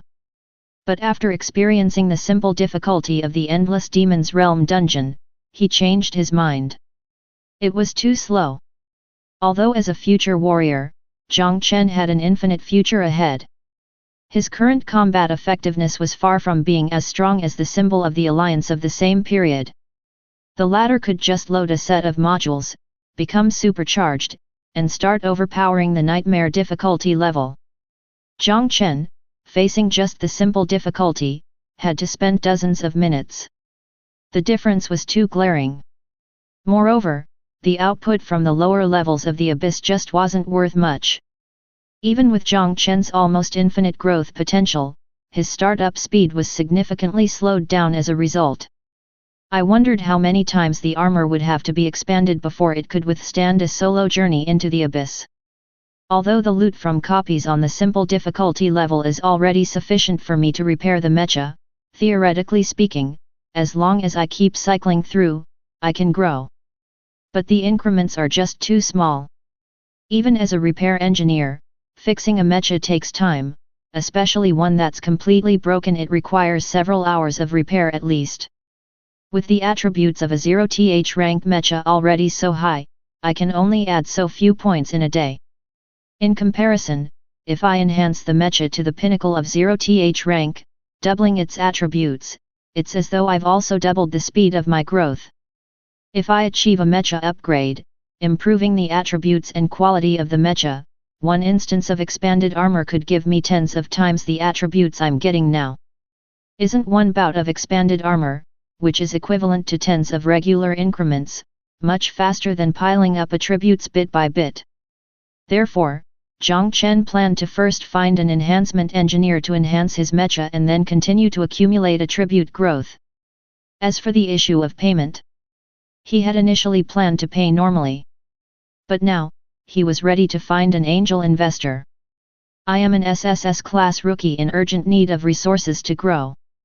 As long as you enhance my Mecha for free, once I become a first-rank Mecha pilot, I will definitely assist you in creating a supercharge module and set you on an invincible path.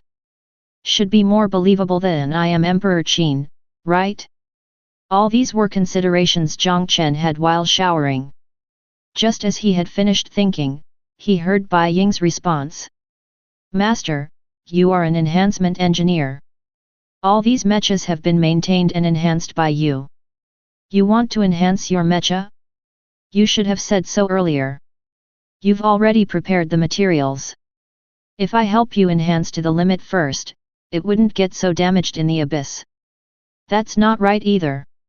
You major Mecha pilots who focus on yourselves in battle don't really care about the feelings of the Mecha. Even if I enhance it for you, it's likely to get damaged anyway. Bai Ying established contact with Senior Ruan. Soon, her appearance changed from a little girl to a woman wearing a bright yellow long dress, signaling that the account owner was online through a remote connection. When Senior Ruan heard the request, she couldn't help but make a few teasing remarks. Jiang Chen felt a little embarrassed. I've already spent all my contributions to purchase materials. And I didn't know that Senior Ruan was an enhancement engineer. No, I'm just doing it part-time. Ruan Minjiu shook her head. Furthermore, you might not know this, but nearly all high-rank Mecha pilots also work part-time as enhancement engineers and repair engineers. Among them, a number of high-rank Mecha pilots even double as smiths, specially crafting equipment for themselves. What? Jiang Chen was somewhat surprised. Ruan Minjiu said seriously.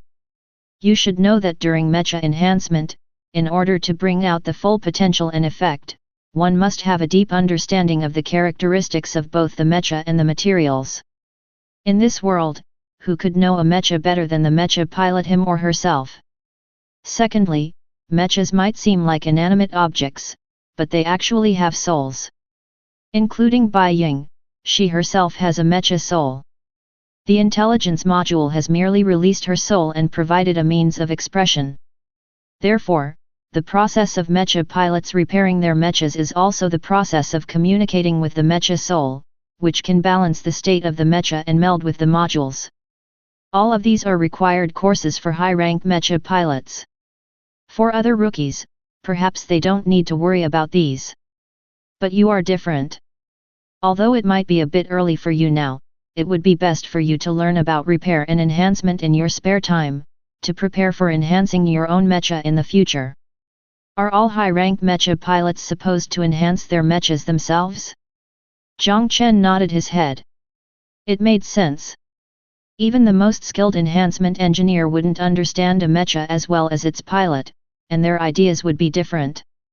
It's better to do it yourself rather than telling someone else how to do it. However, Jiang Chen's thoughts hadn't changed. As Senior Ruan said, he was not even a first-rank mecha pilot yet, and considering these matters was too premature. At most, he would just observe and learn. If he were to start directly, he would waste the potential of the supercharge module. Besides, the trait origin of life, although it has the effect of mecha soul perception, is not the best choice. Otherwise, as a mandatory trait for high-rank mecha pilots, it wouldn't be valued at just 30,000 contributions. If Jiang Chen were to take on enhancement and repair as part-time jobs, he would choose the best traits. Let's fix and enhance your mecha first. Come to Sunshine City to find me. We have suitable grounds and equipment here. Chapter 27. Mecha Enhancement, Model 0 Type 3_1. Translator, 549690339. Sunshine City, Enhancement Zone. This area occupied nearly 1/5 of Sunshine City, with several large buildings over 100 meters tall, very conspicuous to the eye. Jiang Chen followed Bai Ying here, and finally, at the entrance, he came face to face with Senior Ruan in the flesh. Compared to the bright yellow-dressed woman in Bai Ying's holographic projection, Senior Ruan's true self wore a black shirt with a white coat draped over it, her hair somewhat disheveled, her face showing intense fatigue and dark circles under her eyes.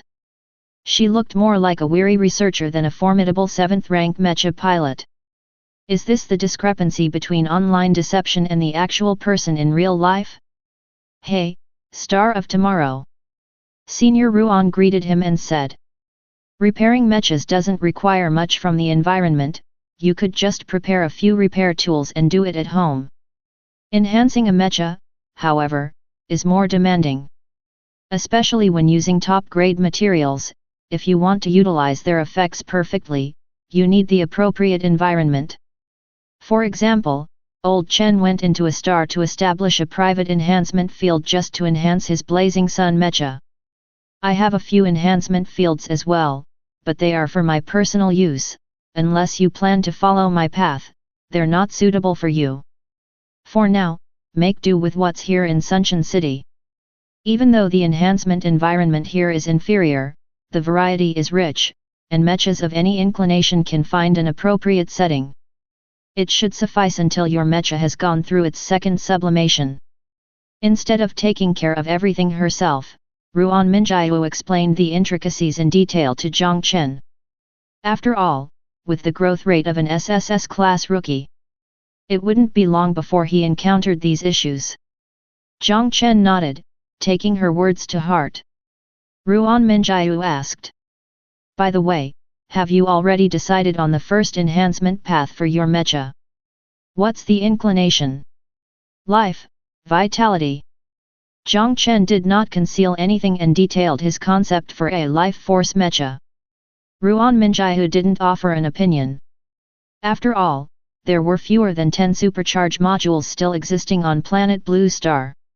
Even as a 7th-rank mecha pilot, she had only heard of such an extremely rare module and had never actually seen one. How could she offer advice under those circumstances? She was just a dispassionate enhancer. Of course, as a 7th rank enhancer, Ruan Minjia fully understood Jiang Chen's concept and led him into the enhancement zone to find a suitable site. Within a space the size of a soccer field, lush shrubs and vines abounded.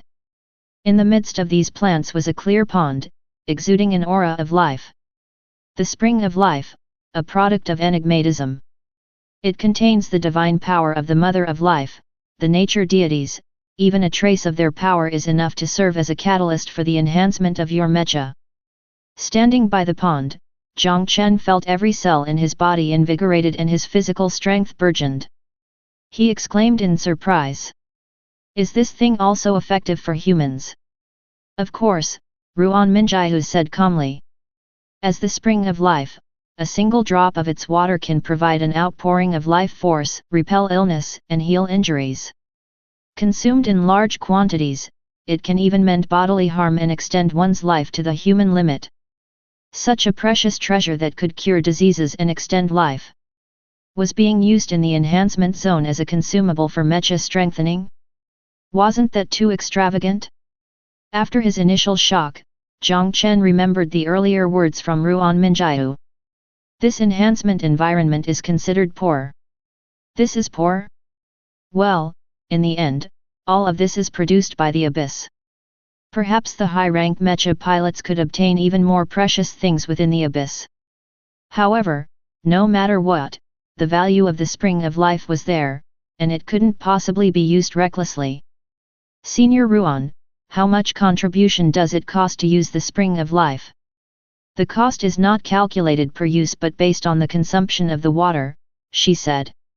Enhancing a 0th rank mecha, even with high-grade materials, won't require much, at most costing 20 or 30,000 contributions.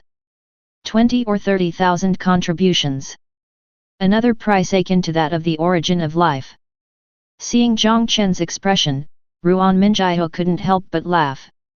To fully tap into the potential of a mecha, you naturally have to pay an extra price, just get used to it. Merely 20 or 30,000 in contribution, I'll cover it for you in advance. As for the fees for enhancing the mecha, we'll go by the market rate, 10 enhancements for a total of 5,000 contribution. The repair fees for a 0th rank mecha are just a trifle, I'll waive it for you. Just pay me back when you have the contribution. The big shot is wise. Jiang Chen decisively offered his blessings to the big shot. With the support from Senior Ruan, he could improve himself at a faster pace, collect attributes while clearing high-difficulty abyss levels, and earn contributions. The first wave of funding from an angel investor is the most precious. Bring out the mecha and let me help you fix it first. Ruan Minjia wasn't just repairing the mecha. She also took the opportunity to slow down the repair speed deliberately to teach Jiang Chen about mecha repair. She demonstrated step by step how to convert abyss coins back into abyss atmosphere to mend a completely damaged mecha and reawaken the injured mecha soul. Jiang Chen also studied seriously beside her, committing the steps to memory. The whole process took a full 5 hours, longer than using some advanced repair tools. However, according to Senior Ruan, once you master the technique, you can complete the repair work within 3 hours. On this basis, if you grasp the trait of communicating with the mecha soul, you can even reduce the repair time to an hour. An hour's repair speed, even if Jiang Chen was a bit slow, would allow him to have at least a dozen or so expanded armor incidents a day. But it's impossible for Jiang Chen to spend the whole day without eating or drinking, caught in a cycle of expanded armor, repair, and expanded armor again. That would not only turn him into a boring expanded armor person, but it would also be highly inefficient. After all, the attributes greatly increase during a mecha rank upgrade. The limit of a 0th rank mecha is only around a dozen points of attributes. A first rank can reach over 100. Considering the quality bonus, one instance of expanded armor is worth dozens of instances at 0th rank. This kind of attribute improvement will only get more exaggerated over time.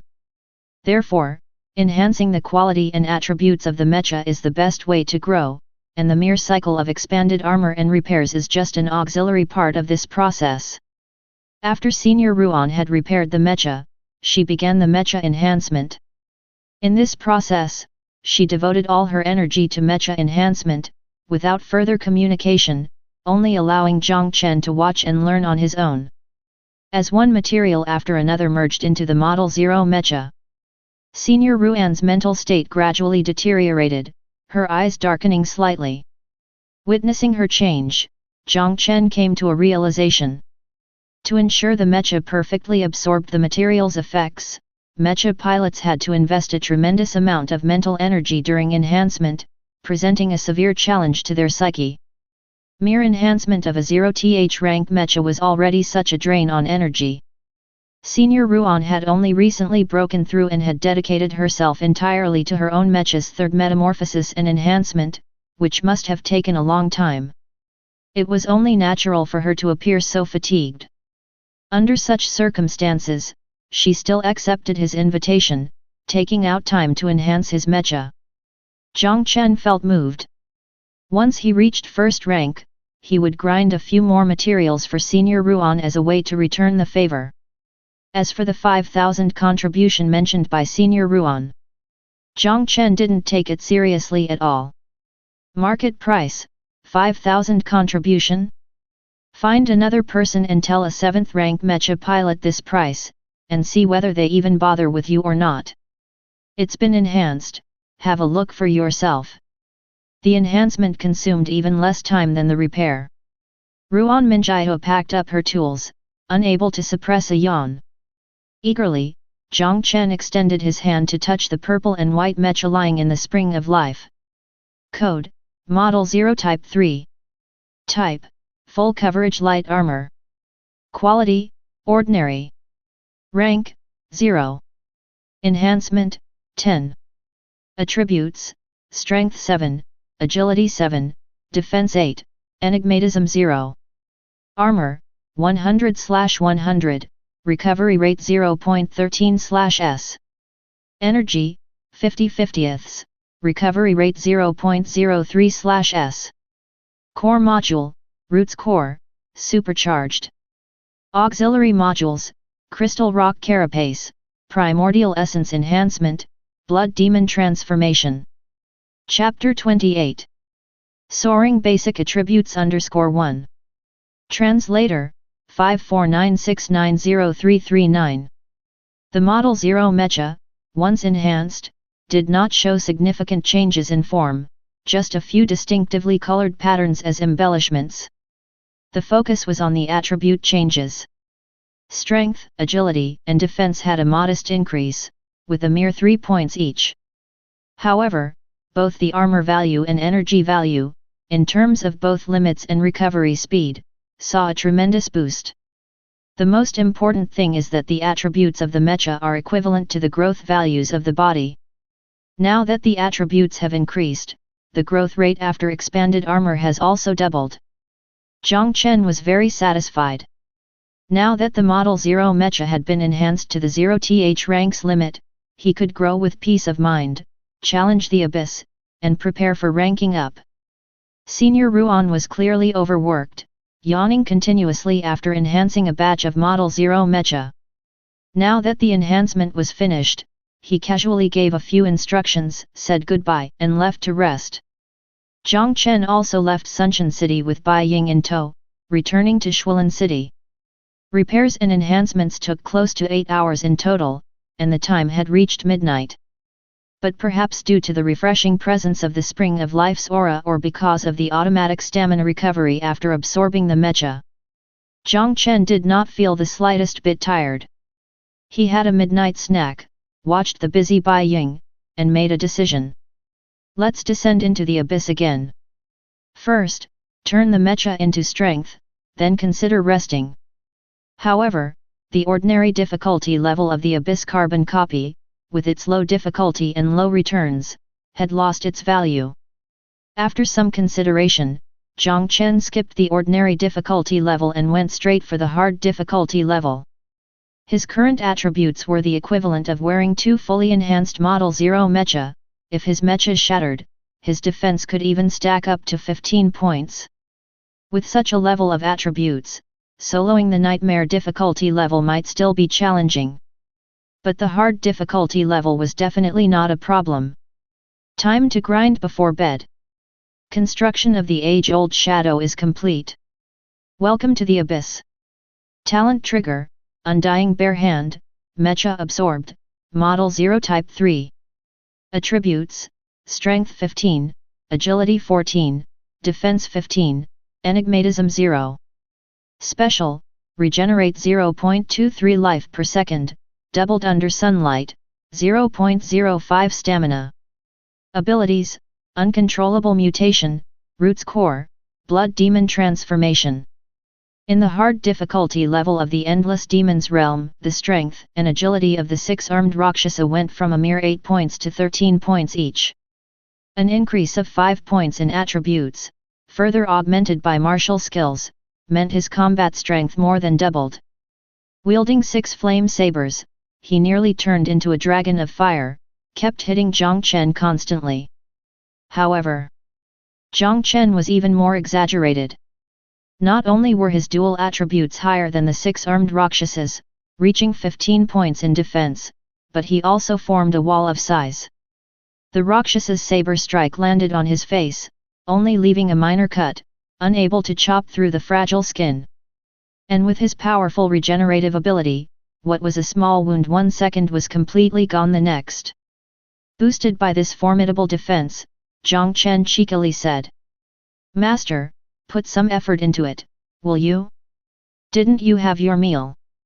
For a martial arts master, this was obviously the ultimate humiliation. The furious Rakshasa mechanic spread his 6 arms and astonishingly plunged the 6 flame sabers into his own body. However, instead of inflicting damage when the weapons touched the body, they merged into it. Amidst the expanding flames, the 6-armed Rakshasa transformed into a huge beast over 3 meters tall with a bull's head and horse's hooves, grasped the fire in his hands as a weapon, and charged forward with a slash. Jiang Chen didn't dodge or evade, and with one punch, he shattered the flames. Finally, Stage 2 begun. The rise in difficulty in the abyss meant more than just an increase in attributes. The techniques and abilities used by the enemy also became richer and more troublesome as the difficulty increased. Or rather, this was the actual power the abyss monsters should possess, which was diminished to the point of vanishing in the age-old shadow of the lower difficulty levels. At this moment, the 6-armed Rakshasa displayed the bull demon form, which was a new shape unlocked only in difficulties above hard level. It could enhance its own strength, increase the flame damage of the weapon, and enlarge the attack range. For ordinary Mecha pilots, this form was extremely terrifying. A slight carelessness could result in being engulfed by flames, incinerated to ashes along with the Mecha.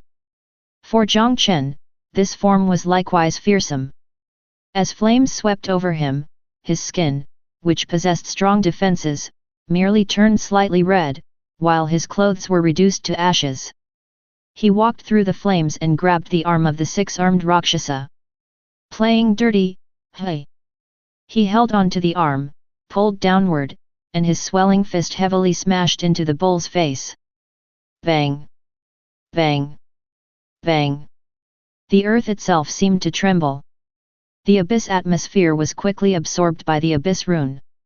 Killed the 6-armed Rakshasa, obtained material, unperished iron bones *3. Successfully killed the boss, achieved exploration goal. Total time taken, 26 minutes 19 seconds. Mission evaluation, SSS. Reward settlement based on trial evaluation in progress. You have obtained abyss coins, 500. You have obtained material, indestructible metal *3. You have obtained module, Hades incarnation. Settlement complete. Would you like to exit the abyss now? Note: rejecting exit allows for an additional stay of 60 minutes. Jiang Chen stood up naked, feeling a bit embarrassed.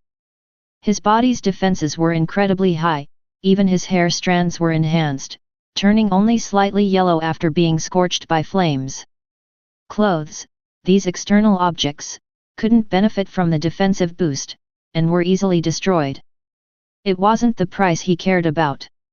Every time he returned from the Abyss carbon copy, he was stark naked, which was quite awkward. Even the Green Giant knew to wear undamageable pants.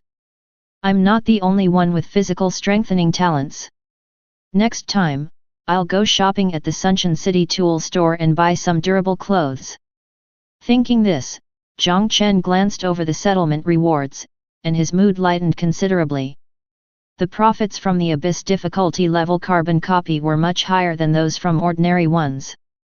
Abyss coins, materials, modules added together, their value already reached 2,000 contributions. To strengthen his mecha, Jiang Chen had used up all his materials, even the 5,000 Abyss coins from the basic trial reward had been used up as strengthening materials and invested into the mecha. This haul at least replenished his resources, preventing him from being penniless. 2,000 contributions, that should be enough to buy repair tools, right? Just 2,000 contributions used to repay debts were but a drop in the bucket.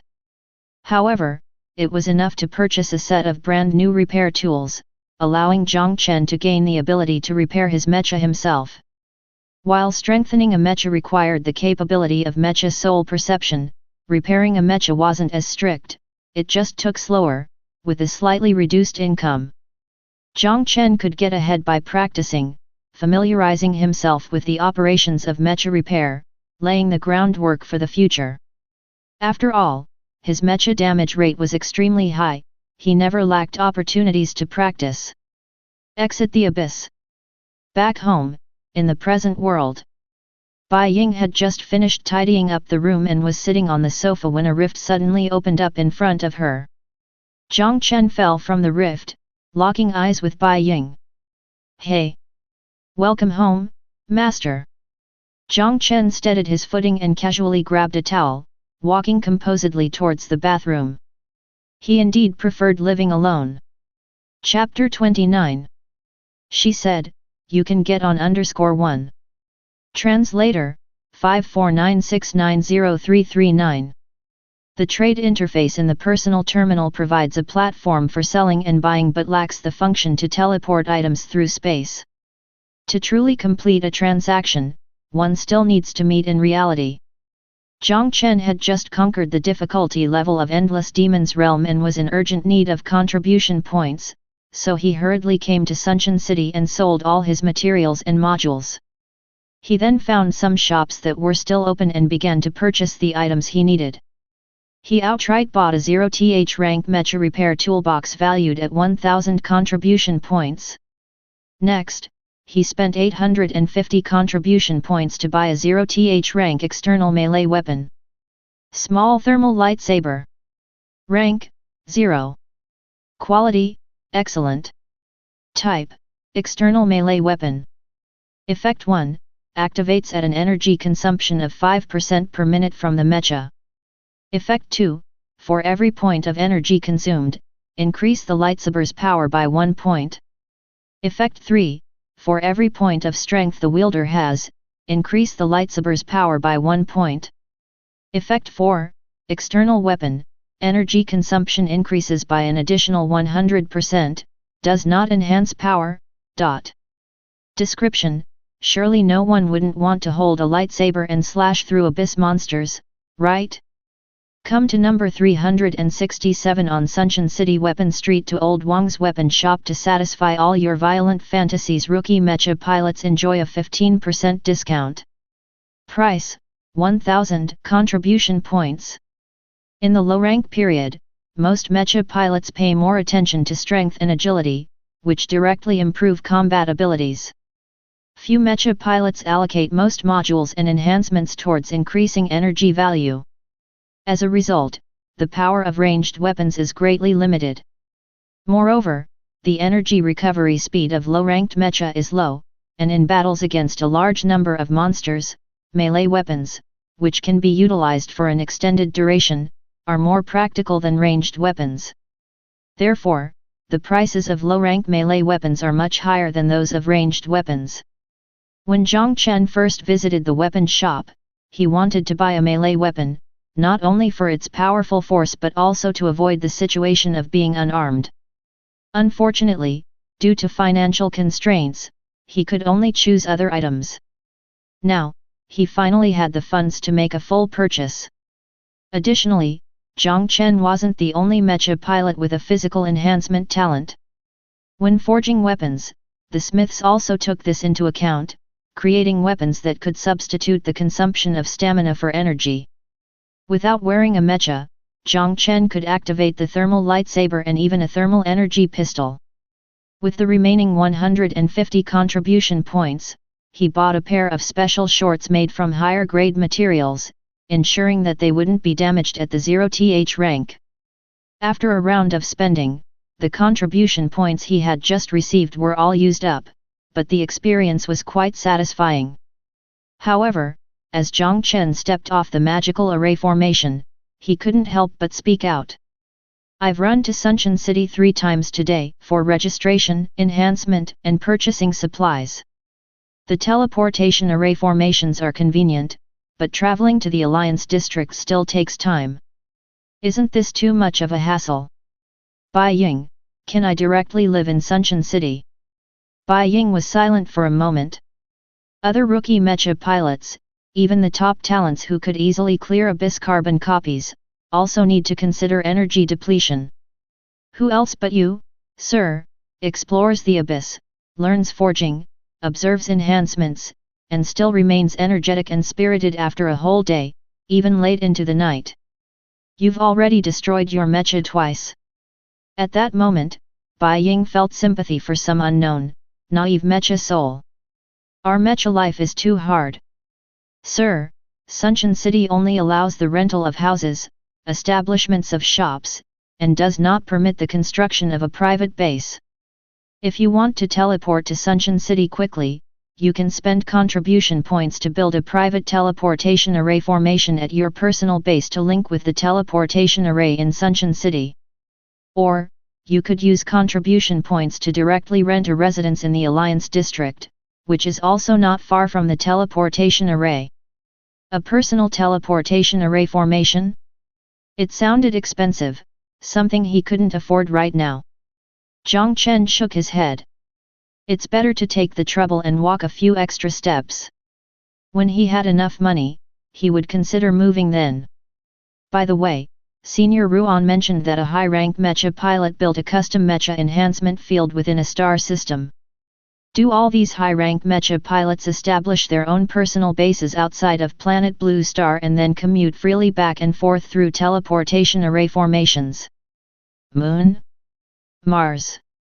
Being able to freely explore exoplanets and establish personal bases, that sounds wonderful. However, the matter of personal bases was still too far away. On the contrary, a store in Sunshine City was closer to Jiang Chen's reach. Once he broke through to first rank, he could rent a store in Sunshine City to sell his high-difficulty abyss spoils and take orders from other mecha pilots. By then, he could have Bai Ying as the store's poster girl, making the most out of every bit of employment fees. Jiang Chen imagined his store thriving more and more, making a fortune every day. It was at this moment that his personal terminal vibrated slightly, and a voice rang out. Abyss atmosphere detected converging nearby, an abyss monster is about to emerge. Estimated strength, 0th rank. According to the Mecha Pilot Peacekeeping Act, please proceed to suppress it as soon as possible. An abyss monster was being born? Jiang Chen quickly took out his personal terminal, and saw the screen had turned into a radar pattern with a red dot representing the abyss monster flashing about 2 kilometers away from him. After confirming the location, he didn't hesitate to shout. Bai Ying. Understood. Bai Ying nodded slightly, turned into a streak of light, and vanished from sight in an instant. Jiang Chen stayed in place, waiting for her return. The greatest use of Sunshine City was not to serve as the headquarters for Alliance Mecha pilots, but to monitor planet Blue Star around the clock. It would mark and judge the abyss atmosphere that spills over before the abyss monsters enter the real world. Then, through the personal terminal, it summons the Mecha pilots near the abyss monster that have the power to defeat the monster, reminding them to go and kill the monster to rescue the survivors. As for issuing a rescue mission within Sunshine City and gathering Mecha pilots to set off for rescue, that only happens when the abyss monster is too strong and there is no one nearby to handle it. Just like when Jiang Chen was attacked on the bus, time is of the essence. If they arrive too late and all the survivors are dead, even after defeating the monster, there would be huge losses. But now, Jiang Chen had a 7th rank bodyguard by his side, effectively forming an oversized safe zone. Any abyss monster appearing nearby didn't require him to make a move, summoning Bai Ying was enough to handle it easily. Just like now, about 3 minutes after Bai Ying disappeared, she flew back. Obviously, she had already solved the problem. Wait a minute. Jiang Chen's gaze sharpened. He saw Bai Ying carrying over her left shoulder a 2-meter-tall orc monster, and in her right hand a middle-aged man, landing in front of him. My lord, Bai Ying has brought back all the abyss monsters and survivors so you can begin the suppression, she said. Chapter 30. He really does, I'm crying to death. _1. Translator, 549690339. Weren't you off to deal with the abyssal creatures? Why did you bring it back like this? Bai Ying already handled it. It's completely paralyzed and has lost the ability to move. It can't threaten anyone anymore. Why didn't you just kill it? Bai Ying followed Master's orders, and the ownership has been transferred to you now. But as I'm still Master's Mecha, you can't absorb the abyssal essence when I kill the abyssal creatures. So, if you take action to suppress it, you can maximize the profits. Pretty considerate. Could you guys put me down before you start chatting? Sorry, Bai Ying, let go. Splat. Bai Ying stood by the roadside, continuously apologizing to the grateful survivor. Although the man didn't know she was actually a 7th rank Mecha, he understood that this little girl was a Mecha pilot, and she had saved his life. Hence, he wasn't angry but was instead thanking Bai Ying and took the opportunity to ask what the abyss was really like.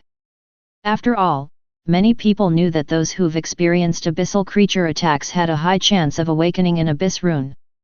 Jiang Chen then drew his lightsaber and, with a swift motion, decapitated the orc, turning it into abyssal essence that dissolved into the air. At the same time, a strand of abyss atmosphere flowed into his palm. You have slain an evil energy orc and obtained a module, evil energy crystal. Your abyss rune has been fully charged. Would you like to initiate dissension now? No. Jiang Chen decisively chose to refuse. Dissension was the trial for a Mecha pilot's rank advancement, allowing one access to deeper layers of the abyss, unlocking Mecha evolution restrictions, and providing new nascent form Mecha. It was an essential path for the growth of every Mecha pilot.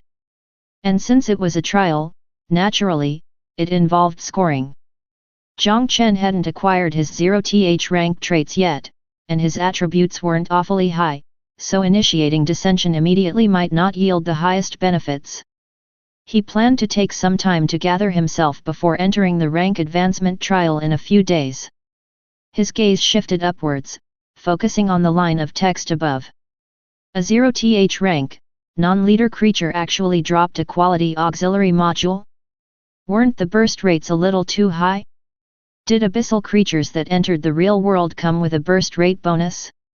No wonder Bai Ying insisted that he be the one to handle the creature, saying it would maximize the benefits. However, Jiang Chen felt a bit helpless. Burst rates and such were fine. He could solo high difficulty abyss scenarios, and the drop rates from abyss leaders were much higher than any real-world creatures, so he hardly cared for these minor creatures. Could the creatures from the real world even drop a supercharge module? The key point was that Bai Ying's behavior seemed a bit naively serious. Or to put it another way, her earnestness and sense of duty made her lack the flexibility typically found in humans. Bai Ying, are all of Senior Ruan's other Mechas like you? Bai Ying was busy explaining the trial rules to the grateful survivor.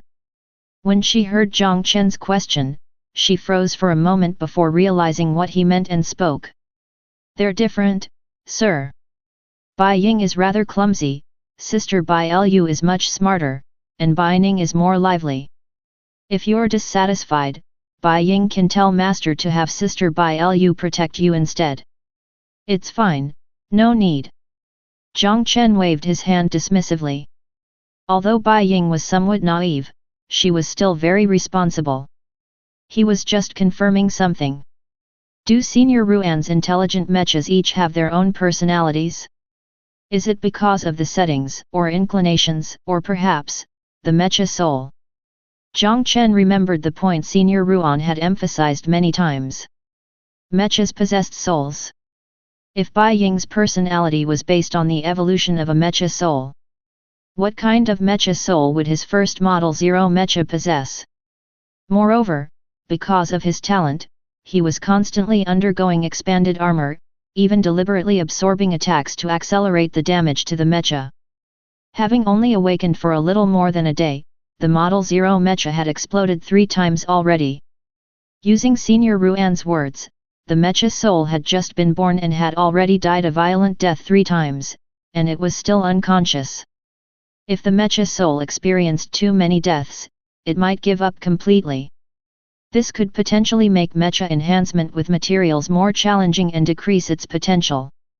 No, I must find a solution. Bai Ying explained the basics of the survival trial to the older survivor. The Alliance's rescue team also received the notification, and a squad quickly arrived to provide follow-up support. However, after waiting a full 2 hours, the survivor did not awaken his abyss rune. Feeling both relieved and disappointed, the older survivor recorded his identity information with the rescue team and then left the place. Jiang Chen didn't stay any longer either, and returned directly to his rented space. The room he rented was a typical single apartment, with no clear boundaries between the bedroom and the living room, and not much space. He looked around and simply straightened up his bed, summoning the Model 0 Mecha onto it. At that moment, the purple and white Mecha was thoroughly shattered, merely cobbled together to retain the shape of a Mecha. It needed to be repaired to be fully restored, to regain its strength once more. Jiang Chen still had a tool for automatically repairing Mechas, but he didn't plan to use it for now, intending instead to repair the Mecha himself. Practice makes perfect. Watching the repair tutorial 10 times is not as good as doing it once with your own hands. Jiang Chen reviewed the essence posts of Mecha repair tutorials several times on the Alliance forum. Finally, he took out the repair tools and began his first attempt. Bai Ying stood by, quietly observing. As a 7th rank Mecha, she had entered numerous Abyss carbon copies and had experienced complete destruction before. She had also watched her master repair other Mechas many times and was thoroughly familiar with the repair process. It can be said that though she was a Mecha and had never truly repaired her own kind, she was nonetheless a master-level theoretical expert. From her perspective, even though Jiang Chen's movements were awkward at first, his strong control over his body allowed him to become adept quickly, and his progress was very rapid. It seemed he had the potential to become a top-tier repair engineer. The problem was, when Master Jiang Chen was repairing the Mecha, not only his hands, but why was his mouth also so active? He was a continuous stream of talk as he worked on the Mecha. 0, hang in there, this might hurt a bit. Ah, it's all my fault, thinking you could face anything alone after I installed the supercharge module and used super premium high-grade materials to enhance you. I didn't expect the enemy to be so formidable. Sorry, 0. As your Mecha pilot, I will find better materials to strengthen you and make you more powerful. That way, one day, you might catch up to my pace. How I wish that when vanquishing the enemy, I'm not alone but have you by my side. I also hope to become a Mecha pilot with a powerful Mecha like others. Let's work hard together, 0. Bai Ying, standing to one side, felt moved to her very Mecha soul, which trembled slightly. So this was what Master Jiang Chen thought? Yes, the master was a Mecha pilot genius who surpassed his master, and he also had a talent for physical enhancement. His own strength and potential actually far exceeded that of the Mecha. Under such circumstances, wearing a Mecha didn't provide him much help. It was more like putting on restraints and could even prevent him from deploying his full defensive capabilities. But still, he wanted to fight alongside the Mecha. That's why he unreservedly spent all his contribution points on Mecha enhancement. As for the Mecha's damage, the Mecha pilot had already given his all to enhance the Mecha. At such a time, should the Mecha blame its pilot for not valuing it enough during combat, not protecting it well and causing it damage? Wouldn't that be putting the cart before the horse? Remember, the primary duty of a Mecha is to protect the Mecha pilot during combat. A Mecha that couldn't even do that had no grounds to harbor resentment against its pilot. Moved in her heart, Bai Ying couldn't help but speak up. Master, you shouldn't blame yourself either, Mechas exist to protect their pilots. Moreover, you don't have a special trait, nor can you communicate with the Mecha soul. I believe that true bonds can transcend traits. Jiang Chen gently stroked the Model 0 Mecha and spoke earnestly. Thinking that he would also need to use a trait to communicate with the Mecha soul in the future, he added another sentence. Moreover, even if I can't feel Zero's presence now, this sentiment will surely reach its soul. Master. Bai Ying only wished she had the function to shed tears. He was truly gentle. Subscribe to Chinese Novel Audiowave. Chapter 31. The Master Won't Blame You _1. Translator, 549690339. The last Abyss coin was converted by the repair device into Abyss atmosphere, filling the cracks in the white armor, and completely healing it. Jiang Chen finally finished the repair work on the Model 0 Mecha. 12 hours. The time he spent repairing the Model 0 Mecha was even 2 hours more than it would have taken using repair tools. As for the benefits, the 12 hours of Mecha prenatal education, whether it successfully reached the Mecha soul of the Model 0 or not, is still uncertain. But it clearly made its way into Bai Ying's heart. Her gaze towards Jiang Chen was filled with nothing but admiration and respect. Sir, most Mecha pilots, without the ability to perceive the Mecha soul, would take at least a day to learn Mecha repair on their first attempt. That's not even counting breaks in between. You only took 12 hours to complete the Mecha's repair, and your talent has already surpassed many others. This quick pace of repair also proved that Lord Jiang Chen indeed devoted all his attention to the Mecha's repair. Without love, this would have been impossible. Bai Ying couldn't help but add another comment. Your intentions will surely reach 0. Jiang Chen nodded but did not respond. After 12 consecutive hours of Mecha repair, even with his constitution, he felt profound exhaustion, as though he could fall asleep instantly. However, instead of sleeping, he crossed the room to the balcony. Opening the window, the midday sunshine poured unobstructed onto his body, warm and comforting, feeling extremely pleasant. Jiang Chen closed his eyes and spread his arms as wide as possible, bathing in the sunlight to the fullest extent. In just 10 minutes, when he reopened his eyes, the feeling of fatigue was swept away, his spirit and energy entirely returned to their peak state. The ability Root Core could speed up the recovery of life force and improve the healing rate of injuries. Under the sunlight, the recovery rate doubled. The ability Blood Demon Transformation could convert life force into spirit and physical strength. Together, the two abilities might not bring direct combat strength, but they could extend endurance to an incredibly exaggerated level. Today's Jiang Chen, even without eating, drinking, or resting, would not be affected in the slightest. Humans need sleep, they need to rest. If you take out these times, an ordinary person's day is only 18 hours or even less. But I truly have 24 hours, able to operate supercharged all day long. Jiang Chen revealed a smile. The Abyss carbon copies had no attempt limits. As long as the Mecha pilot is willing, they could spend the entire day immersed in the abyss, continuously challenging monsters and bosses, acquiring resources. But theory is theory and reality is reality. Ordinary people who work intensively for several hours become wilted in spirit, and their efficiency plummets. When Mecha pilots explore in the abyss and confront bosses, their minds are constantly on edge, and the pressure is much greater than regular work. Even rushing through an SSS class evaluation takes about half an hour, with huge energy depletion. After completing an abyss carbon copy, one needs to rest for a few hours before further exploration is possible. Even if one wants to engage in feverish farming, it wouldn't be feasible. Jiang Chen had no such worries. From now on, please call me the Perpetual Motion Man, Jiang Chen, the Feverish Farming King. Abyss, activate. Sleep? Rest? They don't exist. When I become a big shot in the future, there will be plenty of time to rest. As a newcomer now, as long as I am not sleepy, I must farm ferociously. Even if not for catching up with the pace of the leaders, I must find a way to earn money to pay off debts. Keep in mind, there's a 7th rank Mecha at home that consumes 50,000 contributions daily. Every day of rest is a day of burning money. At this moment, Jiang Chen stood on the balcony, extended his right hand into a fist, and summoned the newly repaired Model 0 Mecha.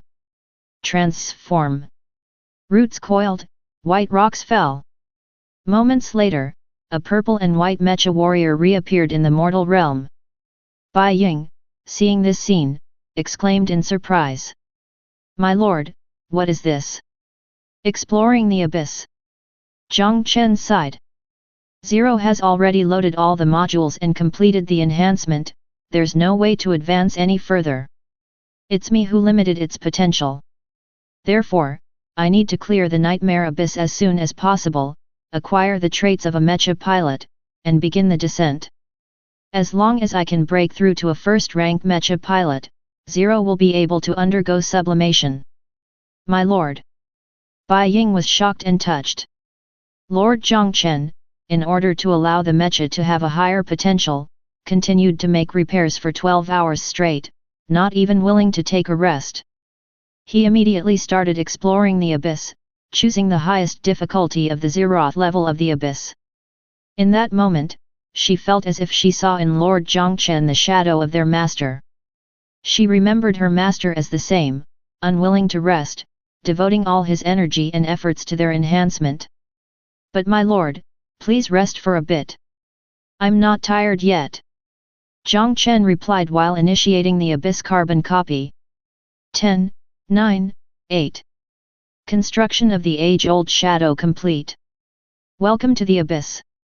Current location, Endless Demons Realm. Level, 0. Difficulty, Nightmare. Mission, within 5 hours, kill the boss, 6-armed Rakshasa. A pitch-black fissure opened in the ruins of the stadium. The purple and white Mecha fell swiftly, knees slightly bent, landing in the center of the grassy field. This landing spot is different again. Stadium. Jiang Chen looked around, clearly somewhat regretful. If the scenery hadn't changed, he could have become more familiar with the environment several times and headed straight for the place where the 6-armed Rakshasa was located to complete the task of killing the boss. Now, he will need to explore the surroundings again, unable to speed through the level at breakneck pace. Of course, the current difficulty of the Endless Demons realm had already reached the nightmare level. At the highest difficulty of the zeroth level abyss, the strength of monsters at the nightmare difficulty level is vastly greater than that of the hard difficulty. Even some genius Mecha pilots in full gear must form teams to conquer it.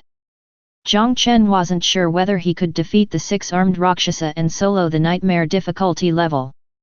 But even if he couldn't defeat the 6-armed Rakshasa, with his exaggerated defense and recovery speed, staying alive for 60 seconds to forcibly exit the abyss was definitely not a problem. With such a powerful enemy, Zero, I won't blame you if you can't hold on. As Jiang Chen was having this close interaction with the Mecha, emaciated little demons began to emerge from the seats and passageways surrounding the stadium. They almost turned into streaks of shadows, dragging long bone swords, rushing from all directions. Jiang Chen stopped interacting, his Mecha's right hand grasped a metal rod, pumping energy into it, and a pale blue laser extended rapidly, forming a slender lightsaber. He swung a newly learned sword move, striking out head-on. Come on, let's see whose blade is sharper. Chapter 32. Already possessing the way to embrace death _1. Translator, 549690339. Gluttonous Goblin. Attributes, Strength 7, Agility 8, Defense 1, Enigmatism 4. Trait, the weakest ghost in the Endless Demons realm, it has shown great power within the Nightmare Abyss, despite its body still being fragile. Weakness, the entire body. Evaluation, a ghost that lives in groups, when the number increases, it becomes extremely threatening. In the Endless Demons realm of easy difficulty, gluttonous goblins had only 2 points in attributes. 1 point in agility, 1 point in enigmatism, they were like ants that could be squashed with a single step. But now, their attributes were nearly identical to those of the 6-armed Rakshasa on easy difficulty.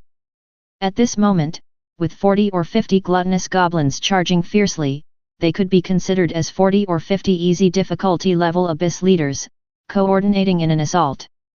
How could an ordinary rookie mecha pilot, relying only on the power of the Model 0 mecha, contend against 40 or 50 leaders? Without a chance to escape from the abyss, they would inevitably be overwhelmed. This is the land of nightmares for ordinary mecha pilots. Jiang Chen concentrated, his extraordinary 14 points of native agility seeming to slow down time itself. The movements of these gluttonous goblins, seen through the mecha's visor, were clearly captured by his eyes. Stepping forward, swinging the sword, slashing down. No fancy sword moves, no special techniques either. Just pure speed brought by agility enhanced to 21 points through the mecha. The purple-white mecha turned into a storm that ravaged across the lawn and finally stopped on the track of the stadium. Behind him, on the lawn, gluttonous goblins were sliced into halves by the lightsaber, their bone knives scattering across the ground with them. Jiang Chen sheathed the lightsaber in the air scabbard, shaking his head slightly. But unfortunately, my growth is far beyond yours. After donning the Model 0 mecha, Jiang Chen's 2 attributes officially broke through 20 points. The only flaw was defense. The mecha itself had only an 8-point defense. In an abyss carbon copy of nightmare difficulty level, even the likes of gluttonous goblins could inflict damage on it. An all-out strike from elite ghosts could directly break through more than 10 points of armor value. If Jiang Chen were to stand still, facing the onslaught of a group of ghosts, in just a few seconds, the mecha would be shattered on the spot. Of course, he wouldn't do that. Whether it was small monsters or leaders that exploded the mecha, both would result in expanded armor, and both could trigger the Undying Barehand talent, bringing attribute enhancements to him. But the latter would clearly be more likely to be accepted by the mecha soul. Looking on the bright side, he could even use this to push the mecha soul to diligently absorb materials, causing the mecha enhancement to evolve in the direction he wanted, to the utmost. And if the mecha became too powerful through mecha enhancement, so that not even a leader could wield enough force to break it, what then? No worries, an enemy that couldn't even break through the mecha didn't deserve to encounter his true form. It was like this now. Jiang Chen had no intention of taking hits head-on. Instead, he pushed his strength and agility to the limit. Aside from a few ghosts with both speed and skill, the rest of the elite ghosts couldn't even touch the mecha before they were directly slain by the lightsaber. During this process, Jiang Chen also appreciated the wonders of the lightsaber. With his attribute enhancement, the lightsaber achieved an astonishing power of 24.5, capable of slicing through anything in the current carbon copy. Even the weapons wielded by elite vile ghosts couldn't stand against the lightsaber. A slight contact would result in it being melted by the laser and cleaved into two. In the Endless Demons realm carbon copy that revolves around weapon combat, it truly was like a peerless divine weapon. wherever the lightsaber went. Whether it was gluttonous goblins or gigantic monsters several stories tall, all were effortlessly sliced open, cut into pieces. This indestructible weapon also awakened Jiang Chen's desire for destruction. Slicing through ghosts, slicing through houses. Even a trash can beside the road had to be casually split in two.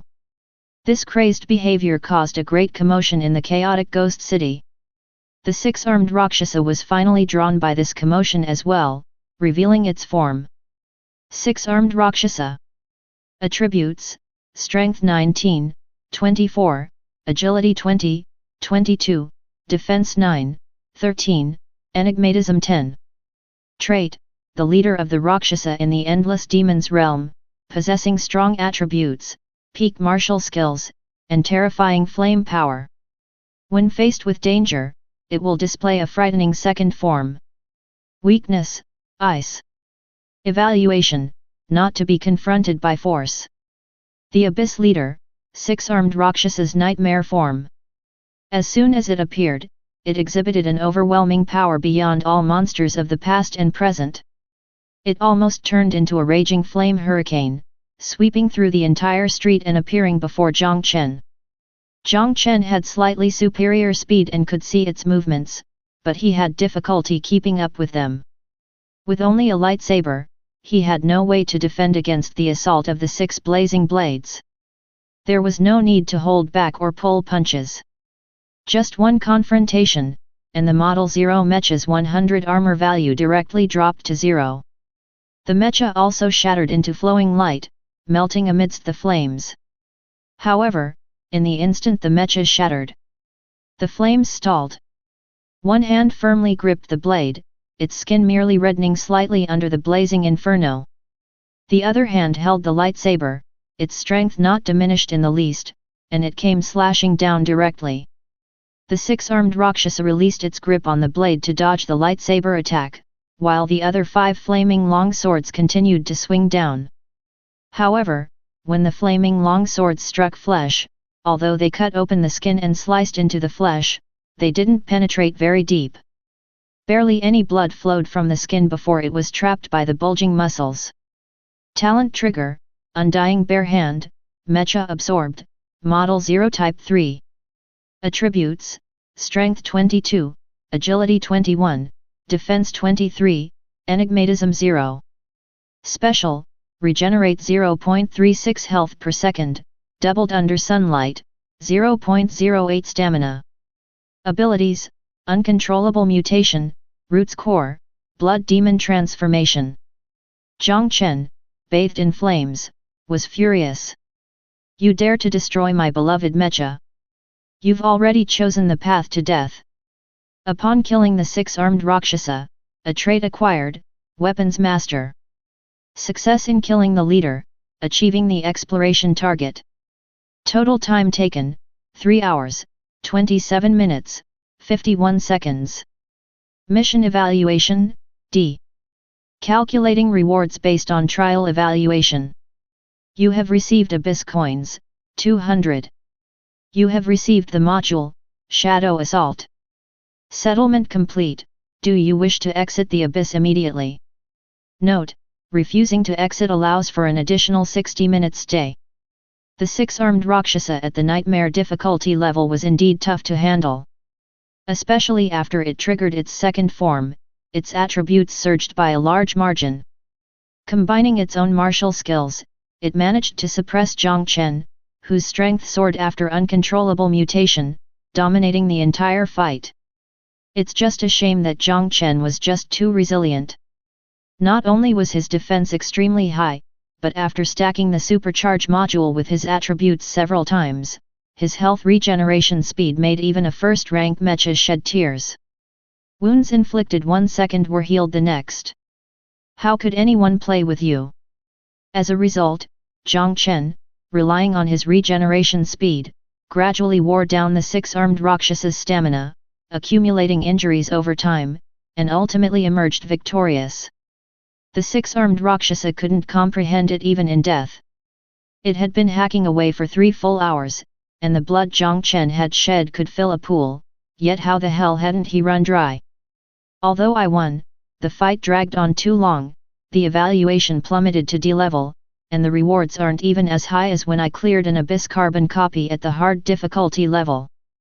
Jiang Chen couldn't help but smile when he saw what the six-armed Rakshasa dropped. A low evaluation affected the settlement rewards. The Abyss leader's own drop rate only related to the difficulty level. This time, after clearing the Endless Demon's Realm at the Nightmare difficulty level, he finally got the weapons master trait he wanted. Keep in mind, during the fight, his attributes were actually much higher than the six-armed Rakshasas. If he could fully utilize his attributes, he wouldn't have needed to spend so much time and could have easily crushed the six-armed Rakshasa outright. Enhancing attribute gains is like indirectly increasing attribute growth. This wave is deeply satisfying. Exit the Abyss. Chapter 33. Just a mortal after all, _1. Translator, 549690339. Welcome home, my lord.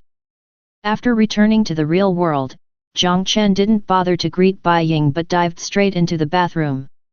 After battling the six-armed Rakshasa for 3 hours, continuously bleeding, drying up, and bleeding again, his body was covered in congealed blood scabs, unbearably uncomfortable. The process of taking a bath washed away all the fatigue along with the blood scabs. His spirit and physical strength had once again returned to their peak. If I absorb the power of Mechas a few more times, I'll be able to fight against the great emperor until the end of time, until even the Dao itself wears away. Of course, to fight fierce enemies, endurance alone isn't enough. After showering, Jiang Chen returned to the living room and sat on the couch. When he clenched his right hand into a fist and then opened it, there was an extra red gem in the palm of his hand. Trait, Weapons Master. Jiang Chen had been coveting this trait for a long time. In the Endless Demon's Realm, not to mention the six-armed Rakshasa, any random gluttonous goblin could crush him in terms of skills.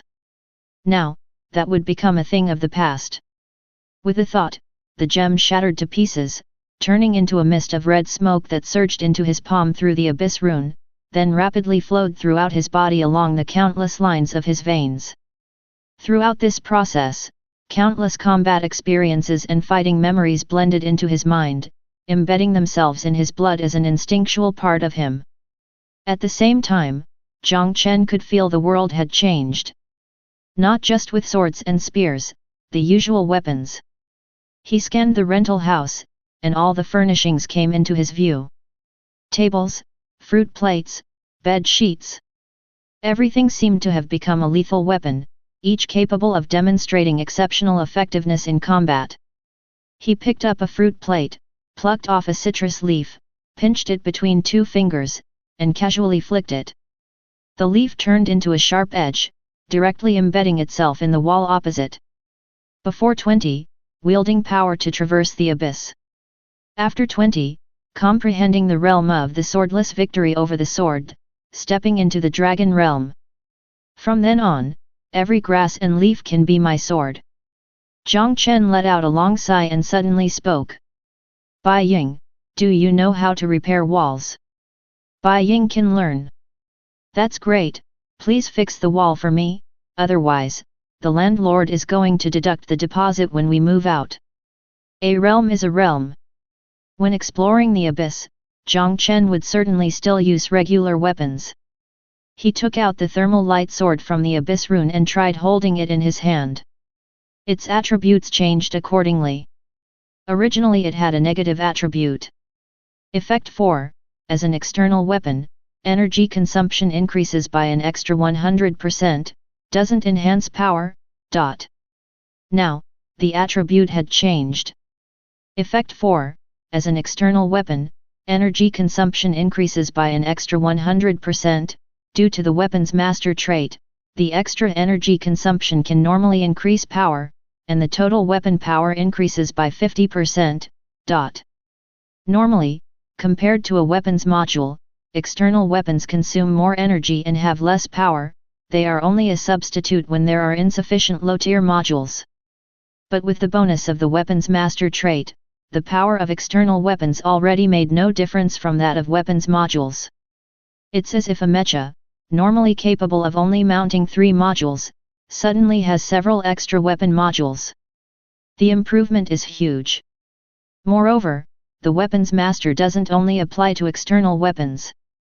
When using the weapons module of the mecha, it can also exert its effect, enhancing weapon efficiency. Taking into account the combat experience and instincts brought by the weapons master. Although my attributes haven't changed, my true combat power has at least doubled. If I enter the Endless Demon's realm at the nightmare difficulty level again, even without increasing my attributes, I can easily defeat the 6-armed Rakshasa. Jiang Chen was extremely satisfied. Of course, he had already obtained the traits he desired and didn't plan on tormenting Master Luo anymore. Now that the Mecha enhancement was at full value, he had gained the traits he wanted, and his attributes had increased significantly. It was time to prepare for the rank advancement trial. After all, once the Mecha completed its first rank sublimation, its attributes would at least increase by 10-fold. Compared to grinding attributes and lingering in the abyss at 0th rank, the growth rate would be much faster. First, let's repair the Mecha. Uncharted planet. Within the area covered by the Life Dome, a metallic mechanism towering over 100 meters stood erect amidst the jungle. A blonde, blue-eyed man floated in front of the Mecha's head on an anti-gravity board.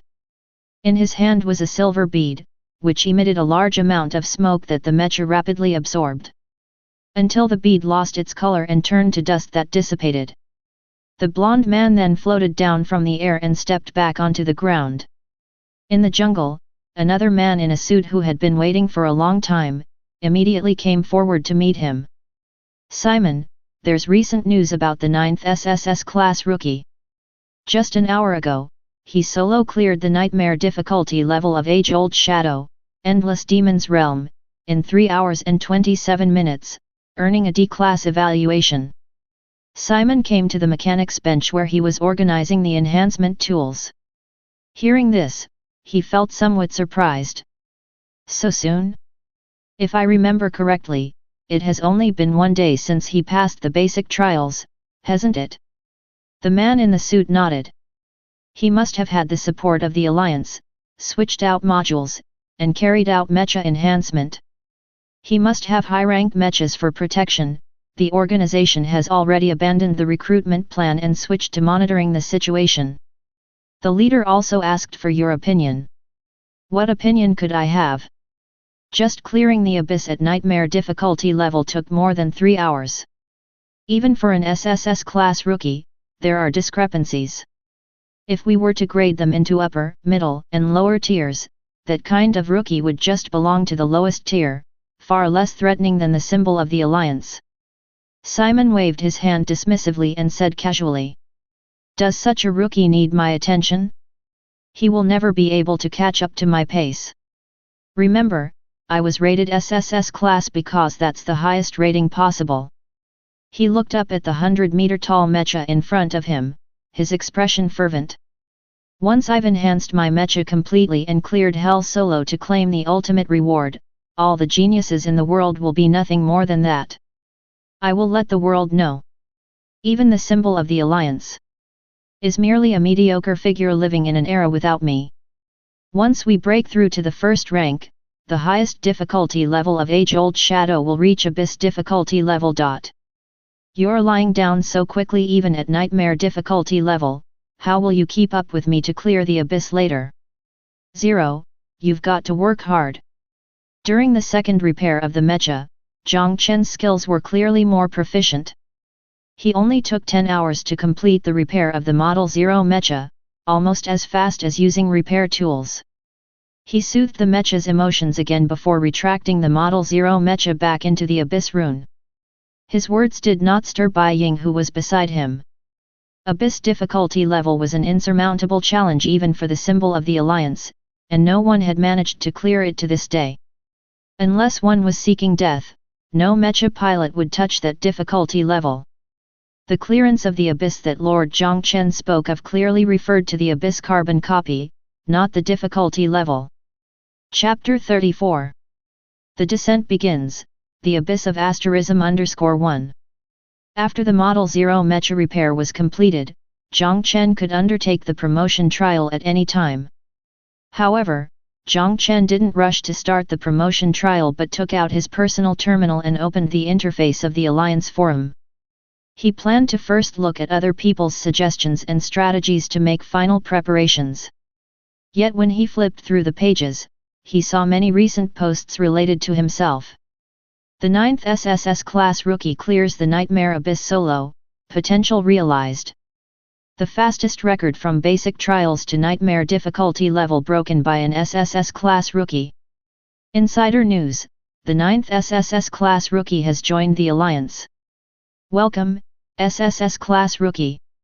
Jiang Chen clicked and glanced through a few posts, and found that his record of clearing the Endless Demon's Realm at Nightmare difficulty level solo had caught the attention of some Mecha pilots, sparking intense discussions. Some praised the rookie as a monster for clearing Nightmare so quickly. Some said that the clearance rating was low and the rookie's talent was average, not much stronger than SS class. Opinions were varied, with all the topics centered on this SSS class rookie. As the center of discussion, Jiang Chen casually browsed through a few posts and then closed them. He had understood that once he knew the Abyss would record everything, it was impossible to keep hiding his genius. Even if he didn't clear the Abyss, he was an SSS class rookie on the same level as the symbol of the Alliance, attracting considerable attention with every move. That's why he no longer cared about these things. Others knew he had cleared the Nightmare Abyss solo. This was just the beginning. One day, the little rookie would clear the Abyss difficulty level for you to see. As for now, happily farming attributes, do not queue. Jiang Chen directly ignored these discussion posts and clicked into the featured posts. As expected, he found posts regarding the promotion trial. These featured posts thoroughly analyzed the promotion trials from various angles such as background, difficulty, ratings, secrets, and rewards. They aimed to ensure that every Mecha pilot who wanted to attempt promotion had a comprehensive understanding of the trial. And again, they stressed that without sufficient confidence, it was better to be stuck at a bottleneck than to attempt promotion rashly. Because the promotion trial only had two outcomes: breakthrough success, or eternal fall into the abyss. There was no such thing as trying again after failure. Of course, the trial from 0th rank to 1st rank was the most basic promotion trial and not so perilously extreme. As long as one didn't make foolish mistakes and acted cautiously, even an ordinary Mecha pilot had a breakthrough probability of over 99%. Jiang Chen was not an ordinary Mecha pilot, but in pursuit of a higher rating, he would definitely act recklessly, so he took the strategies very seriously. Especially the ones about settings and secrets, he committed firmly to memory. Next, he made another trip to Sunshine City, where he sold all the modules and materials he didn't need to the materials shop and exchanged them for 10 first-rank repair tools. These repair tools were effective for repairing mechas below 1st rank. And when repairing a 0th rank mecha, it only required 7 hours of repair time. The time limit for the promotion trial was even longer than the basic trial, reaching a staggering 10 days. During this process, if the mecha broke, Jiang Chen might not have time to repair it himself, so having repair tools ready in advance was safer. As for why not prepare even more tools? If the armor exploded 10 times, and he stacked attributes 10 times, yet still couldn't push through the promotion trial, then it could only suggest that the difficulty level of the trial was truly formidable. After completing all the preparation work, Jiang Chen returned home. Bai Ying couldn't help but speak up. "Master, are you really going to start the promotion trial now? Isn't it a bit too hasty? How about preparing for a few more days?" It had only been a little more than a day since Master completed the basic trial. At such times, some rookie Mecha pilots with weaker bodies were still exhausted from the basic trial, in a deep sleep, yet to awake. Yet, the Master had already conquered Nightmare and was ready to advance. This astonishing speed was unheard of even for Bai Ying, a 7th-rank Mecha pilot. Jiang Chen, however, felt nothing special. I'm already fully enhanced, fully loaded with modules, and fully endowed with traits. Continuing to prepare, at best, would mean grinding the nightmare abyss to accumulate some contribution points or something, which isn't very efficient. It's better to break through earlier and unlock the upper limit. That way, Model 0 would also have the chance to be sublimated. Even if I have to farm the abyss, it's better at the 1st rank level. What's the point of farming 0th rank nightmare? It's just a garbage instance where you can't even get a supercharge module. Jiang Chen looked at Bai Ying, and another thing came to his mind. Right, Bai Ying, if I undergo the rank-up trial, I won't need your protection. During this period, there shouldn't be any charges, right? Bai Ying was at a loss for words for a moment. Could it be that the adult is in such a hurry to improve his strength because the employment cost is too high, and he wants to repay the commission as soon as possible? There will be charges. The contract took effect the moment I came over to protect you. No matter whether you are in the abyss or the current world, as long as I haven't completed my mission and returned to my master's side, the contribution will continue to accumulate. How about you go back for a few days? Once I finish the rank-up trial, you can come back. Jiang Chen looked at Bai Ying's blank expression and sighed. Never mind, you better wait here for me. Damn, leveling up is really expensive. Jiang Chen clenched his right fist and touched the abyss rune. Transformation, begin descending into the abyss. The surging abyss atmosphere erupted from the abyss rune. Part of it enshrouded Jiang Chen, generating tendrils and white rock, forming the Model 0 Mecha. Another part materialized into rows of text before his eyes. Descent into the abyss will begin shortly. 10, 9, 8. The countdown reached 0. This time, no abyssal rift opened under Jiang Chen's feet. In his perception, time seemed to have stopped flowing. The expression on Bai Ying's face, the dust in the air, even his own movements, all froze at this instant. An invisible force seemed to pull him out of his body, transforming into a viewpoint made of spiritual energy. His viewpoint punctured the ceiling, pierced through the floors, blasted through the high-rise building, and kept rising upward. To be precise, it was not rising. It was falling. Heaven and earth appeared inverted, the endless sky turned into a boundless sea of blue, and the white clouds became islands. Jiang Chen felt the gravity from the sky pulling him upward, plummeting faster and faster.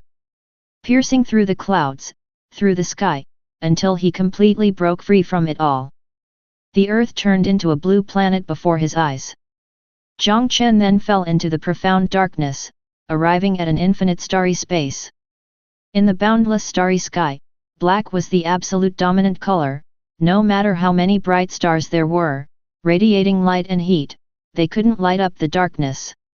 Instead, against the backdrop of darkness, it was as if one was in a bottomless abyss. Only able to emit fragile, easily extinguished light. The farther away, the fewer the lights, the more dim. The deeper the darkness. Under the influence of gravity, Jiang Chen drifted away from the stars and plunged into the deepest abyss. Until he broke through some sort of barrier, the infinite starlight suddenly dimmed by a great deal. His falling speed then gradually slowed, heading toward a particular star, a particular galaxy, a particular planet, through the atmosphere, into the high-rise building. Until he fell back into his own body. Jiang Chen opened his eyes and saw through the Mecha's visor an unfamiliar planet, an unfamiliar land. Welcome to the Abyss. Chapter 35. Welcome to the End _1. Current location, Day of Revival. Level, 1. Difficulty, Trial. Task 1, Survive 10 days. Task 2, Persevere for 10 days. Description: in the new era, steam technology has been widely applied. Steam behemoths, constructed from gears, pistons, and propellers, ascend the stage of history. airships, steamboats, submarines, robots, cities in the sky. However, the transcendent has not vanished, enigmatism has not disappeared, and ancient gods have awakened from the sea abyss, unleashing their wrath upon humanity. This is the final glimmer of civilization sparkling in the abyss. Friendly reminder, Abyss Descent Trial, completing any task allows escape.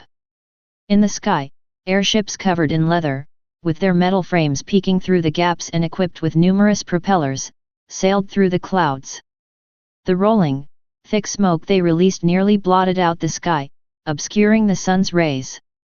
Under the shadow of the smoke, neatly arranged houses with pointed roofs formed an orderly and bustling city. On the stone-paved roads, there were not only horse carriages speeding along but also metal automobiles. There were also bulky robots, nearly 2 stories tall and covered in iron plates, lumbering forward under the control of their pilots. The exhaust they emitted drifted upward, mingling with the thick smoke from the airships. Looking further out towards the nearby coast, a great number of metal ships were docked at the port. Purple and white Mechas stood atop the rooftops, their visors reflecting these scenes. Steam World. Jiang Chen gazed at these cumbersome machines without any disdain. Although any modern machinery brought over from planet Blue Star could easily surpass these creations technologically. But this was the abyss. Just like the description of the trial scenario indicated, this place was not only home to steam technology but also to transcendent powers and even age-old deities. As a result, these steam machines also possessed a hint of enigmatism, wielding power far beyond their construction, even integrating into the transcendent system. To put it simply, they were the product of a merger between technology and the unknown. The modules produced by this type of abyss carbon copy also came with similar effects. However, Jiang Chen wasn't concerned with these at the moment. What interested him was the background. In typical circumstances, abyss carbon copies, including the basic trials, seemed to be derived from snapshots of the world after the collapse of civilization, evolving into the age-old shadow. The Abyss Descent trial was wholly different. Looking down from the high-rise, one could clearly see figures clad in different and wondrous attires walking down the streets or conversing at the roadside. The civilization here had not yet perished, but was on the eve of a world-ending calamity. This moment was the last afterglow of civilization. 2 tasks, both have a time limit of 10 days, yet the keywords are not the same. One is to survive, the other is to endure. The former refers only to the individual Mecha pilot, regardless of what happens to the trial world, as long as one is alive, the task is deemed completed. The latter represents the civilization of the trial world. After 10 days, if the civilization of the trial world still retains the last spark of life, the task is considered completed. Jiang Chen had done his homework in advance.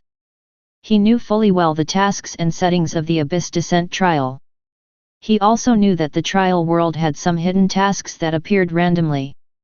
Completing those would grant him generous immediate rewards. Moreover, one could also communicate with the civilization within the trial world to acquire knowledge and power. The teleportation array used by the Alliance's Sunshine City was obtained by a high-rank Mecha pilot from the blueprints found in a magic world. If regular age-old shadows are just about grinding through hordes of enemies to defeat the Abyss leaders, with rewards essentially obtained through combat, then the Abyss Descent trial is like an open-world sandbox, filled with randomly generated question marks. Jiang Chen naturally wanted to achieve a high evaluation and gain substantial profits in the Abyss Descent trial. However, it's not that simple. Facing a disaster capable of destroying civilization, surviving for 10 days was one thing, but to continue the torch of civilization was quite complex. To meet the requirements, just leaving behind a pair of Adam and Eve was certainly not enough. Only with a sufficient population base, could a race continue to thrive. Moreover, a civilization needed not just life, but also to preserve a certain level of knowledge, without too many gaps. Jiang Chen stood on the rooftop, organizing his thoughts. This suit of purple and white mecha drew the attention of the pedestrians below. Compared with the bloated robots on the street, the Model 0 Mecha, modified and fortified with modules, appeared slim and symmetrical, its surfaces adorned with patterns that exuded an enigmatic aura. Just the appearance alone was very eye-catching. It looked multiple grades higher. The people couldn't help but stop in their tracks, pointing at the Mecha and murmuring among themselves, their eyes filled with curiosity. They gathered into a crowd, blocking the road. A carriage stalled by the crowd made the tailcoat-wearing gentleman inside slightly frown, following the people's gazes, his eyes lit up as well, caught by the allure of the Mecha. He stood up, took his cane, and tapped the air in front of him. The next moment, his figure flickered, and he appeared directly on the rooftop, standing before the purple and white Mecha. Kade sa oike. Jiang Chen had his train of thought interrupted and turned his head. He then saw the gentleman in the tailcoat, speaking enthusiastically about something, but he couldn't understand a word. He took out the external translation device he had prepared in advance and attached it to the side of the Mecha's shoulder. The gentleman's words were quickly translated into a language he could understand. The design of this Mecha is streamlined and handsome, far better looking than those bulky contraptions. I wonder how far your invention has progressed. I could fund your research. Turns out he was interested in his Mecha. Jiang Chen came to a realization and shook his head with a chuckle. Even if I could accept your funding, you no longer have the time. What do you mean? The voice had been converted into the language of this world by the translation device. The gentleman in the tailcoat still couldn't grasp the meaning behind his words. Just then, a loud bang drew everyone's attention. The people on the street followed the sound, but their line of sight was blocked by houses, instinctively raising their heads. Screams erupted. They saw thousands of huge tentacles, each incredibly thick and covered with slimy fluid and suckers, strike the sky like lightning, firmly ensnaring the steam airships flying overhead. And then, they flung them downward. The steam airships, like giant beasts of the sky, were utterly powerless against such monumental force, falling uncontrollably, crashing into the city. Boom! Explosions, hurricanes, flames, smoke, and dust. Just a moment ago, the thriving civilization seemed to be hit by a strong wind. The next, it began to crumble. The people on the street had no idea what was happening, no longer concerned about the purple and white Mecha. They either screamed and dodged or stood trembling with fear. Only the gentleman in the tailcoat on the rooftop could see what was happening far out at sea, countless tentacles breaking through the surface, pulling airships down, dragging iron giants like ships into the depths of the sea abyss. What in the world was that? The gentleman's scalp tingled as an innate fear from the depths of his soul made him shiver uncontrollably. At this moment, the purple and white Mecha beside him spoke again, drawing back his attention. Welcome to the end. I'm from beyond, here to preserve the seeds of civilization. You may call me Tian Qi. Chapter 36. The Night Chasing the End _1. Translator, 549690339. Jiang Chen saw the tentacles that originated from the deep sea and didn't feel much fear. From the strategies he had consulted in the present world, combined with the descriptions of the trial, he had already guessed the general backdrop and even the process of the trial.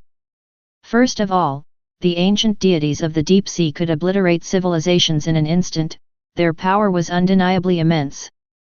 But the stronger they were, the less threatening they became. After all, this was just an advancement trial for rookie Mecha pilots. Even an SSS-class rookie wouldn't be enough to face an ancient god in 0th rank Mecha. Unless the Mecha pilot sought death themselves, deliberately dancing on their face, then they would merely be a backdrop. In other words, the ancient gods have been living on this planet, even longer than human civilization, just in a constant slumber. The progression of events is nothing more than an ancient god waking up to find his home infested with steam mosquitoes emitting pollution, getting up grumpy, casually swatting them dead, and going back to sleep. Perhaps the time they were awake was only for the brief moment just now. However, Even if the ancient god falls back into slumber, the matter is not over. Their casual actions have already completely collapsed civilization and order, probably even disturbing other creatures in the deep sea, causing them to flee to the land. It's these creatures that the Mecha pilots truly need to face, monsters capable of destroying civilization. Having understood these things, Jiang Chen had also completely clarified the logical flow of this promotion trial. He alone could not save the entire civilization. 10 days was too short, it was impossible to traverse the planet in time. What he could do was to use the power of the Mecha to occupy a certain area as a stronghold. Gather the survivors, resist the monsters of the abyss, and hold out until after 10 days, preserving the last ember of civilization. In such circumstances, a special identity was very necessary. It could quickly earn the trust of others, as well as establish authority, sparing many troubles. Just like now, the gentleman in the tailcoat, trembling with fear from the sudden catastrophe, at a loss, turned to look at Jiang Chen in astonishment after hearing his words. Apocalypse. In this world, there were also myths and legends of end times and doomsday. Among them, the term apocalypse corresponded to the knight who rides misfortune and brings about the end. This man calls himself Apocalypse. What kind of madman with a mental illness? No. The gentleman in the tailcoat looked toward the dock. All the steel behemoths had vanished without a trace, the area was now submerged by the tide, and the endless tentacles remain vivid in one's sight. Such events could overturn anyone's understanding, reshaping their entire worldview. This was not a myth, not a legend. It was the reality unfolding. Calamity was descending, the end had arrived.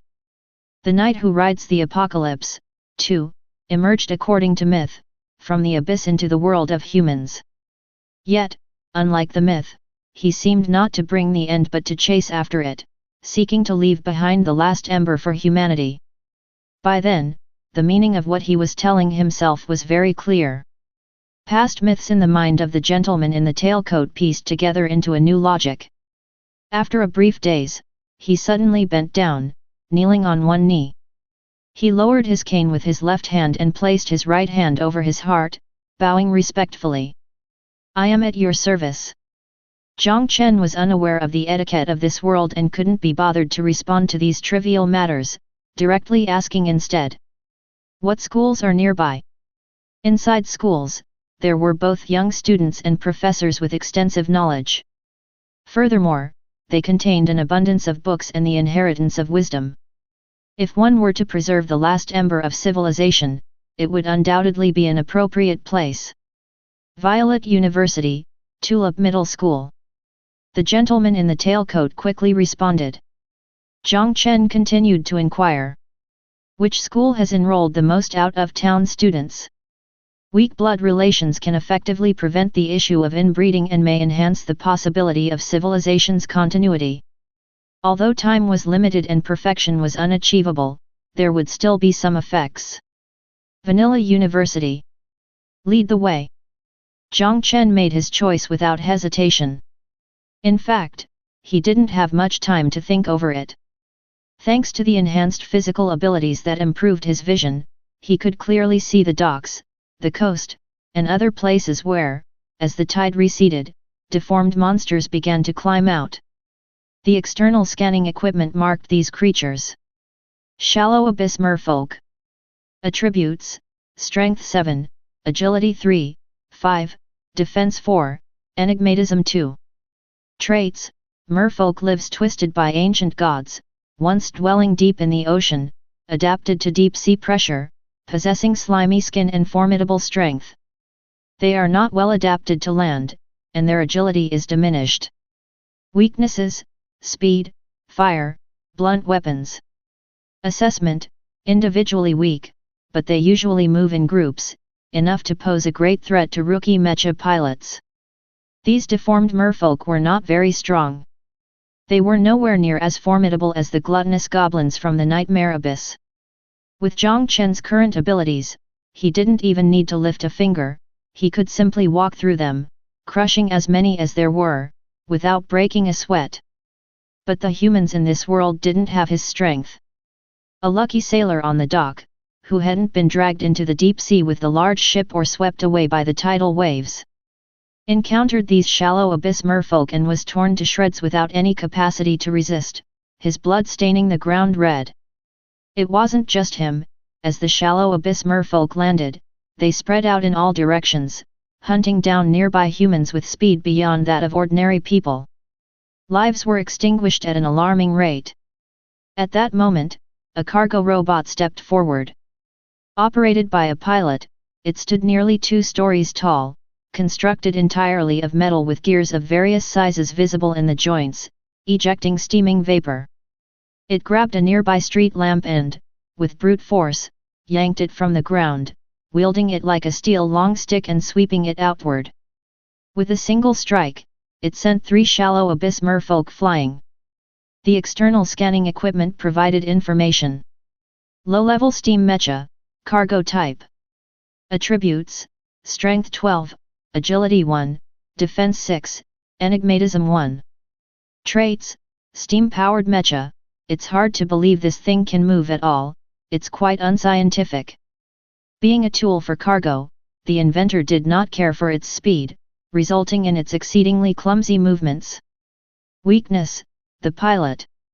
Assessment: great strength, solid defense, but the exposed pilot makes it clear this machine is not hard to deal with. Just as the scanning equipment's information showed.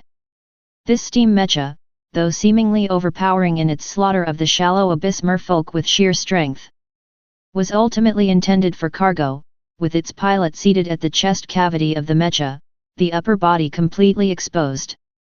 A few shallow abyss merfolk swarmed it, easily climbing the mecha and pulling down the pilot, tearing him apart immediately.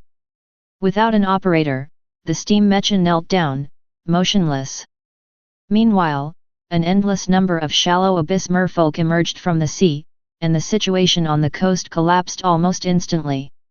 And all this was just a microcosm of the entire planet's civilization. Jiang Chen had no time to delay.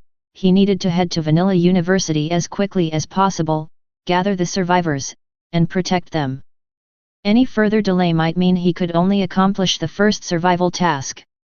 As he was about to leave, he looked at the pedestrians on the street who were at a loss and offered one more piece of advice. If you want to survive, come to Vanilla University. Having said that and without caring how many people listened, he picked up the tailcoat gentleman and hurried toward the university. Chapter 37. Seed of Civilization, Transcendence Bloodline _1. Translator, 549690339. The gentleman in the tailcoat originally planned to teleport to hurry on his way. However, just as he pointed in a direction, he was grabbed by Jiang Chen and tucked into the crook of his arm. Before he had a chance to speak, he felt a tremendous propulsive force.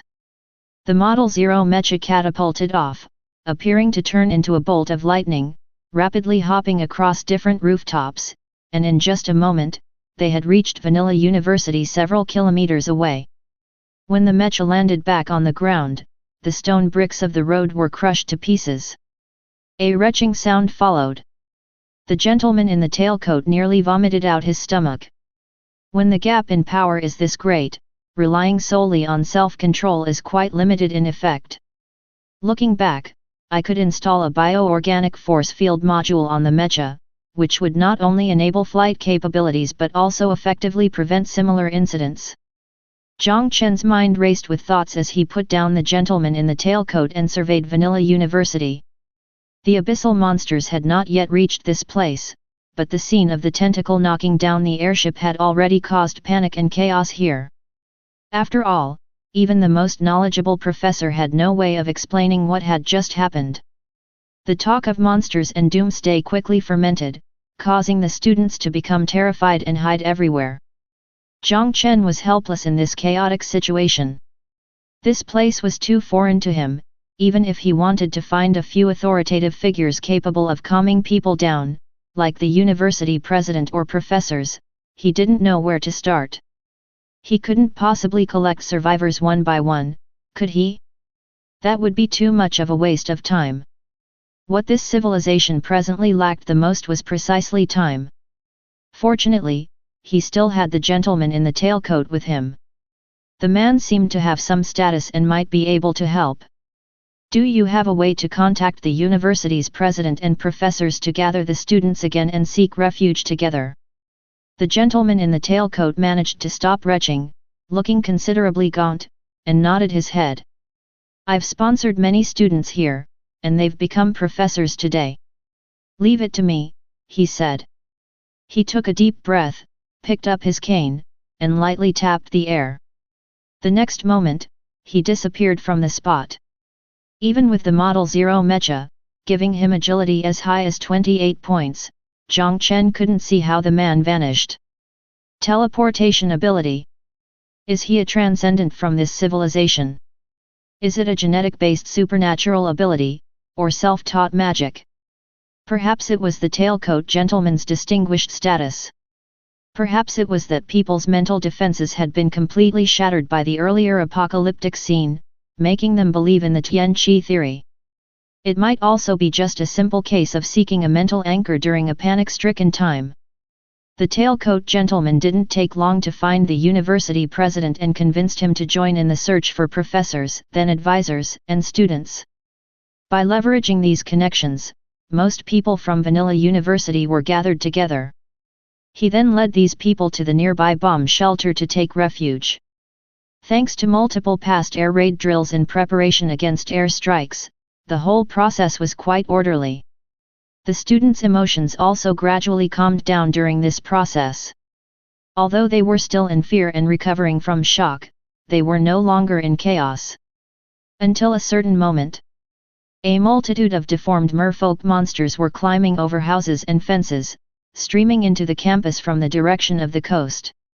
A 5 to 6 meter tall monster with a body covered in black soft hair also followed the merfolk out of the end of the road. It held a street lamp as a weapon in one hand, and half of a corpse in the other. The creature's head split open vertically down the middle, turning into a vicious maw brimming with sharp teeth, and tiny tentacle-like limbs stretched out from the center, entangling the half-corpse and pulling it inside. External scanning equipment initiated tagging. Shallow Abyss Giant. Attributes: Strength 14, Agility 7, Defense 10, Enigmatism 1. Features: as an aberration life form of ancient gods, it possesses great strength and amazing defense, usually appearing alongside shallow abyss merfolk. Weakness: the heart is located in the lower right abdomen, shattering it will kill. Evaluation: with powerful strength and outstanding defense, it is not advisable to engage in close combat. Abyss monsters capable of destroying civilization are clearly not just shallow abyss merfolk. With the passage of time, increasingly powerful monsters were emerging from the sea abyss, coming onto land. Even air raid shelters could not withstand the attacks of these monsters. However, Jiang Chen had never thought that the air raid shelters alone could preserve the seed of civilization. He was the true line of defense. Just like now, the professors and students, who had just calmed down a bit, had their fear reawakened upon sighting these horrific, misshapen monsters. At that moment, Jiang Chen moved. He transformed into a blinding purple and white lightning bolt, rushing forward, and arrived directly in front of the shallow abyss giant, stepping on its chest to reach its head. He grabbed its skull by the mandibles and pulled hard to both sides. Rib.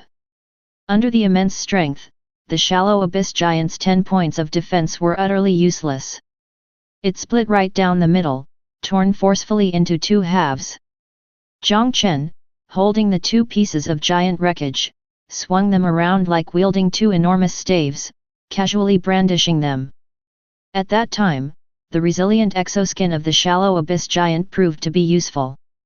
It easily crushed the shallow abyss merfolk, turning them into splashes of blood, with the exoskin itself unscathed. Weapons Master Trait, activated. You make a handy weapon.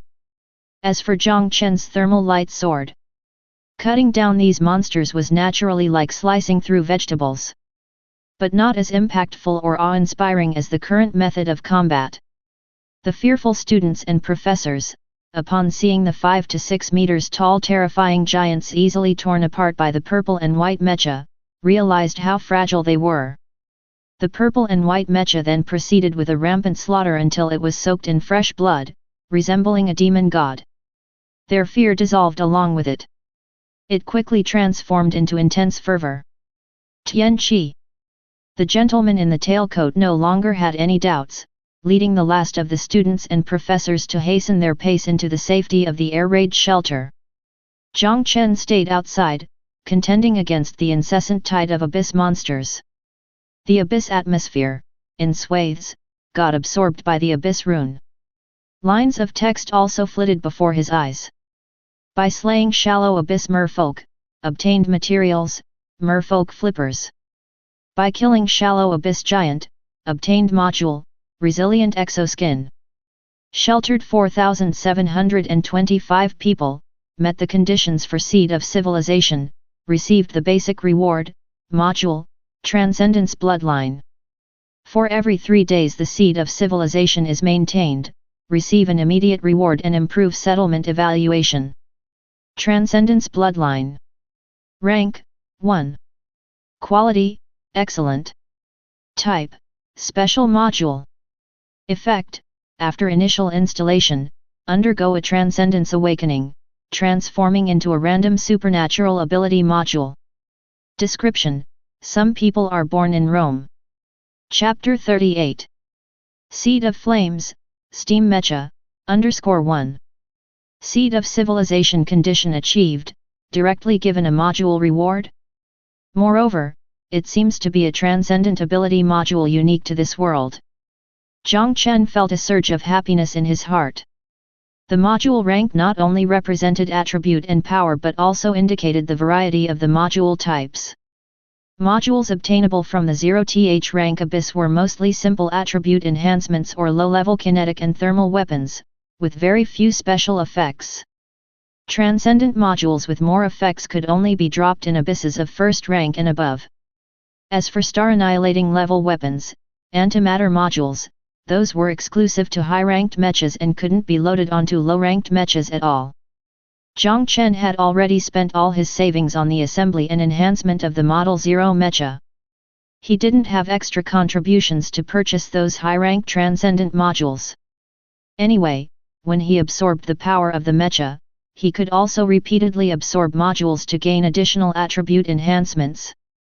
The impressive recovery ability that had Master Luo chopping for 3 hours until his knife became blunt was gained by repeatedly absorbing the Roots Strengthening module. Even if it lacked a bit of variety, it didn't affect his own growth.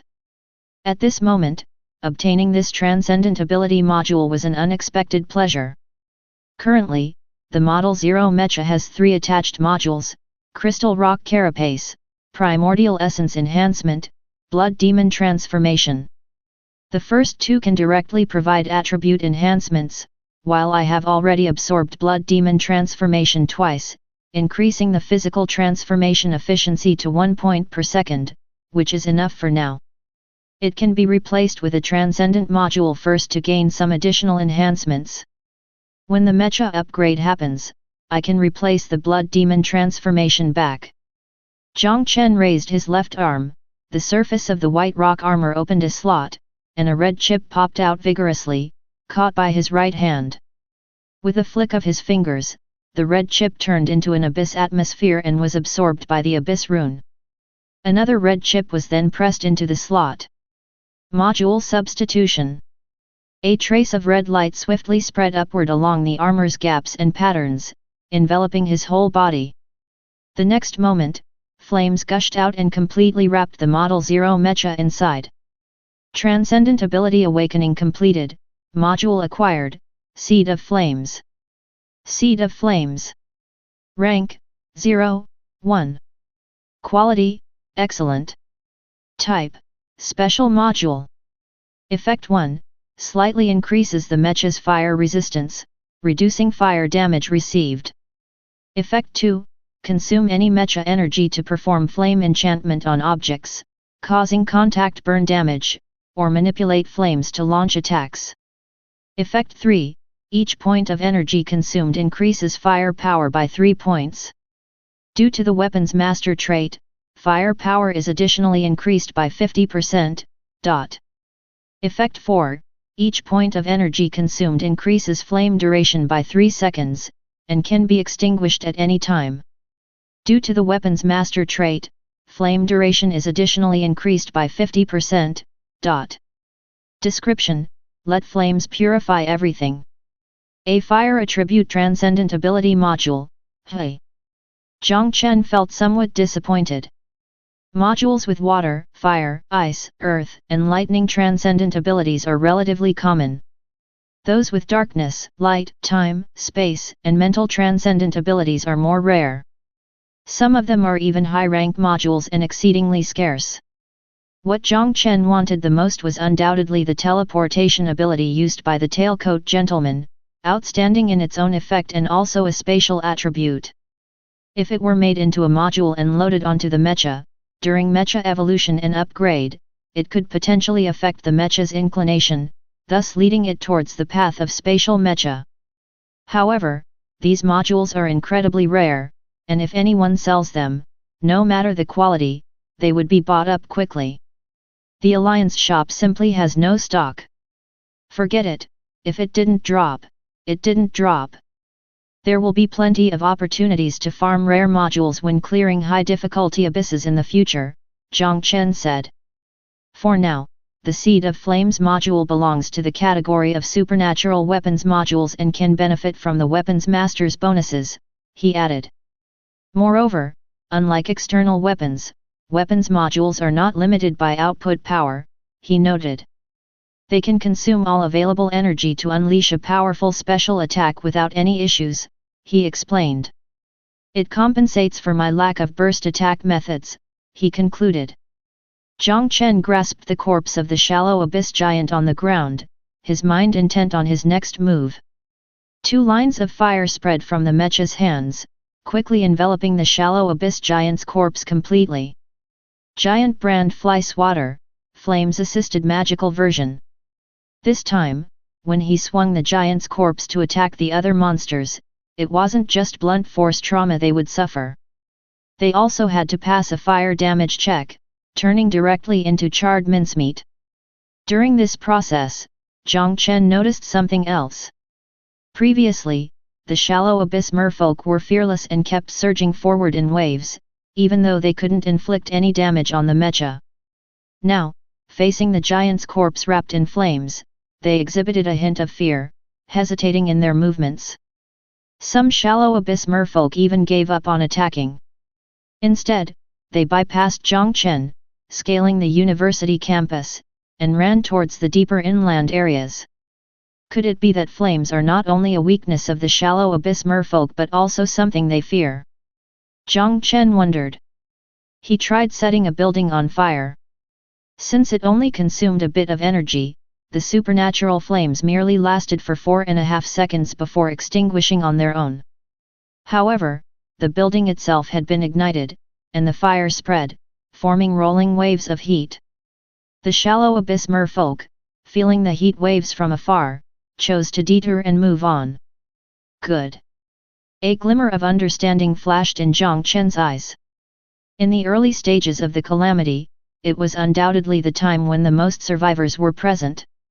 Even with a large number of shallow abyss merfolk around, it was possible some people had hidden in sealed basements or similar places, thus briefly surviving. If Jiang Chen went to rescue these people and brought them to safe shelters, he might fulfill hidden conditions and receive additional rewards. It was conceivable that rare spatial or temporal type supernatural modules might simply materialize unwittingly. However, leaving this place at random could cause the air raid shelter to lose its protection. Even in the early stages of the calamity, when powerful abyss monsters were scarce, there was still a risk involved. Now that Jiang Chen knew flames could drive away the shallow abyss merfolk, he could use this feature to add a temporary layer of defense to the shelter, greatly enhancing its safety. That would give him the opportunity to explore the surroundings during this early period and attempt to secure additional rewards. I should secure the defenses first, he mused. In this world, steam machinery and transcendence were mainstream. Therefore, there was no shortage of flammable materials that could burn for a long time. Jiang Chen scoured the area for coal, kerosene, and other combustibles, stacking them in a circle around the entrance to the bunker. While he was preparing, he suddenly heard a series of thunderous crashes, the sound of buildings collapsing. New monsters? Or something else? Jiang Chen stopped what he was doing and quickly climbed to the top of a tall building, reaching a high vantage point nearby. Following the direction of the boom, he looked into the distance. There, a steel behemoth, 10 meters tall, stood towering over the city, emitting boiling steam all over its body. In front of it, the shallow abyss giants looked like mere children, utterly dwarfed. The steam behemoth swung its iron fist, grabbing a shallow abyss giant by the head and violently smashing it into a nearby building. Chapter 39. The first day ends, night falls. _1. Medium-scale steam mecha, battle type. Attributes: Strength 24, Agility 10, Defense 15, Enigmatism 4. Features: a steam-driven mecha, with a massive body over 10 meters tall, it boasts tremendous strength and remarkable speed, as well as the capability to be outfitted with an array of weapons. Though it lacks flexibility, this flaw can be compensated for through coordination with smaller steam mecha, making it an undeniable war machine. Weaknesses: flexibility, power furnace. Evaluation: a powerful steam mecha, but too conspicuous, easily targeted by abyssal monsters, not recommended for rookie mecha pilots. When it came to raw strength, this steam mecha had surpassed even Master Luo at the nightmare difficulty level. Add to that its massive size, and it exhibited extreme brutality as it fought against the shallow abyss giant. It completely dominated the giant, casually throwing it into the ruins of buildings, mercilessly crushing its chest into a mush.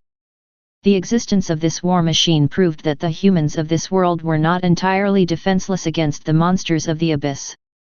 Unfortunately, the number of abyssal monsters was endless.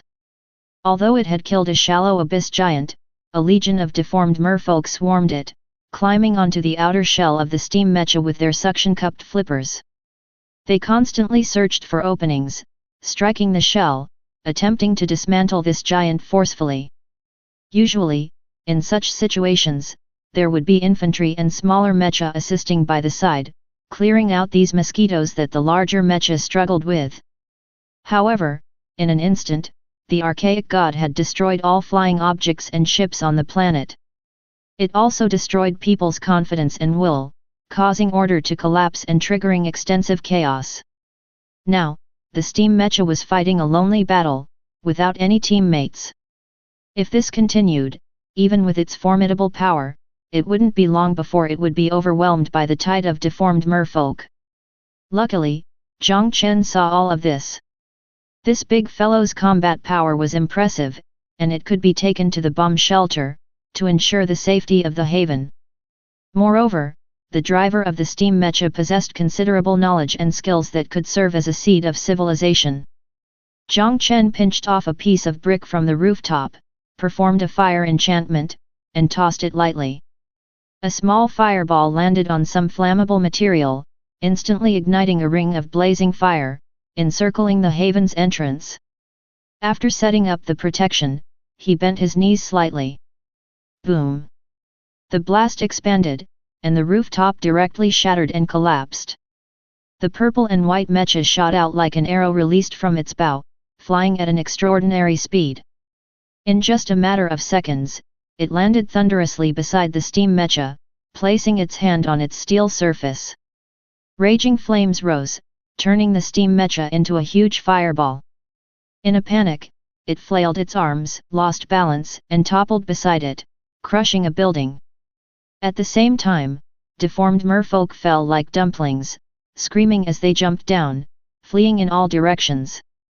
When the transcendent fire on the surface of the steam mecha was extinguished, the building had already caught fire, driving the deformed merfolk away from the area. In just an instant, the situation had turned from dangerous to secure. Jiang Chen lightly leapt, landing on top of the steam mecha, and knocked gently on the behemoth's visor. "Can you hear me?" Thank you for saving me. A muffled buzzing sound, transmitted through the loudspeaker, came from the outside, the audio quality rather poor. Clearly, the pilot of the steam mecha was well aware that it had been this peculiar purple and white mecha that had rescued him. At that moment, the purple and white mecha spoke again. Don't celebrate too early. You have merely survived for now. The archaic god has awakened, his servants are coming from the abyss to cleanse this land. The end has already arrived. The pilot fell into silence. Although he didn't want to believe it, the tentacles stretching across the sky and the endless monsters all confirmed the other's statement. Then the purple and white mecha continued. I come from the outside, one who preserves the seed of civilization. I have gathered some survivors at Vanilla University. Now, as I rescue more people, our defense there has weakened. I hope you can pilot the steam mecha and go there to defend it.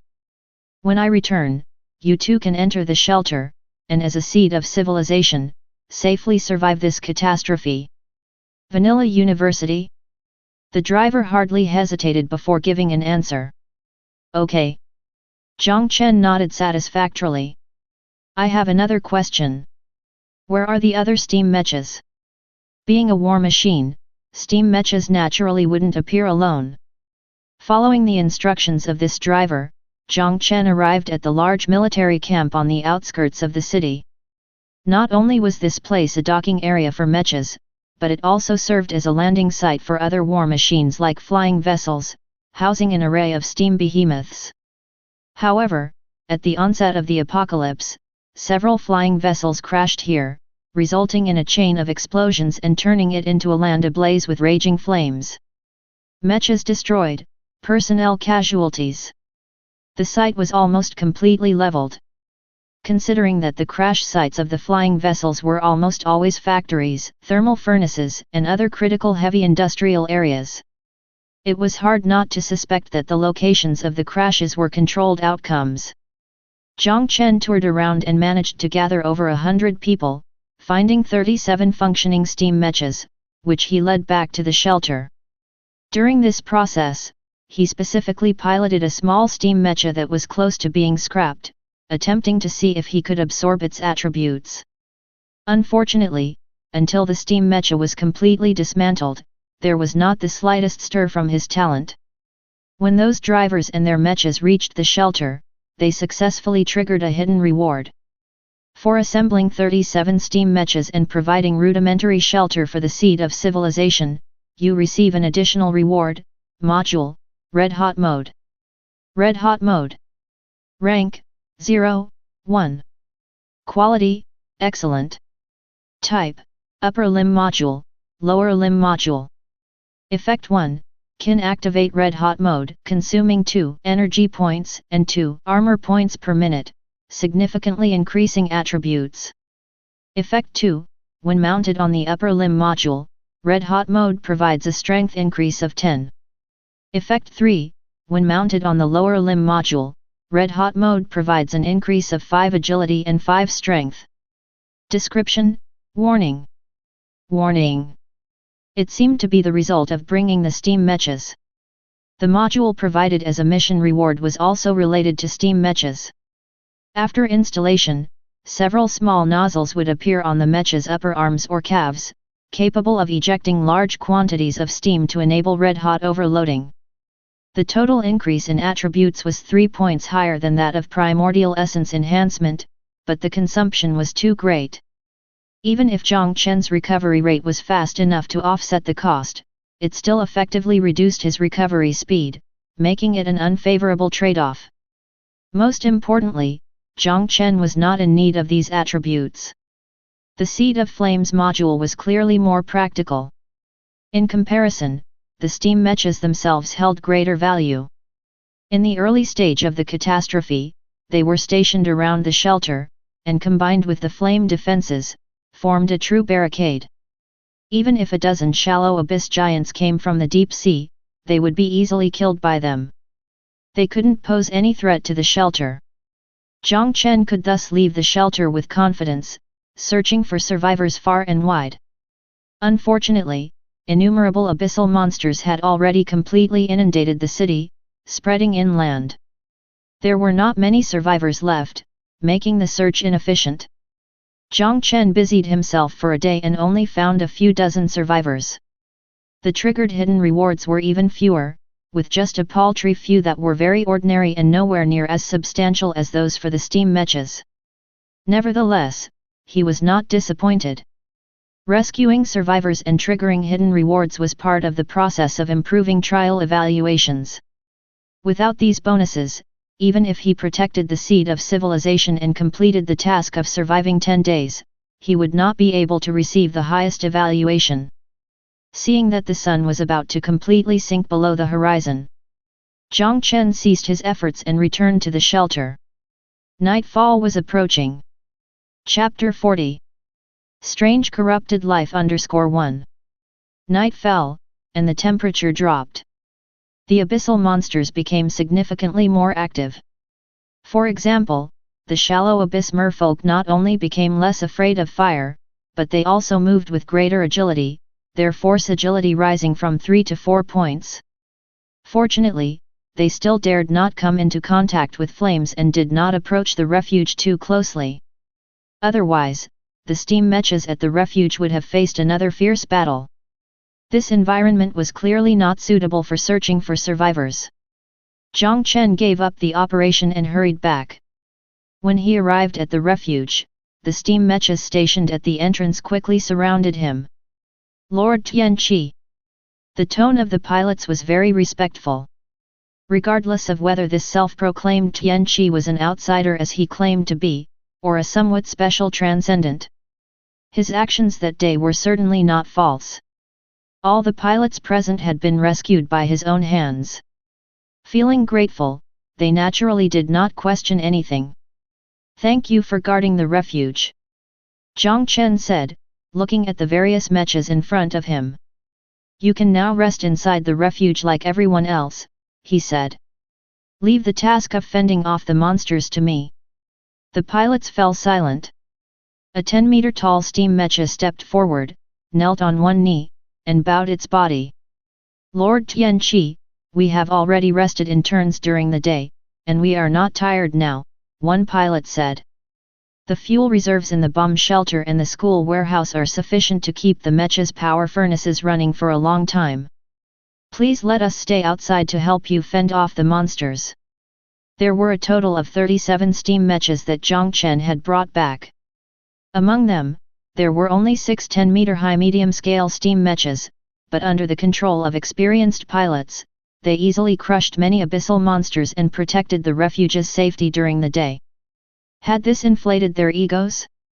On the contrary, these pilots were acutely aware of the strength of the abyssal monsters. Even the past steam armies would struggle against the endless horde of abyssal monsters, let alone the few dozen steam mechas they had left. No matter how you looked at it, it seemed like taking on an impossible challenge, with certain death as the only outcome. But it was precisely because of this that they could not rest easy, like the helpless students, hiding inside the refuge. Nor could they stand by and watch Lord Tianqi fight the endless abyss alone. If this was the end, let them face death with their mechas.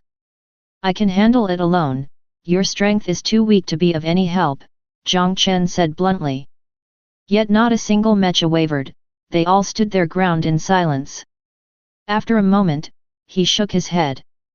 "Fine, if you don't want to go in, then stay outside," he conceded. "The abyssal monsters at night become frenzied, and even more powerful beings will appear." Jiang Chen planned to take the opportunity on the first night to expand his armor and grow, accumulating attributes in order to combat the future powerful abyssal monsters. At this moment, these steam mecha pilots, not willing to hide in the refuge and wanting to help him share the burden of the monsters, would inevitably affect his plan. But the impact was not significant. How could a mere 37 steam mechas stop the frenzied monsters of the night? As time passed, the shallow abyss merfolk passing by the school became more and more frantic, their fear of fire gradually diminishing. Some of the shallow abyss merfolk even ran past the fire line at a distance of only 1 or 2 meters, plunging back into the darkness. Until a certain moment, they completely lost their fear of fire. Hundreds of deformed fishmen surged out of the night, crossing the fire line and storming into the area at the entrance to the refuge. Steam Mechas, without any hesitation, picked up their weapons and attacked the deformed fishmen approaching them. However, something strange happened. The fishmen did not initiate an attack on the steam Mechas, and even when they were attacked and sent flying away, they did not retaliate, quickly getting up and rushing back out. They schemed past the steam Mechas, once again jumping over the fire line, and charged back into the darkness. It seemed as if there was something, far more fearsome than fire, that they were afraid of. Standing high allowed one to see afar. A medium-scale steam Mecha observed a vague shadow emerging in the distant darkness, and on closer inspection, its breath caught. A giant soft-bodied creature, resembling enormous jellyfish, floated in midair, slowly approaching from the direction of the coast. From its underside dangled inky black tendrils that reached down and touched the ground. When the black tendrils made contact with the deformed fishmen on the ground, they rapidly turned into fluid, burrowing into them through eyes, mouths, and other orifices.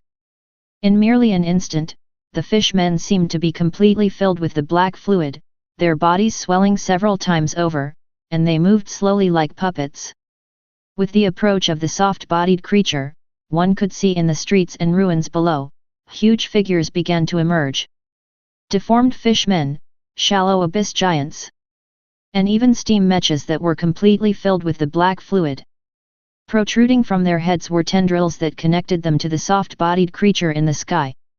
The sight caused a shiver that stemmed from the soul in the pilots. What is that thing?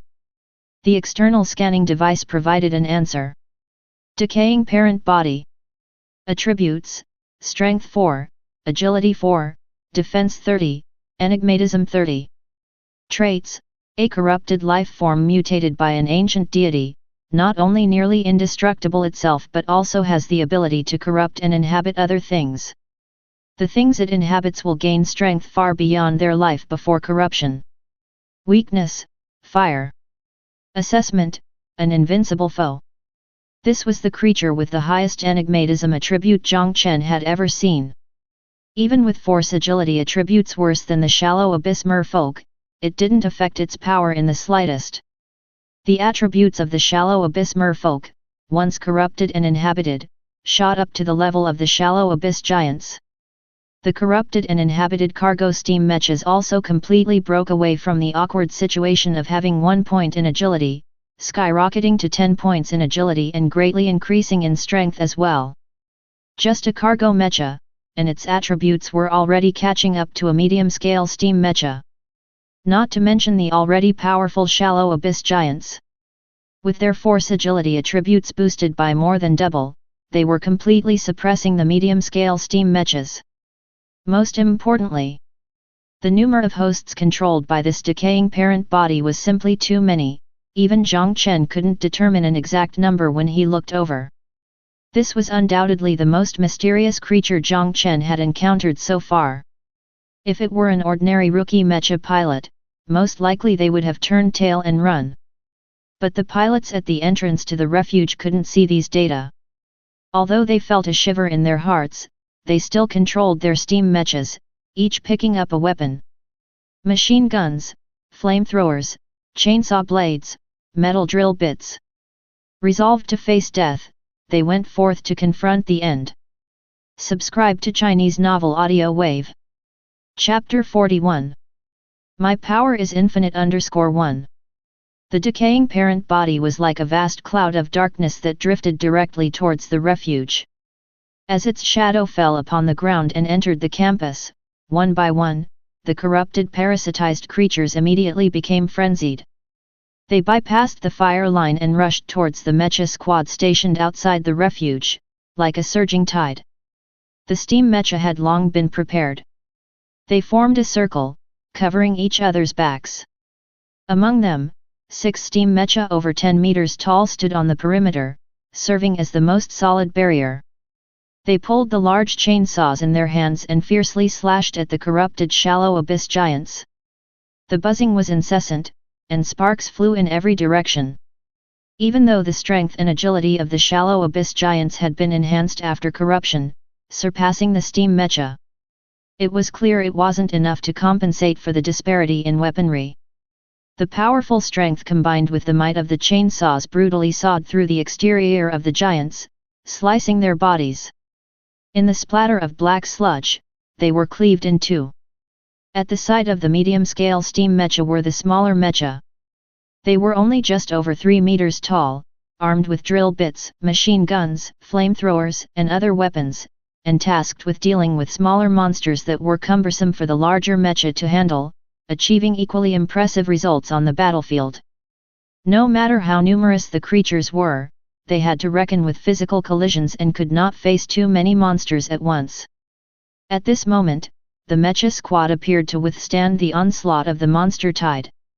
However, in the blink of an eye, the situation reversed again. The shallow abyss giants, severed in two, did not fall. At the sight of their wounds, a great volume of black fluid intertwined, pulling and healing their broken bodies back together. The shallow abyss merfolk, riddled with bullet holes, completely ignored the wounds on their bodies. They paused only momentarily before launching another attack, punching the steam mecha with tremendous force. Steam vented, the mecha shuddered, and the surface was dented by the powerful impact. Yet, this was not the deadliest threat. Dark tentacles split from the tops of these creatures' heads, reaching for each steam mecha. If they were to be breached, the monsters in front of them would become their ultimate fate. It was at this critical moment that the flames rose up. The fire line spread, completely enveloping the steam mecha within it, turning them into fiery orbs. The dark tentacles melted rapidly upon contact with the flame, then recoiled. The purple and white mecha finally made a move. Wielding a chainsaw much larger than its own body and covered in intense flames, it moved with such speed that it became a blur. Circling the defense line, it slashed through the nearby giants, merfolk, and even the decaying mecha, severing them all. Simultaneously, the flames followed the tears in their bodies, igniting the black fluid within and the shells too, turning them into torches that fell one after another. This time, there was no regeneration. Only fire can isolate the corruption. Hearing Jiang Chen's voice, the pilots of the steam mecha came to a realization. As well-trained warriors, they did not hesitate and immediately followed his suggestion. The steam mecha were designed with extensive fireproofing and thermal insulation. Only those that had passed similar tests were considered qualified steam mecha. Otherwise, such large behemoths could easily be scrapped by a simple incendiary grenade, and that would be far too pathetic. Previously, in order to maintain the fire line and repel the merfolk, the refuge had piled up a lot of flammable materials outside. They charged straight to the accumulation of flammables, allowing the flames to ignite them and spread to the mecha and their weapons, completing a makeshift flame enchantment. This flame enchantment was far less powerful than Jiang Chen's transcendent flames. But it could isolate corruption, preventing the mecha from being parasitized by the monsters. At the same time, it allowed them to ignite the monsters from within using the power of the flames, completely preventing them from reviving. With the addition of flames, the mecha squad was not so vulnerable and could withstand the monsters' siege. But even with their regenerative abilities countered by the flame, the monsters themselves possessed formidable attributes and strength, fighting with reckless abandon. The mecha squad cooperated, pushing their machines to the limit, constantly venting steam, with the power furnace running in overdrive. They could only just hold on against the onslaught of monsters. In contrast, the feats of the purple and white mecha seemed so exaggerated. Jiang Chen, wielding a flame-enchanted chainsaw, rampaged through the monster horde, occasionally breaking through to aid the mecha squad. In the process, not only was his movement swift, but his agility was exceptional, with a high capacity for evasion. He hadn't even taken a single attack. Doubt Master Luo, understand Master Luo, become Master Luo. Now I, too, am a weapons master of the flames. While Jiang Chen was appreciating the thorough instruction of Master Luo, The horde of monsters underwent another transformation. A deluge of black fluid poured out from beneath the decaying parent body, drenching the multitude of corrupted creatures. As these corrupted creatures were enveloped by the fluid, they began to merge together. In a matter of moments, a black colossus, over 20 meters tall, made up of numerous corrupted creatures, appeared not far away. It slightly bent its knees. The next moment, accompanied by the ground cracking, it had unexpectedly arrived in front of the steam mecha squad within a blink, swinging its fist and smashing fiercely down on one of the medium-scale mechas. Speed, strength. Everything exceeded the pilot's reaction. There was no way to counter it.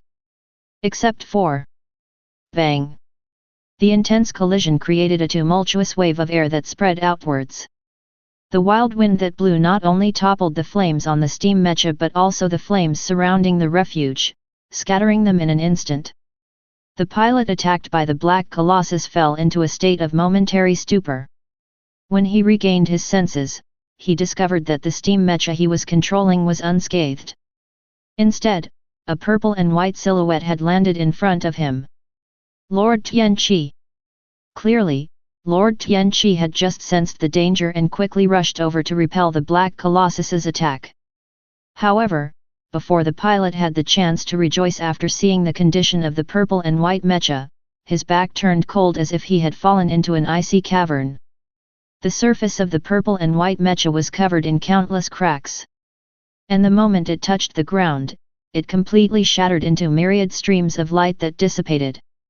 Only a slender young man stood alone on the ground. Lord Tianqi, powerful mecha. Had it really been smashed to pieces by the black colossus? It was over. The pilot's eyes reflected despair. With the loss of the mysterious purple and white mecha, even Lord Tianqi appeared to be just a mortal.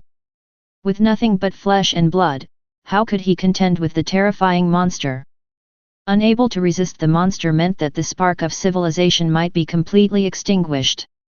Endless regret filled the pilot's heart. I've dragged Lord Tianqi down, I deserve to die. However, no matter what he thought now, the attack from the shallow abyss monster would not cease in the slightest. After clashing with Lord Tianqi, the black colossus took 2 steps back and now advanced again, swinging its fist down. Seeing this, the pilot didn't hesitate to maneuver the steam mecha, intending to shield Lord Tianqi. As long as the Lord lived, there might still be a chance. Just then, Lord Tianqi moved. His speed didn't decline in the slightest, he turned and leaped onto the steam mecha, forcefully kicking it backwards to avoid the black colossus's attack. At the same time, he used this leap to approach the black colossus and swung his fleshly fist in a collision. More than 10 times the size disparity. Flesh and blood contending against a shallow abyss monster. Bang! Another violent collision ensued, with the gusts of wind spiraling outwards. The black colossus took 2 steps back again. Seeing this, the pilot's mind went blank. After the mecha broke, Lord Tianqi's strength hadn't decreased at all, with just his flesh and blood, he was suppressing the shallow abyss monster. Then what was the point of wearing a mecha? Meanwhile, after the exchange of punches, Jiang Chen didn't fall again. Instead, he utilized the Seed of Flame's ability, ejecting a stream of flame from the soles of his feet, granting him a slight propelling force as he lunged at the black colossus. Limitless flames gushed from within his body. Growing weaker? Strength unchanged? No. After replacing the Blood Demon Transformation module with the Seed of Flames module, the energy recovery rate for the Model 0 Mecha decreased significantly. Therefore, the Seed of Flames ability could only serve as an auxiliary, using slightly more would squander all of the energy. But now it was different. With the Mecha shattered, Jiang Chen absorbed the Seed of Flames module, which was transformed into his own ability, allowing him to expend stamina and release flames. And his stamina was boundless. Fire meteor resoundingly crashed. Talent trigger, Undying Barehand, has absorbed Mecha, Model 0 Type 4. Attributes, Strength 29, Agility 28, Defense 31, Enigmatism 0. Special, recover 0.49 health per second, doubled under the sun, 0.11 stamina. Abilities, Uncontrollable Mutation, Roots Core, Blood Demon Transformation, Seed of Flames. Chapter 42. Breaking through the adult's limiter _1. Jiang Chen, when triggering his talent, could absorb all attributes and modules of the Mecha. Naturally, the armor value and energy value were no exceptions. The former was converted into life force, which allowed Jiang Chen to endure more injuries without dying. The latter was converted into stamina, greatly enhancing Jiang Chen's stamina limit, making it harder for him to feel fatigued. However, these two attributes were not displayed in a numerical form. In past battles, it was also difficult to truly reflect their impact. Until now. As a transcendent ability, the Seed of Flames didn't release flames with a fixed power. The more stamina consumed, the stronger the flames became, and the burning duration was greatly extended. At this moment, Jiang Chen directly used up most of his stamina, forcibly unleashing a fire power that twisted the very air. When this ball of flame struck the Black Colossus, in just 1 or 2 breaths' time, the once imposing Black Colossus was baked and melted, the decaying monsters within it also ignited, turning into torches one by one. He actually killed it instantly. At last, I don't have to hold back, I can unleash my power at will. Do you know how stifled I felt? Jiang Chen walked out of the flames, remarking with a sense of relief. Despite having abundant stamina, he couldn't turn it into real fighting strength because he hadn't absorbed a transcendent ability. He had to control the intensity instead, to prevent exhausting all of the Mecha's energy. This was far more uncomfortable than holding back completely. Now, at last, he could demonstrate his true strength. With a casual gesture, the transcendent fire burning on the remains of the Black Colossus all flew up, landing in the palm of his left hand and formed into a scorching fireball. His right hand touched the abyss rune, and out of thin air, he grasped a silver-white streamlined pistol. He clapped his hands together, and the fireball attached to the pistol. As stamina surged into it, he pulled the trigger. Combo technique, explosive flame shot. The fireball, serving as the bullet, was shot out by the lightweight thermal pistol, striking the decaying parent body. As an incredibly sticky transcendent fire, it rapidly spread across the dark parent body, continuously inflicting burn damage.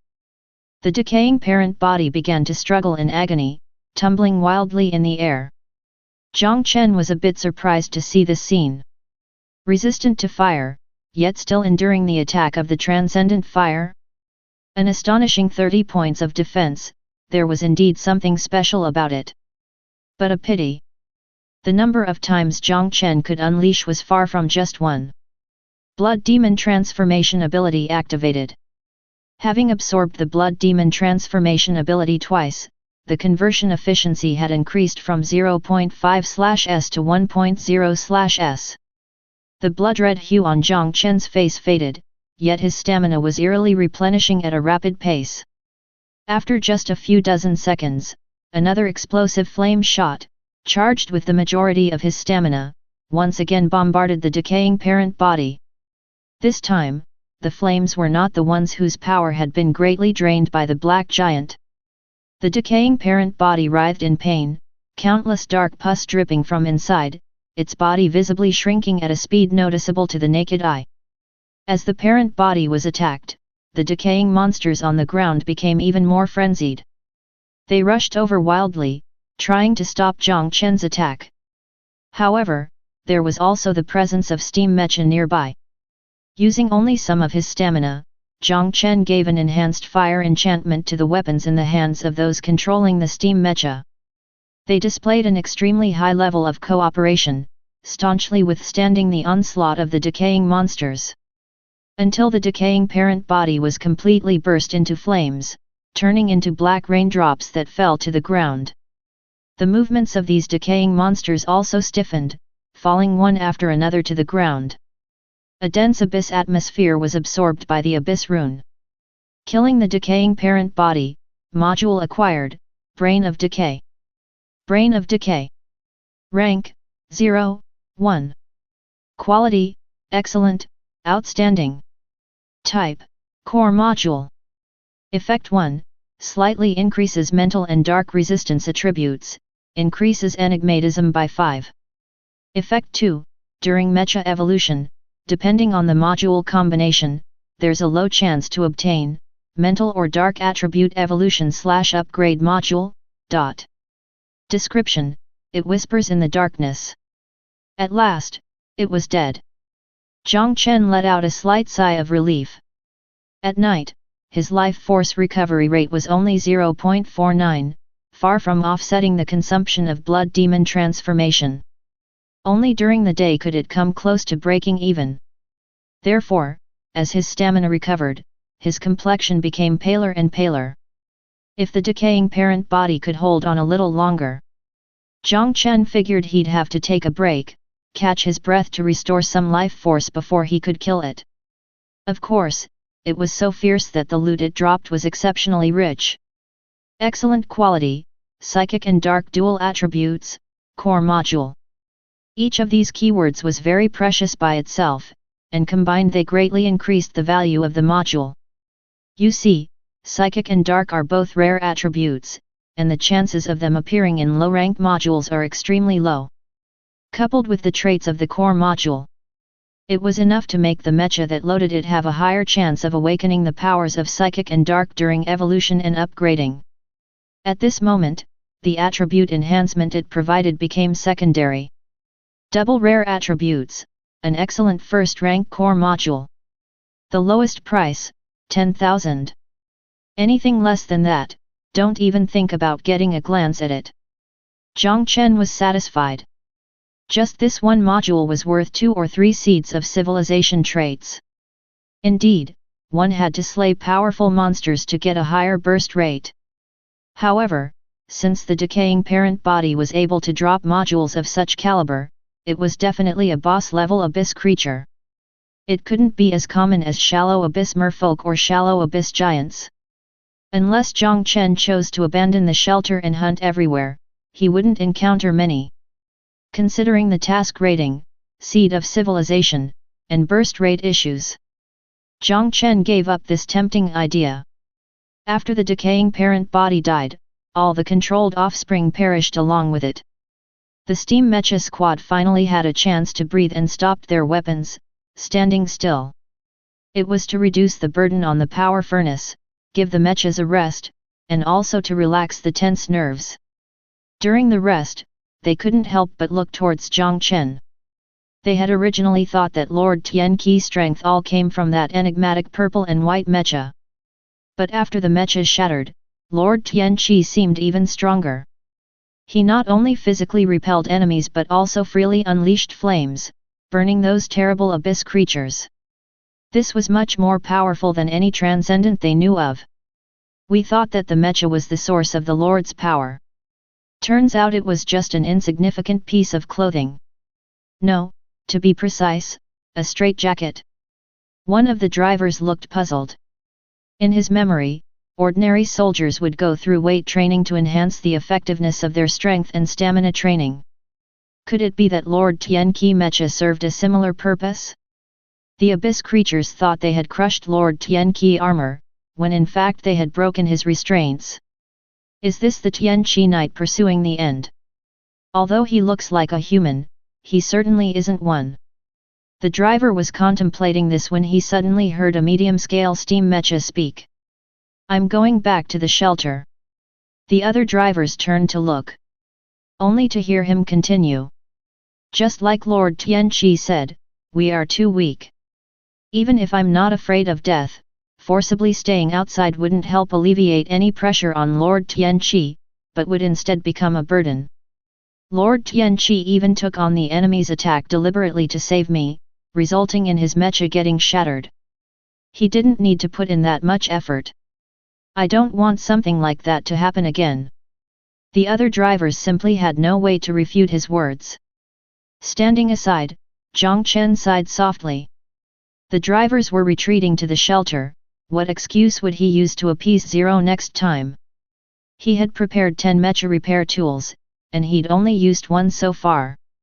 Chapter 43 Mecha Soul Perception and Transcendent Ability Development _1 Previously, Jiang Chen, in order to protect the steam mecha, had forcefully clashed with the Black Colossus, which led to the mecha's shattering.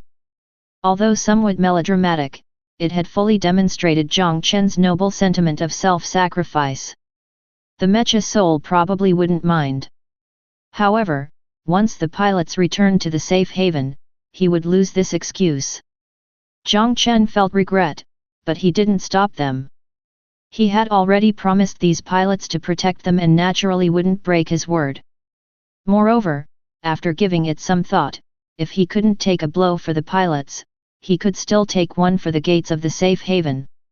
The nature of the act was the same. Zero, you're a good kid, you'll surely understand me, he said. The black pus left behind by the death of the decaying parent body seemed to have the effect of repelling the monsters, and temporarily no abyssal monsters approached the vicinity of the university. The entrance to the safe haven finally regained its peace.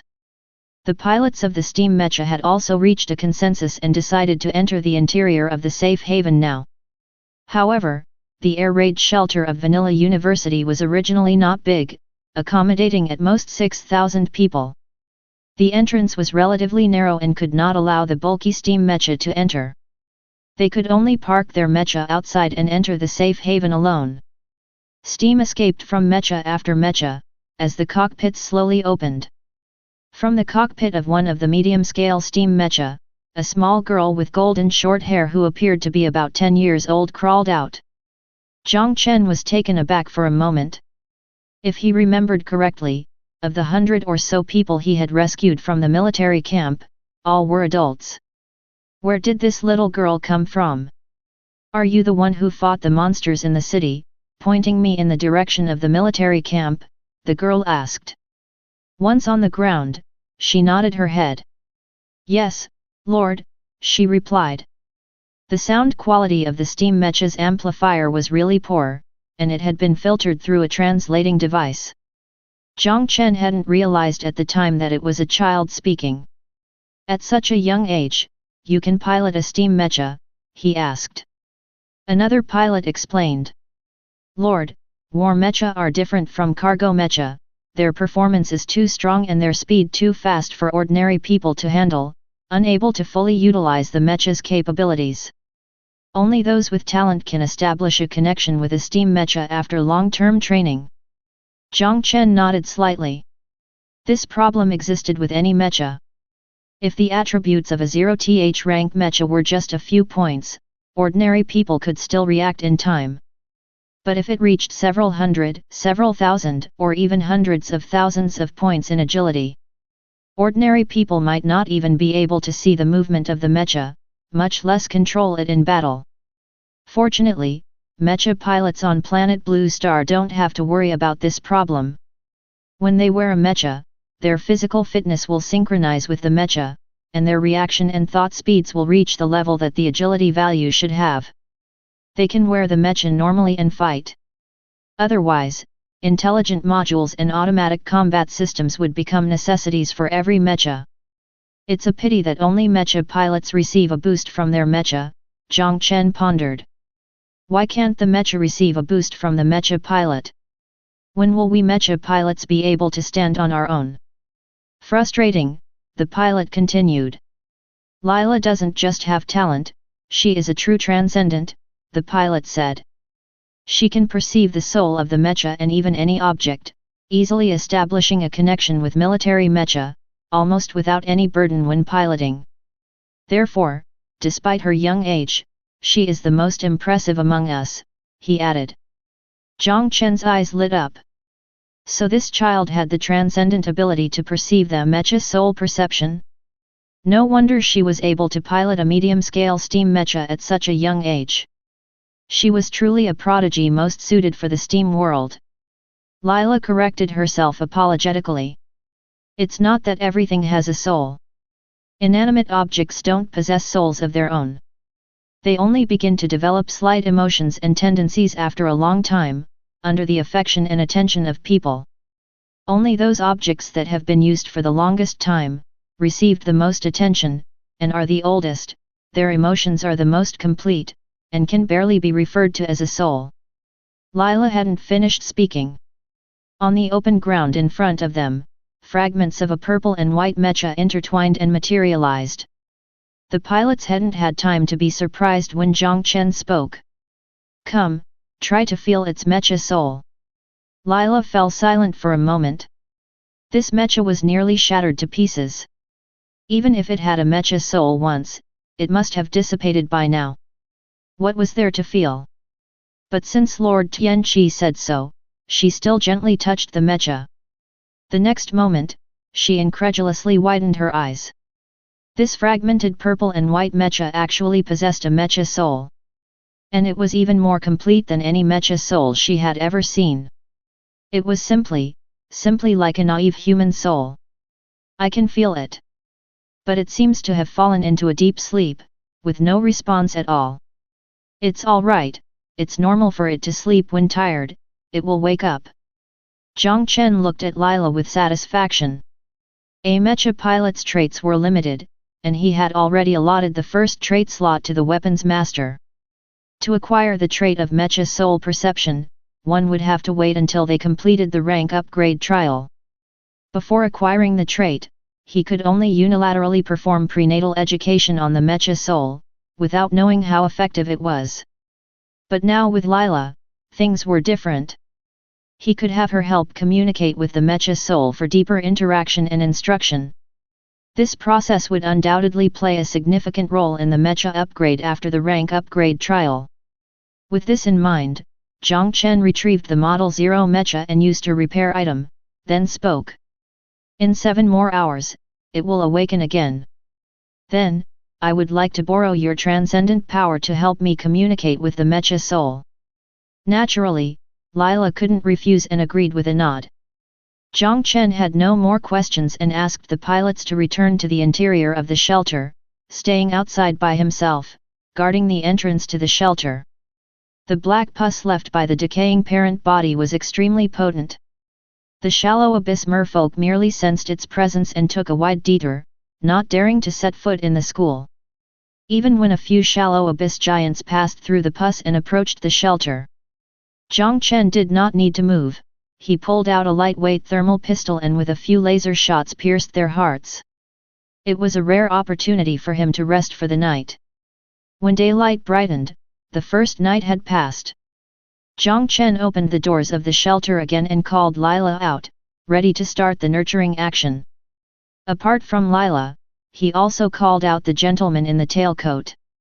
This gentleman was of no young age and was a transcendent in this world, potentially well versed in the development of transcendent abilities.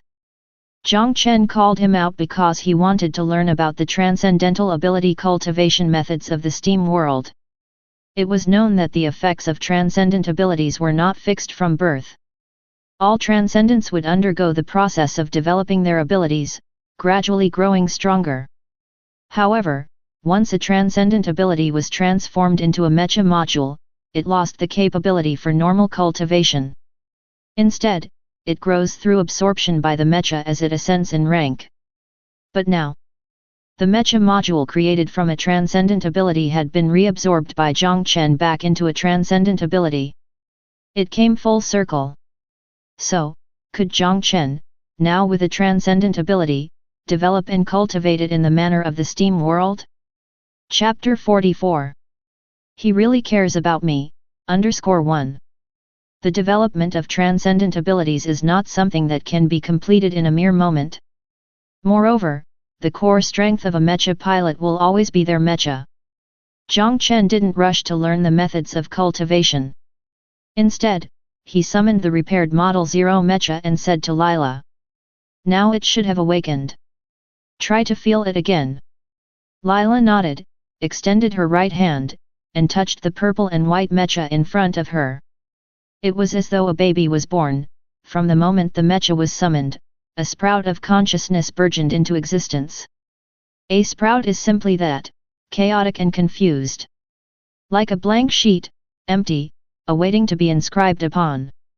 Until at one moment, the deepest pain struck, causing consciousness to lose itself in unconsciousness, yet it broke the chaos apart. The concepts of shattering, pain, and death began to take root. When consciousness awakened once more, it instinctively longed for strength, unwilling to endure that kind of torment again. It reached out to the closest and most beloved presence, crying out for its longing. The other seemed to understand its yearning and granted it strength, making it rapidly become powerful. Even giving it the ability to heal itself, as though it would never have to sink into the agonizing cycles of shattering and death again. It joyfully absorbed this strength and happily protected that being, helping to dispose of enemies. However, shattering came once more. It couldn't understand, having absorbed so much power, why it still fell into a state of disintegration again. Fortunately, that being didn't give up on it. It not only fully repaired it, but also brought a plethora of extraordinary materials to enhance its strength. It strived to cooperate with the one enhancing it, greedily drawing in every bit of nourishment. It could feel that it had become extremely powerful, surely capable of protecting that being. It shattered again. The third time it broke, the pain was not as severe, but the sense of defeat grew stronger. It was supposed to be the adult's mecha, why did it always end up shattered? Thankfully, the adult repaired it personally and told it that he wanted to fight alongside it, to let it catch up with his pace. That was difficult, the adult was becoming stronger and stronger. But it would definitely try hard. It shattered again. The enemy was too powerful, it couldn't withstand even a moment, which was truly embarrassing. But the adult had defeated the enemy and received the deserved reward, so it was all worth it. Moreover, the adult also told it the story of Phoenix Nirvana today. Shattering is not the end, nor can it bring one down, instead, it makes one even stronger. The adult would also help it become stronger. It would surely catch up with the adult's pace. It shattered yet again. A mix of complex emotions flowed into her heart through her fingertips. Lila could not know Zero's experiences, but she felt emotions like resilience, affection, admiration, struggle, and so forth. These emotions were rich and passionate, they almost made her believe she was facing a living creature instead of a mecha. Jiang Chen, meanwhile, watched her hopefully. Did you feel Zero? How is it doing? Is it sad? Is it upset? Tell Zero for me not to be sad about what happened before. Even though it shattered, it managed to save a mecha pilot's life, and that is certainly not a failure. Whimper, that's great, the adult truly cares about my feelings. But it's okay, I won't be brought down by such trivial matters. I will definitely strive to follow at the adult's side. As Jiang Chen spoke, the emotions of the mecha soul that Lila felt surged to more than 10 times their strength. But after all, she was still young and her development of transcendent abilities was not considered high. Like the origin of life trait, she could feel the emotions of the mecha soul but could not, like the most exquisite traits, hear the mecha soul's inner voice. Therefore, there was a certain margin of error. She pondered for a moment before speaking. It's not sad at all, but rather very happy. There are also emotions like resilience and admiration. Happy. Jiang Chen was stunned for a moment. When a mecha is completely shattered, the mecha soul directly loses consciousness. Even Bai Ying had said that the process was extremely painful. So, after shattering, Zero was not only not in much pain but actually overjoyed? Jiang Chen was flabbergasted. Bai Ying is a natural airhead, but could Zero be a masochist? Wait a second, I named you Zero because you were my first mecha, with no other implications. However, the mecha soul's personality had already taken shape. Instead of forcibly changing it, it was better to continue guiding it toward a suitable path to strength. For example, being a masochist could be guided into being tenacious and enjoying pain. That seems quite fitting for the path of a life force mecha with strong recovery abilities, indestructible. After some thought, Jiang Chen decided to respect and bless it. That's good. 0. Do you remember the story of the phoenix I told you about? The process of nirvana and growth is unavoidable, injury and pain come with it, but you see pain as joy and enjoy the pain. Then, nothing will ever be able to bring you down. Eventually, you too will become strong, able to calmly face all enemies. Although you have not undergone a Mecha upgrade now, all that you are experiencing will transform into nutrients for your growth. Jiang Chen, looking at the purple and white Mecha in front of him, said seriously. 0. Do you wish to stay by my side, to continue fighting with me no matter how many times you are taken down? 0 is willing. As long as Lord Tianqi does not give up on 0, 0 will always stay by Lord Tianqi's side. 0 will try hard to enjoy the pain. Lila conveyed the Mecha soul's emotions with a refined summary. It is willing. Jiang Chen also smiled. He extended his hand to rest it on the purple and white Mecha, silently chanting in his mind. Model 0 Mecha, unite! The purple and white Mecha instantly dispersed into countless components, not broken but connected together by purple vines. In the next instant, the vines wrapped around Jiang Chen, and the white rock also closed in suddenly, transforming back into a complete Mecha. Lila stood by enviously watching this scene. The Mecha that Lord Tianqi wore was not only gorgeous in appearance but also so full of spirit. If only her steam Mecha could be that cool. Having completed the Mecha soul communication, Jiang Chen was completely reassured. Now there was no need to worry about the Mecha soul slacking off due to too much shattering. Of course, communication needed to continue. In these 10 days, with Lila's ability, he should communicate more with the Mecha soul, bond with it, and improve the bond to facilitate the Mecha upgrade. Whether it is Pokemon or Digimon, bond evolution is always the coolest thing. Next was the practice and control of transcendent abilities. Jiang Chen followed the method of the tailcoat gentleman to try developing the abilities of the Seed of Flames. The results were quite pleasing. Although there was no change in power due to the limited time. However, Jiang Chen's control over the abilities of the Seed of Flames had greatly improved. Originally, he could only perform the simplest operations like fire attachment, fire launch, fire extinguishment, and fire concentration. Now, he could transform the fire into various shapes. Whether it's a fireball, a fire serpent, or even scattering into a small fire rain, it all came easily to him. Although the Seed of Flames was just a transitional ability, it also proved that the Mecha module absorbed by Jiang Chen had truly transformed into his ability, not just a simple enhancement. After all, improving module ability through practice is something that, when applied to a Mecha, is absolutely impossible. Chapter 45. Failed to entertain Lord Jiang Chen _1. This coastal city, after enduring a night of devastation by abyssal monsters, had completely become a playground for the beasts. Jiang Chen stood on a high point, looking out into the distance. Not only had the majority of the houses collapsed into ruins, but he could also vaguely make out a long trail of crushed debris several kilometers away, where the collapsed houses formed a long path of destruction. Clearly, more than just the decaying parent body had emerged from the abyss on the first night. However, most of the monsters did not pass by the shelter but headed deeper into the land. If the sole objective was to pass the trial, fleeing this coastal city at the first sign of disaster would have been the best choice. After all, monsters move at a limited speed. Especially since they originally lived deep in the sea abyss and would find it difficult to adapt immediately to the land, which usually slows them down. Even according to the maps kept at the school, this world is made up of islands of various sizes, and this one is a relatively large island. It would take at least 4 or 5 days for the monsters to reach the deepest part of the island. If a Mecha pilot runs swiftly to reach the city at the heart of the island ahead of time, not only could they secure a considerable amount of safe time, but the strength of the monsters encountered in the end would also be greatly reduced. Abyssal monsters that appear on the 10th day can't possibly cross such great distances and reach the heart of the island instantly.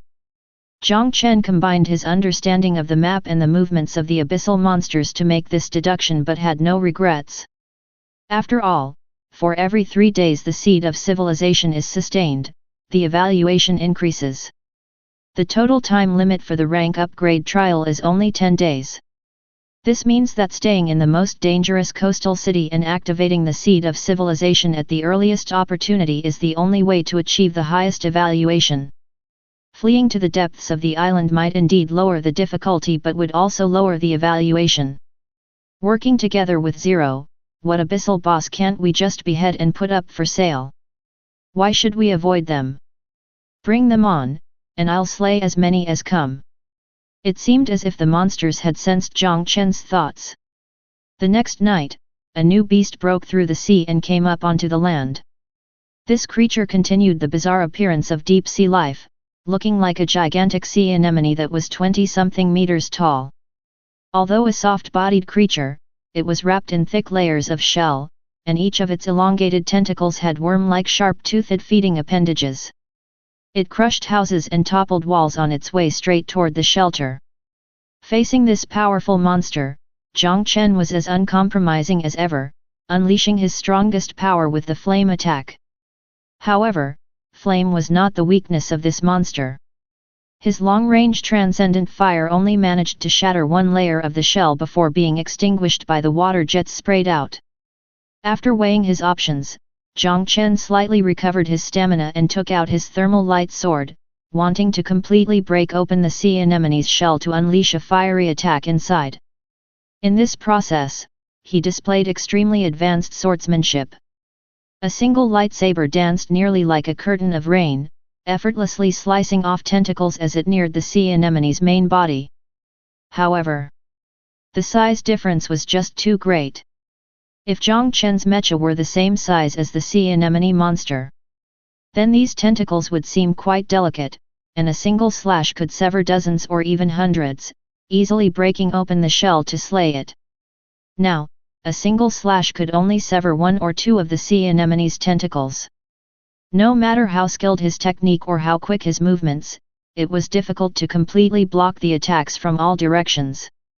Occasionally, sea anemone tentacles would land on him, fiercely tearing at the mecha. The Model 0 mecha itself had only an armor value of 8, making it fairly fragile in the face of truly powerful abyssal monsters.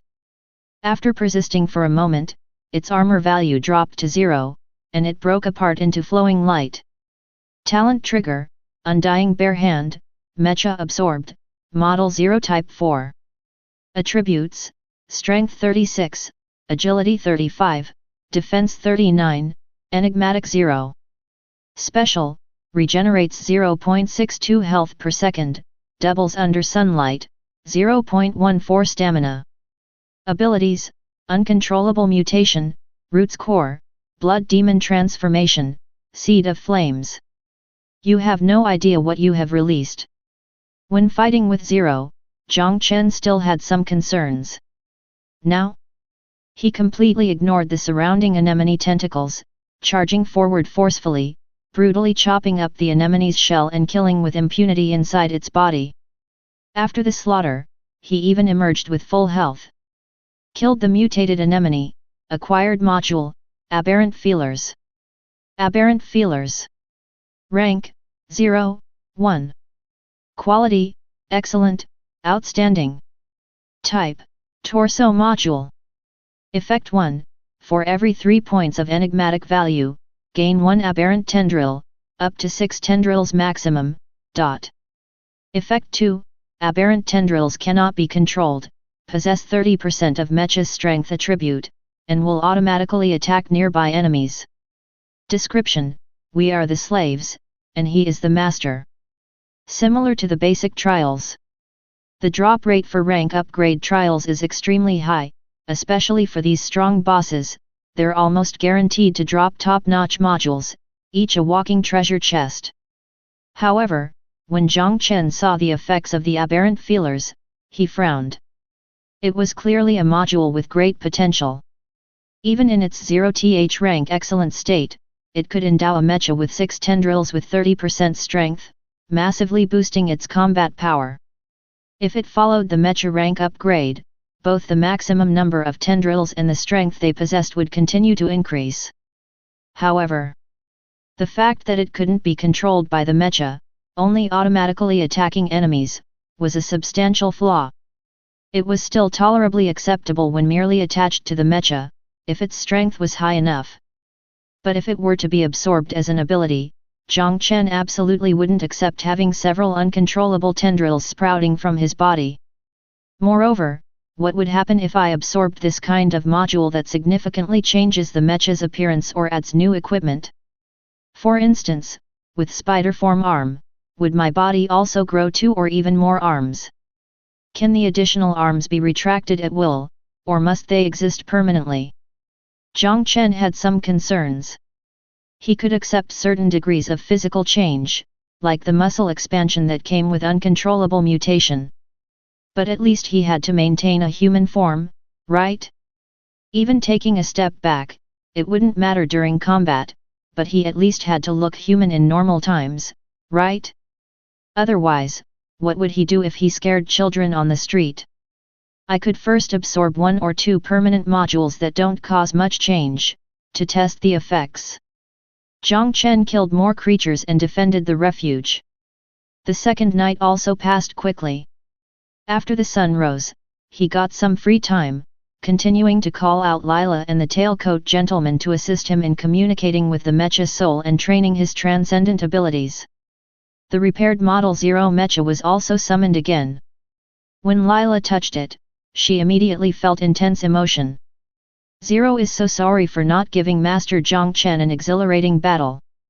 Chapter 46. The Whisper That Corrupts the Mind _1. Jiang Chen, through Lila's transcendent ability, communicated with Zero for a while, deepening their bond. Then, he continued to train the Seed of Flame's transcendent ability. After testing, the Seed of Flame's module that was absorbed for the second time almost amounted to a +1 enhancement, and its power was greatly increased. The speed of this enhancement nearly caused the gentleman in the tailcoat to lose his eyeballs in shock. If the flames Jiang Chen used yesterday were from the Seed of Flames, then today, it could almost be called the parent of flames. Is this the power of a Tianqi knight? In just one day, he has gained almost double the growth. No, it might not be growth. Since he can stand against the end, he must inherently possess a power comparable to the gods. Perhaps, when he first arrived, he was just not well adapted to the real world, and much of his power diminished. Now it is recovering as time goes by. The gentleman in the tailcoat felt a stir inside. In fact, although Jiang Chen's performance in the last 2 days was very strong, when compared to the abyssal creatures, he still seemed a bit inexperienced. If dealing with that decaying creature already required some effort, how could he confront the owner of the tentacles that span worlds? Afterward, Jiang Chen asked him about methods to develop transcendent abilities. Although he did not refuse, his heart grew more worried and concerned. This so-called Tianqi Mecha Knight did not seem as strong as he claimed. Could he really stand against the end? Now, all these concerns vanished. The Seed of Flames yesterday, the parent of flames today. In a few more days, wouldn't that make him the ancestor of flames? With just his crazily growing flame ability, he could burn away all the monsters in the world and completely incinerate the end. Thinking of that scene, the gentleman in the tailcoat breathed a sigh of relief, as the despair in his heart gradually faded. With the improvement in his mood, the whispers that echoed in his ears these 2 days and the illusions that appeared before his eyes also quickly dimmed, greatly improving his state. Feeling all this, the gentleman in the tailcoat became even more joyful. He thought for a moment, then called out to Jiang Chen. Lord Tianqi, some things have happened in the refuge these past 2 days, I think I should inform you. Jiang Chen stopped practicing. The gentleman in the tailcoat cautiously said. On the night we entered the refuge, several students reported that they kept hearing vague voices, and saw illusions. At that time, we thought they were just frightened by the monsters, so we comforted them and told them to rest well. But then, last night, many more people had similar experiences. We then realized that this might not be a coincidence. You mention this only now? Jiang Chen scrutinized the gentleman in the tailcoat and suddenly said. You've had this happen to you? Yes. The gentleman in the tailcoat nodded and defended himself. I only had this condition last night. Moreover, after witnessing your strength, my condition has improved, and I no longer hear those voices. I think it might be due to mental strain that this condition appeared. Great, thinking that you might have caught some virus and fearing that I would eliminate you, you kept it hidden and didn't want to come out with it, right? Jiang Chen was somewhat speechless. However, after hearing the gentleman in the tailcoat's explanation, he understood what had happened. Contamination. Just like the descriptions of abyssal monsters such as fishmen, giants, and the decaying parent body. Because the enigmatic value of the sea abyss ancient god was too high, like a radioactive object, even without intention, it would contaminate the surroundings, causing mutations in nearby life. In the past, when the ancient god slept, such contamination was limited to the depths of the sea abyss. But as it awoke from its slumber, this contamination spread to the entire planet. However, as the ancient god gradually returned to sleep, the contamination on land wasn't as strong and didn't directly cause creatures to mutate. Only those in poor mental states, or those feeling exhausted and desperate, were more susceptible to contamination and gradually mutated. To put it simply, their SAN values are too low. That's true, even if the bomb shelters are stocked with enough food and medicine, the environment is still dark and cramped. Having lost family and friends, only able to hide in the shelters, imagining how terrible the monsters outside are, not knowing when the end of days will come, it indeed greatly affects one's mental condition. It's easy to be contaminated by the ancient god. The issue certainly needed to be addressed. But Jiang Chen couldn't possibly find some recreational activities for the survivors in the shelters. Even if he found some, the survivors wouldn't have the mindset to partake in them. After pondering, he spoke. It's not such a big deal, it's just some mental attacks from the monsters, he said.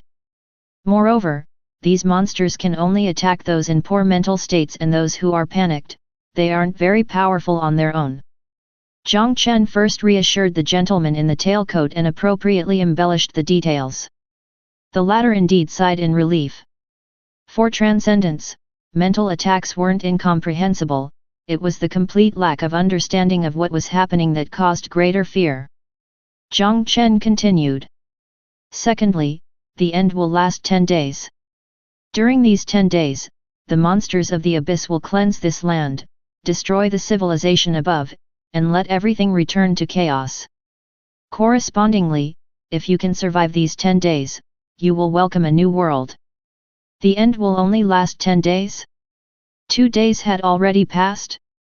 The gentleman in the tailcoat showed a look of surprise, and his last bit of whispering and daze dissipated at the side of his ear. For people in the midst of the end, the most painful and desperate thing was not knowing what the future held. Some people even entertained thoughts of self-destruction. But as long as they knew the specific end time, they would have more hope, more expectation, and could hold on better. Finally, today is the 3rd day, and more powerful monsters will emerge from the abyss. Install a recording device outside the shelter, so those inside can watch me defeat the monsters. This way, they should feel less despair. What better way to bolster morale than to witness firsthand the terrifying abyssal monsters being easily crushed and killed? The tailcoat-clad gentleman nodded vigorously. I understand. The Steam world had already created devices similar to surveillance cameras. In fact, the pilots of the Steam Mechas used similar devices to observe the outside world from inside the Mecha. The gentleman in the tailcoat, along with the professors, took apart a Steam Mecha, modified the equipment a bit, and successfully built a large surveillance system. And multiple monitoring screens were installed inside the shelter. Busy with all these tasks, evening came. Yet the survivors didn't feel the slightest bit sleepy. They gathered in front of the monitors, watching with anticipation. Until the power was connected, and the screen lit up. A warrior holding a pale blue lightsaber, clad in purple and white mecha, stood silently in the midst of flames. Chapter 47. Its special effects. I added special effects, _1. The survivors in the shelter had all once seen the figure of Tianqi. Now, seeing this mecha pilot again, their senses told a different story. The body-fitting mecha adorned with mysterious patterns, the pale blue longsword made of light, the flames that never extinguished. These were things the survivors had never heard of. But they were the powerful forces controlled by the mecha pilot. It also added a layer of mysterious aura to him. Many survivors who had never seen Jiang Chen fight and only heard of him were now somewhat stunned. Perhaps he truly was the knight sent by the gods, descended to earth to build the ark and drive away the end. Woo! As the survivors were carried away by their thoughts, a high-pitched wail sounded in the distance. Given the limited conditions, monitoring equipment could only convey images and couldn't broadcast sound. Therefore, this high-pitched wailing wasn't coming through the screens but reached the inside of the shelter via vents and other such places from the outside. The sound was deafening, echoing in the ears of the survivors. The survivors panicked, staring intently at the screen, wanting to know what was happening outside. When they saw what was on the screen, fear surged in their hearts. They saw that the starlight was almost completely blocked by dark shadows. Through the monitoring equipment, they could only vaguely make out a huge creature over 20 meters tall, moving its long, spear-like segmented limbs, walking slowly from the coast. It made high-pitched noises from time to time, resounding through the sky. Shallow Abyss Insect King. Attributes: Strength 32, Agility 11, 22, Defense 30, Enigmatism 8. Traits: an arthropod life form warped by ancient gods, possessing great strength, swift speed, and formidable defense, it is the king of the shallow abyss. It will call and attract the surrounding shallow abyss creatures, not to seek help, but to hunt for food. Beware, after arriving on land, although its movement speed has decreased, its attack actions remain incredibly fast. Weakness: if you must challenge it, ignore its hard shell and look for the vulnerable excretion orifices to attack its internal organs. Assessment: an opponent not to be taken by force. Attracted by the high-pitched noises, in the ruins of a distant city, two more enormous creatures slowly wandered closer. One was a floating, cloud-like soft-bodied creature. The other was an anemone creature covered in tentacles and shells. Decaying parent body, mutated anemone. Rewards are settled every 3 days, and tonight happens to be the third night. Anyone could have guessed tonight wouldn't be peaceful, but isn't this a bit too much? 3 bosses appearing at once. Jiang Chen couldn't help but complain in his mind. So many bosses appearing at the same time would be hard to handle even for an average genius mecha pilot. However, the situation was not without solutions. The creatures of the abyss were not united, and there existed competition and a food chain among them. Just as the decaying parent body would attack and parasitize shallow abyss merfolk and giants, the 3 bosses also regarded each other with animosity and would attack each other.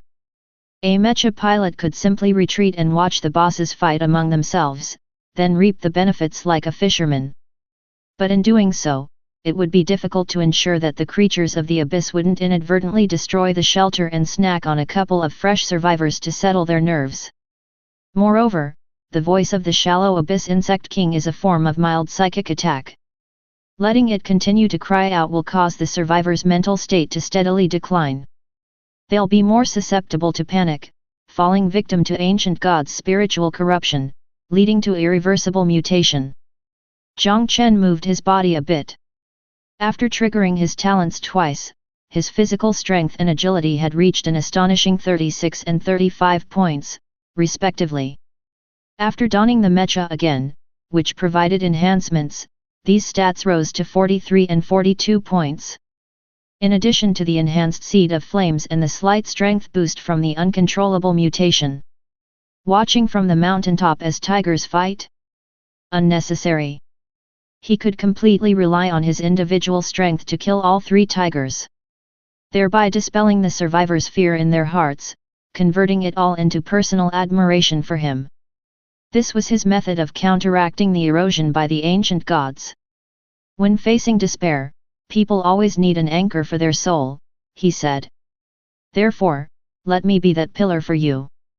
Perhaps sensing the intense human presence, the 3 abyssal beasts converged towards the shelter. Jiang Chen deliberately waited for them to enter the range of the monitors before finally making his move. He did not demonstrate great speed, but stepped forward, walking towards the shallow abyss insect king.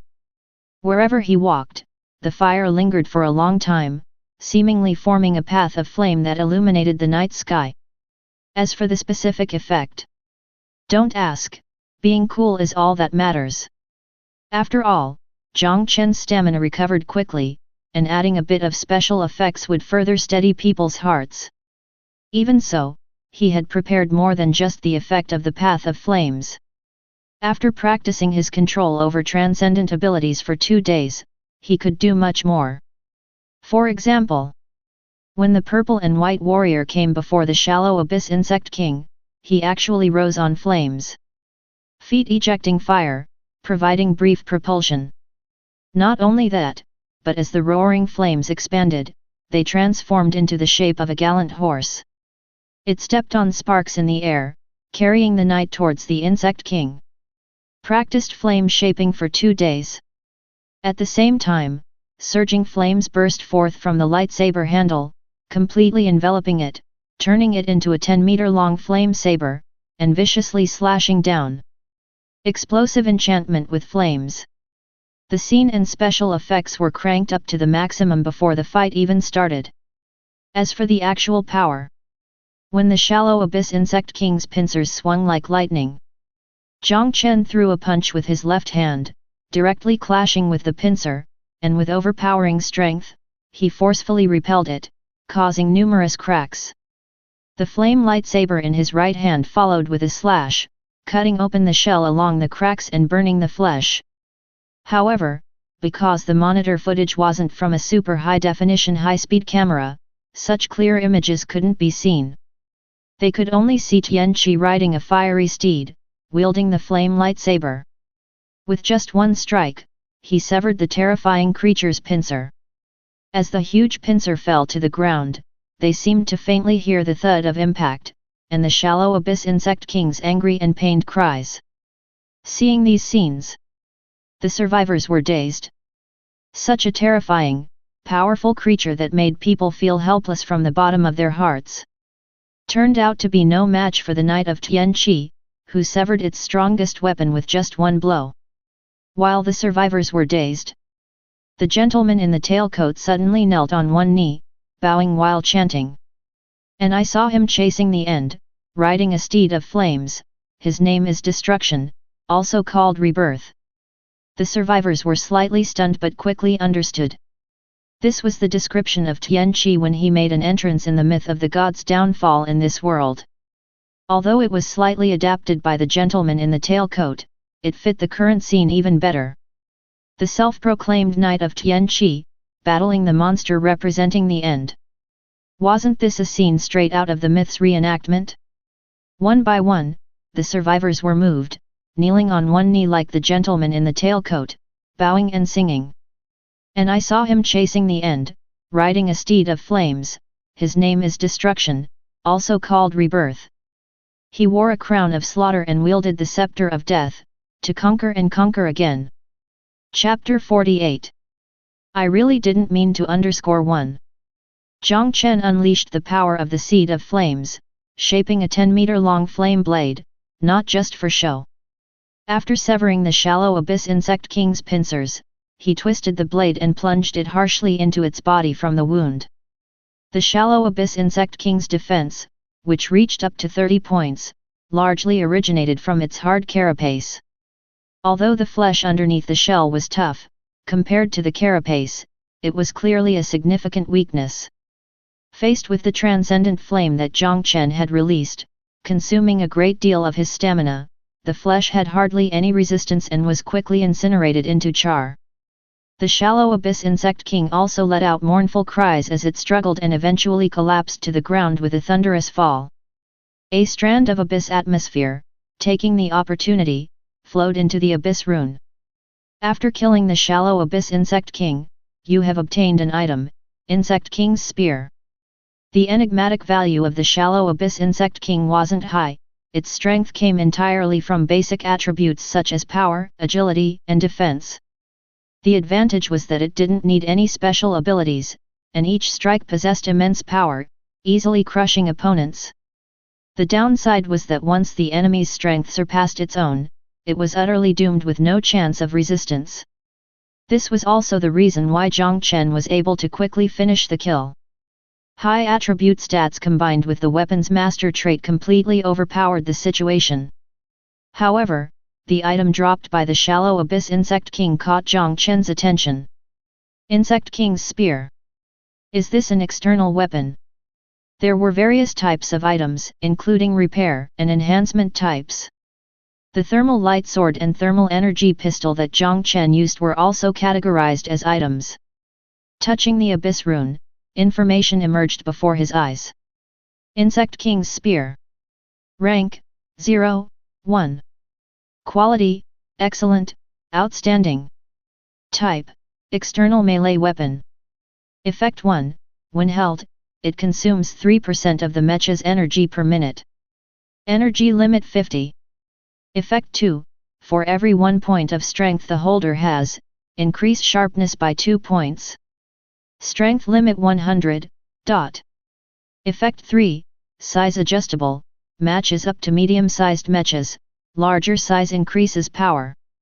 When at maximum size, increases power by 50%. Effect 4, as a thrown weapon, it can automatically return. The farther the distance, the faster the retrieval speed. Effect 5, as an external weapon, the energy consumption increases by 100%, due to the weapon's master trait, the total power of the weapon increases by 50%.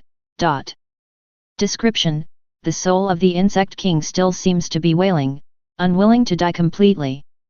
Indeed, it was an external weapon. Jiang Chen's eyes lit up. As a drop from an abyss monster, this insect king's spear possessed mysterious special abilities. Not only could it adjust in size, but as a thrown weapon, it could also automatically return to the user's hand. It seemed like a melee weapon, but in reality, it was also a ranged weapon. Jiang Chen touched the abyss rune. Abyss atmosphere erupted, intertwining into a 2-meter-long insect leg. Although it was fixed in a straight shape, it occasionally twisted as if struggling. As expected from a drop from a mutated monster, even as a weapon, it's very bizarre. However, compared to the aberrant feelers module dropped by the mutated anemone, a leg spear seemed much easier to accept. Jiang Chen waited for a moment, standing atop the insect king's corpse, looking towards the 2 other bosses that were very close by. He raised the spear and assumed a throwing stance. His movements paused for a second or two, not just gathering strength. The insect leg itself was also rapidly growing, expanding from 2 meters to nearly 10 meters in length. Almost identical to the limbs of the shallow abyss insect king. At the same time, flames extended from the palm of his hand onto the insect leg, encasing it in a layer of flame enchantment. Then, boom! The air vibrated, and shock waves spread. Under Jiang Chen's full force throw, the flame spear nearly turned into a red streak, cutting through the entire night sky, and slammed into the decaying parent body. The black, soft-bodied life form seemed to have been hit with a heavy sniper attack. Not only was it penetrated directly by the flame spear, but it also burst open a huge hole with a radius of several meters, almost completely torn apart. The transcendent flame remained attached to the gaping wound, continuing to sear the decaying parent body. The pitch-dark liquid rapidly dripped down. However, the decaying parent body's defense, which was as high as 30 points, was almost entirely focused on tenacity. Although pierced through, it did not die, merely pausing in place. The wound was rapidly closing, seemingly with a tendency to heal. At this moment, Jiang Chen beckoned. There's one more wave to go. The red streak surged back along its previous trajectory, not as fast or as powerful, but it pierced through the decaying parent body's wound once again. Jiang Chen took the opportunity to grasp hold, securing the Insect King's spear back in the palm of his hand. Worthy of a boss drop, this thing is way more useful than those thermal energy pistols sold in the stores. The power of a thermal energy pistol is related to its energy source. The penetration force of the Insect King's spear, on the other hand, is entirely linked to strength. With Jiang Chen's nearly 50 points of strength after activating the uncontrollable mutation, using the Insect King's spear he could almost always deal crushing damage. Moreover, the Insect King's spear itself was of an first-rank outstanding quality. It was limited by the rank of the Mecha, only able to exhibit the properties of a 0th rank excellent weapon. If Jiang Chen were to achieve a breakthrough and reached the first rank, this weapon would also be able to unlock its limit and continue to be utilized. Although it's a bit unique in appearance, it's really handy. Jiang Chen charged up for a second throw, and the spear was launched. This time, the decaying parent body burst open completely, losing all its vitality. Killed the decaying parent body, acquired materials, decaying slime *2. This time, there was no drop of the brain of decay module but instead 2 pieces of outstanding quality enhancement materials. While their value is slightly less, they could also be sold off in a package deal with modules. They could fetch a pretty penny in contributions as well. 2 boss creatures fell in succession. The last mutated anemone was naturally no exception. Jiang Chen threw the Insect King's spear, piercing its hard carapace, then he brandished the flame sword, burning flesh through the breach. A simple combo took it out directly. Killed the mutated anemone, acquired module, mutated carapace. This was an armor module similar to the crystal rock carapace. It could change the exterior of the Model 0 Mecha, providing extra defense and armor value. However, the crystal rock carapace was originally a first-rank module, and its properties had been reduced to the utmost limit of the 0th rank. Even though the mutated carapace was of higher quality, it ultimately wasn't a supercharge module, unable to unleash more effects at the 0th rank, it just had a different inclination. Its properties did not align with the path of life, and Jiang Chen himself wasn't too fond of these aberrant modules. He directly threw it into the storage, to exchange for contributions later. With this, all 3 boss-level monsters were dead. Jiang Chen hadn't even taken much damage, having entirely overpowered the entire process. This terrifying combat power left the survivors of the shelter both in awe and ecstatic, their fear and despair scattering in a moment. Through the screen, they fervently praised the knight who had driven away the apocalypse. Jiang Chen was unaware that the gentleman in the tailcoat had made a move below. He raised his vambrace, watching the cracks that were gradually healing on its surface. In the recent battle, he had hardly taken any hits. He had only exchanged a punch with the shallow abyss Insect King. The armor value of a mecha doesn't only drop when taking attacks. When bearing loads far exceeding one's strength, it also causes the armor value to diminish, just like during the basic trial when I kept carrying heavy helicopter parts, causing the exoskeleton to overload and wear out. Now, my strength has far surpassed the mechas. Normal actions are fine, there won't be any problems. However, once engaged in intense combat, the mecha becomes as fragile as a flimsy piece of clothing, very prone to damage, even complete destruction. Jiang Chen's expression turned odd. To establish a strong image in the survivors' minds, he had operated at full strength, avoiding nearly all attacks. It was all to prevent the mecha from shattering, which would affect the glorious image of Tianqi. In the end, the Model 0 almost blew up again. He really didn't do it on purpose. Chapter 49. The Final Day, Beyond the Alliance, _1. As the morning sun rose, the fourth day arrived. Abyss runes leaked traces of aura, transforming into words before my eyes. Seed of civilization successfully persevered for 3 days, evaluation raised, immediate reward received, module, iron body. The dropped items from abyssal monsters are always related to aberration, mutation, and ancient gods' materials and modules. The settlement rewards, on the other hand, are related to transcendence and steam. Jiang Chen heaved a sigh of relief.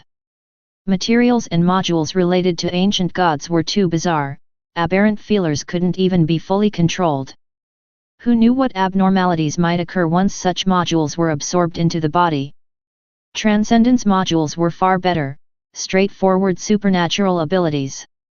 Iron body was precisely a transcendence module, its effect was to enhance defense, armor values, and various resistances. The quality was decent, but far from absorbing the seed of flames to increase strength. After Jiang Chen put away the iron body module, Lila and the gentleman in the tailcoat also left the shelter and brought some good news. Lord Tianqi, after witnessing your divine might, the situation has drastically improved. Even those who were most severely affected are gradually no longer hearing whispers or seeing hallucinations. Jiang Chen nodded in satisfaction. Indeed, a special effect was necessary. After last night's battle, the survivors probably all regarded him as some mythological savior, or a knight of the apocalypse. This was also his intended goal. After all, the rank ascension trial came in different scenarios. In the trial scenario he experienced, the age-old gods had the ability to contaminate the spirit. If it were only a matter of confronting monsters, the shelter might not even have been breached before the survivors inside mutated completely. Only by giving them hope and becoming their spiritual pillar could he utterly prevent all of this. As for the fact that this would cause the survivors to place all their hopes on him alone. Once he encountered any mishaps, the survivors would plunge into even deeper fear and despair. But if something happened to him, could the survivors still be alive? To fight despair with hope, to dispel whispers with fervor. This is the most straightforward and brutal method available right now.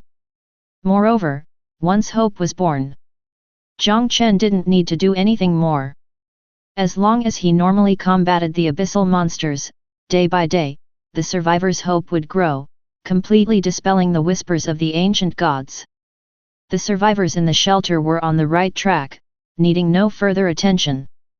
Jiang Chen then focused his thoughts mainly on combating the abyssal monsters and enhancing his own strength. Because, on the evening of the fourth day, Model 0 fell apart. The 0th rank Mecha was inherently weak. Rookie Mecha pilots without any enhancements couldn't even pass the Abyss difficulty level using it. Jiang Chen was no different, his talent only enhanced himself, not his Mecha. Which meant that the current Model 0 Mecha, although it had a higher recovery ability, was still just an ordinary 0th rank Mecha in terms attributes. If it weren't for the fact that the small Mecha was essentially a strength-enhanced suit, able to inherit the force and agility attributes of the Mecha pilot, it wouldn't even qualify for combat, and even battling a shallow abyss giant would be tough. Therefore, starting from the fourth day, as more powerful abyssal monsters arrived on land, Zero's shortcomings were fully exposed. It was like a fragile eggshell, crumbling upon a slight touch. And it wasn't just that. With the passage of time, this frailty became ever more apparent. On the fifth night, Jiang Chen punched an abyssal monster. Only to find that the abyssal monster wasn't killed, but Zero was instead shattered directly. On the sixth night, Jiang Chen threw the Insect King's spear with all his might. Only to cause a system overload from the excessive power output, having the armor value of the Mecha. On the seventh night, the eighth day. To be honest, under normal circumstances, Mecha pilots would try their best to avoid situations where the Mecha is completely shattered. After all, low-ranked Mecha pilots have limited resources, usually only one or two main Mechas. The body itself is quite weak, and once the Mecha is completely destroyed, it's almost the same as the pilot's death. Furthermore, most Mecha pilots' talents enhance and improve the strength of the Mecha.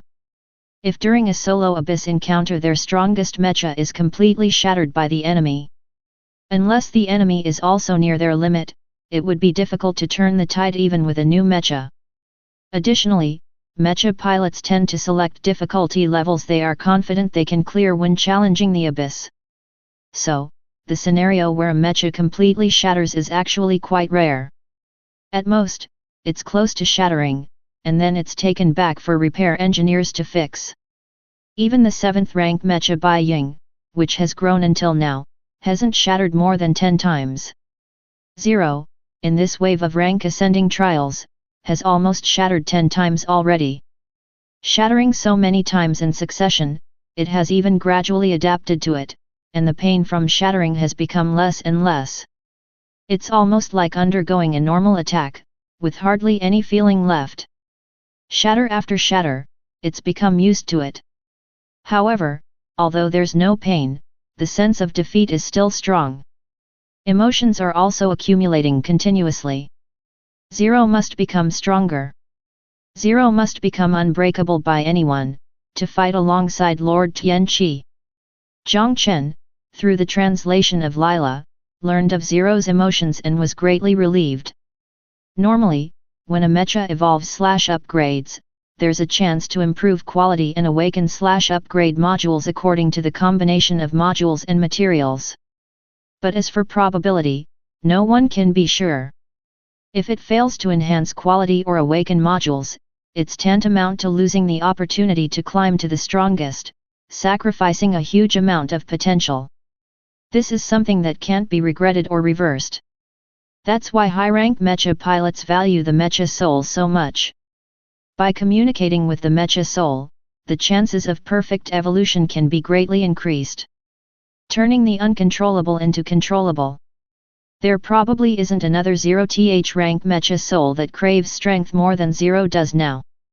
Jiang Chen was full of anticipation. The path that 0 has taken is one that he conceived himself. He also didn't know what kind of stance it would take after completing the first rank upgrade. The sunset sank into the sea level, as if swallowed by the sea abyss, losing all its brilliance. The 10th day, also the final night, had finally arrived. Jiang Chen stood on the flat ground, waiting for the last enemy. At this moment, the scene underwent a huge change. Not only had the school completely vanished, but the once coastal city was also razed to the ground by rampaging monsters. Even if the shelters were built underground, with little damage inside, the monitoring devices left outside had already been destroyed along with the city.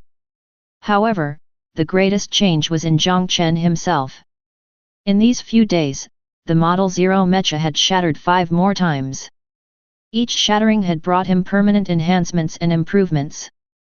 This resulted in a complete overhaul of his personal attributes. Attributes: Strength 71, Agility 70, Defense 79, Enigmatism 0. Special: Regenerate 1.27 health per second, doubled under sunlight, 0.29 stamina. Abilities: Uncontrollable Mutation, Roots Core, Blood Demon Transformation, Seed of Flames. My current attributes should have already surpassed those of the symbol of the Alliance from the same period. Jiang Chen felt the surging power within him and thought of the symbol of the Alliance. Being SSS class rookies like himself, if the other party supercharged all modules, they could directly have more than 10 times the attributes. Without loading any abilities and focusing solely on strength and agility, the attributes could even approach 200 points. However, just like 0, the unbalanced focus on strength and agility leads to an extremely fragile Mecha, which could easily collapse and shatter. Therefore, the symbol of the Alliance's 0th rank Mecha, in terms of basic attributes, was not overly specialized either. Taking into account that the symbol of the Alliance's supercharge module had been taken away. Even if there was some super upon super or super 2 type of maneuver, it couldn't be performed. Jiang Chen's current attributes must have caught up to him. But merely catching up was not enough. Only by far surpassing him during the same rank stage, would there be a chance to solo the age-old Shadow on Abyss difficulty? While Jiang Chen was contemplating, the void opened a rift, and several slimy tentacles stretched out, striking at him like lightning. However, the air twisted, and azure blue flames rose. These tentacles, upon contact with the flames, quickly charred and carbonized. A breeze blew, and they turned into flying ash. Jiang Chen couldn't help but laugh. Even the tentacles enhanced by +6 super energy flames couldn't withstand it. Is this all? Chapter 50. Settlement Rewards, New Mecha, Boiling Steam, _1. The coastal region on the 10th day experienced a difficulty spike that was simply exasperating. No sooner had night fallen than a giant tentacled monster appeared. Its main body did not leave the ocean, but it had the ability to tear through the void, launching attacks from several kilometers away. Jiang Chen used an external scanning device, but even the database did not contain any corresponding information. Ancient God's Descendant. Attribute, unknown. Trait, unknown. Weakness, unknown. Evaluation, escape. Clearly, the Mecha pilots who had encountered it before had not been able to fully ascertain its abilities and provide the relevant information. However, no matter what, this was only a trial from 0th rank to 1st rank. As a level 1 abyssal creature, its strength had a limit. Jiang Chen had now completely surpassed that limit. After a tangle, he seized the opportunity and funneled transcendent fire directly into the void rift torn by the ancient god's descendant. Although only a small amount of transcendent fire was pulled back by the tentacle, it was not enough to directly burn the opponent's main body to death, but it did cause some damage. The most important thing was that the ancient god's descendant, pained by the attack, churned in the sea water, stirring up waves. It also exposed its own location. Jiang Chen leaped high and launched a star-piercing spear, pinning the insect king's spear onto its body to mark the spot. Following the marker, he charged into the near sea and used his tremendous strength to drag the long tentacle ashore. Finally, he drew his lightsaber and meticulously sliced the ancient god's descendant into mince, without any fat to be seen. Killing the ancient god's descendant, material obtained, blood of distortion. Killing the ancient god's descendant, module obtained, archaic bloodline. Killing the ancient god's descendant, trait obtained, unstable mutation. There were many drops, but there was no module for void attacks. Only a core module for enhancement dropped, and in terms of rarity, it was even less than Brain of Decay. However, the dropped trait did catch Jiang Chen's attention for a longer moment. Unstable mutation. Type, trait. Effect, owning this trait, there is a high chance of mutation during Mecha evolution, causing Mecha modules to develop positive or negative effects. Description, they grow in truly unique ways. One look at the gambler's eyes deemed it crap. Once the Mecha evolves, the installed modules will be completely absorbed and cannot be changed again.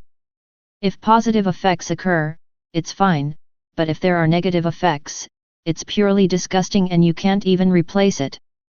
Especially for Jiang Chen who absorbs modules, stacking negative effects would be very stupid. He quickly threw it into the storage, sorted into the trash processing category. Sure enough, if you want top quality, you've got to hope for the trial rewards. The ancient god's descendant was just the beginning. As time passed, the creatures that had left the ocean and ventured deep into the land seemed to sense something. They no longer continued inward, instead changing direction, rushing towards the sea.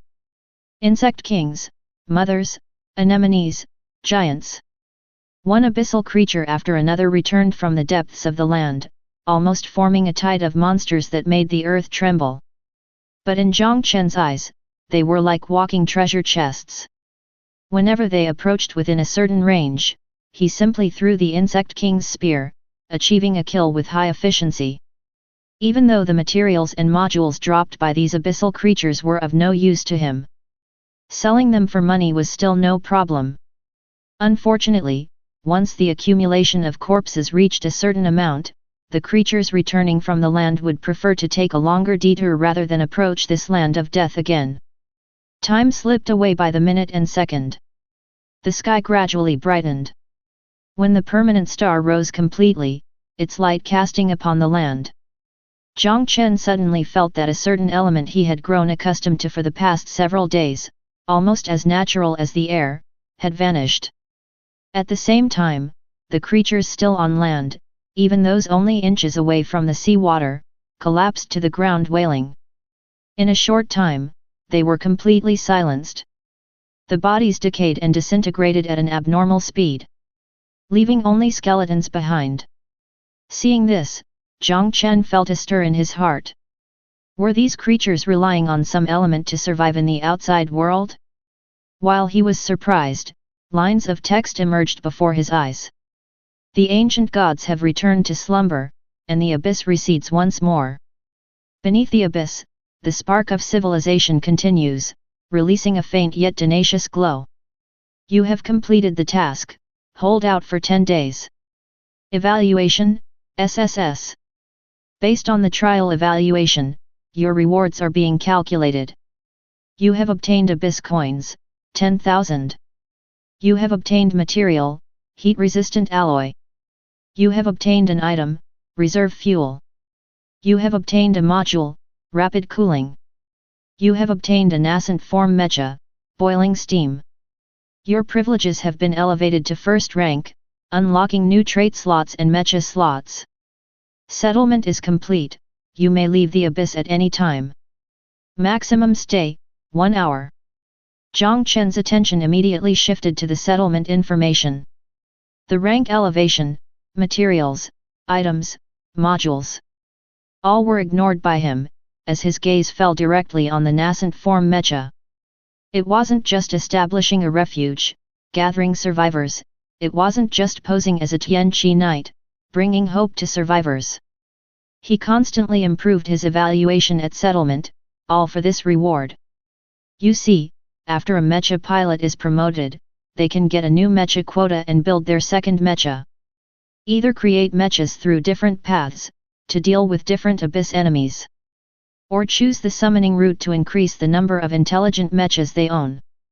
Alternatively, adopt the combination route, merging different mechas to form a supreme mecha. No matter which school of thought, it would be a significant enhancement for any mecha pilot. However, if a mecha pilot wants to build a new mecha, simply piling up materials won't do. What they need is something like the nascent form mecha of Model 0 mecha. Only these nascent form mechas are capable of installing modules, strengthening attributes, and evolving. Furthermore, nascent form mechas also have varied qualities and types. Nascent form mechas of higher base quality naturally have higher potential, resulting in more perfect qualities and attributes after evolution and transcendence. As for how to obtain nascent form mechas, one way is an abyss drop, extremely rare. This kind of nascent form mecha can be traded, but nobody really sells it, they all use it themselves. Another way is through rank promotion trials. As long as you pass the rank promotion trial, even with the lowest evaluation, you can get a second Model 0 mecha. If the evaluation is higher, it's possible to get a nascent form mecha with innate attributes and even of higher quality. This kind of nascent form mecha is non-tradable and is the source of mechas for most mecha pilots. SSS class evaluation. The quality of the nascent form mecha should exceed the regular and reach excellent, right? Jiang Chen touched the abyss rune with anticipation. Boiling steam. Type, nascent form mecha. Effect, upon activation, obtain a 0th rank mecha, boiling steam. Note, non-tradable. A brass-colored metallic mecha appeared before his eyes. Its legs, arms, and both sides of the waist had small steam jets. Compared to clunky mechas from the steam world, it looked more form-fitting and was also smaller. Codename, Boiling Steam. Type, lightweight full coverage armor. Quality, excellent, 2-fold absorption. Rank, 0. Enhancement, 0. Attributes, Strength 3, Agility 3, Defense 3, Enigmatic 1. Armor, 20/20.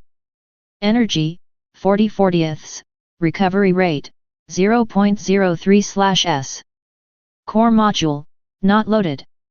Auxiliary modules, not loaded. Indeed, it was of excellent quality. All 3 basic attributes reached 3 points, and it even had 1 point of enigmatic value. Considering the double absorption efficiency of the excellent quality, even without any modules installed or any enhancements, the attribute bonus that would come from immediately expanding the armor was already close to catching up to 0. What's more important is, the Mecha itself requires maintenance. During the rank promotion trial, if 0 breaks apart, it can't rejoin the fight until the next day. Having a second Mecha means there's a backup even if 0 breaks. Isn't the efficiency skyrocketing? And after completing the rank promotion trial, 0 could also undergo transcendence. Jiang Chen could hardly control the corners of his mouth from fiercely rising. Wait! Return immediately! A pitch-black rift opened at his feet. The trembling of the earth had completely stopped, and the world sank back into silence once more. After an unknown amount of time, with a click, the shelter's door quietly opened. The gentleman in the tailcoat peeked out. No mechas, no monsters. Only monster skeletons that stretched as far as the eye could see, along with endless ruins. Finally, was it over? He cautiously stepped out, looking at the outside world and feeling the morning sun on his skin. He couldn't help but smile. Even though the world was nearly destroyed, he was still alive, and that was enough. Behind him, Lila also emerged, scanning around. It appeared that Lord Tianqi had already left, and she hadn't had the chance to say goodbye to 0. Moreover, the world and civilization had been destroyed by the monsters. Her parents, her brother, her friends, they all perished at the hands of the monsters. Looking around, she saw only wounds and death. Was this the new world after the apocalypse? The tailcoat-clad gentleman looked towards Lila, his gaze focusing.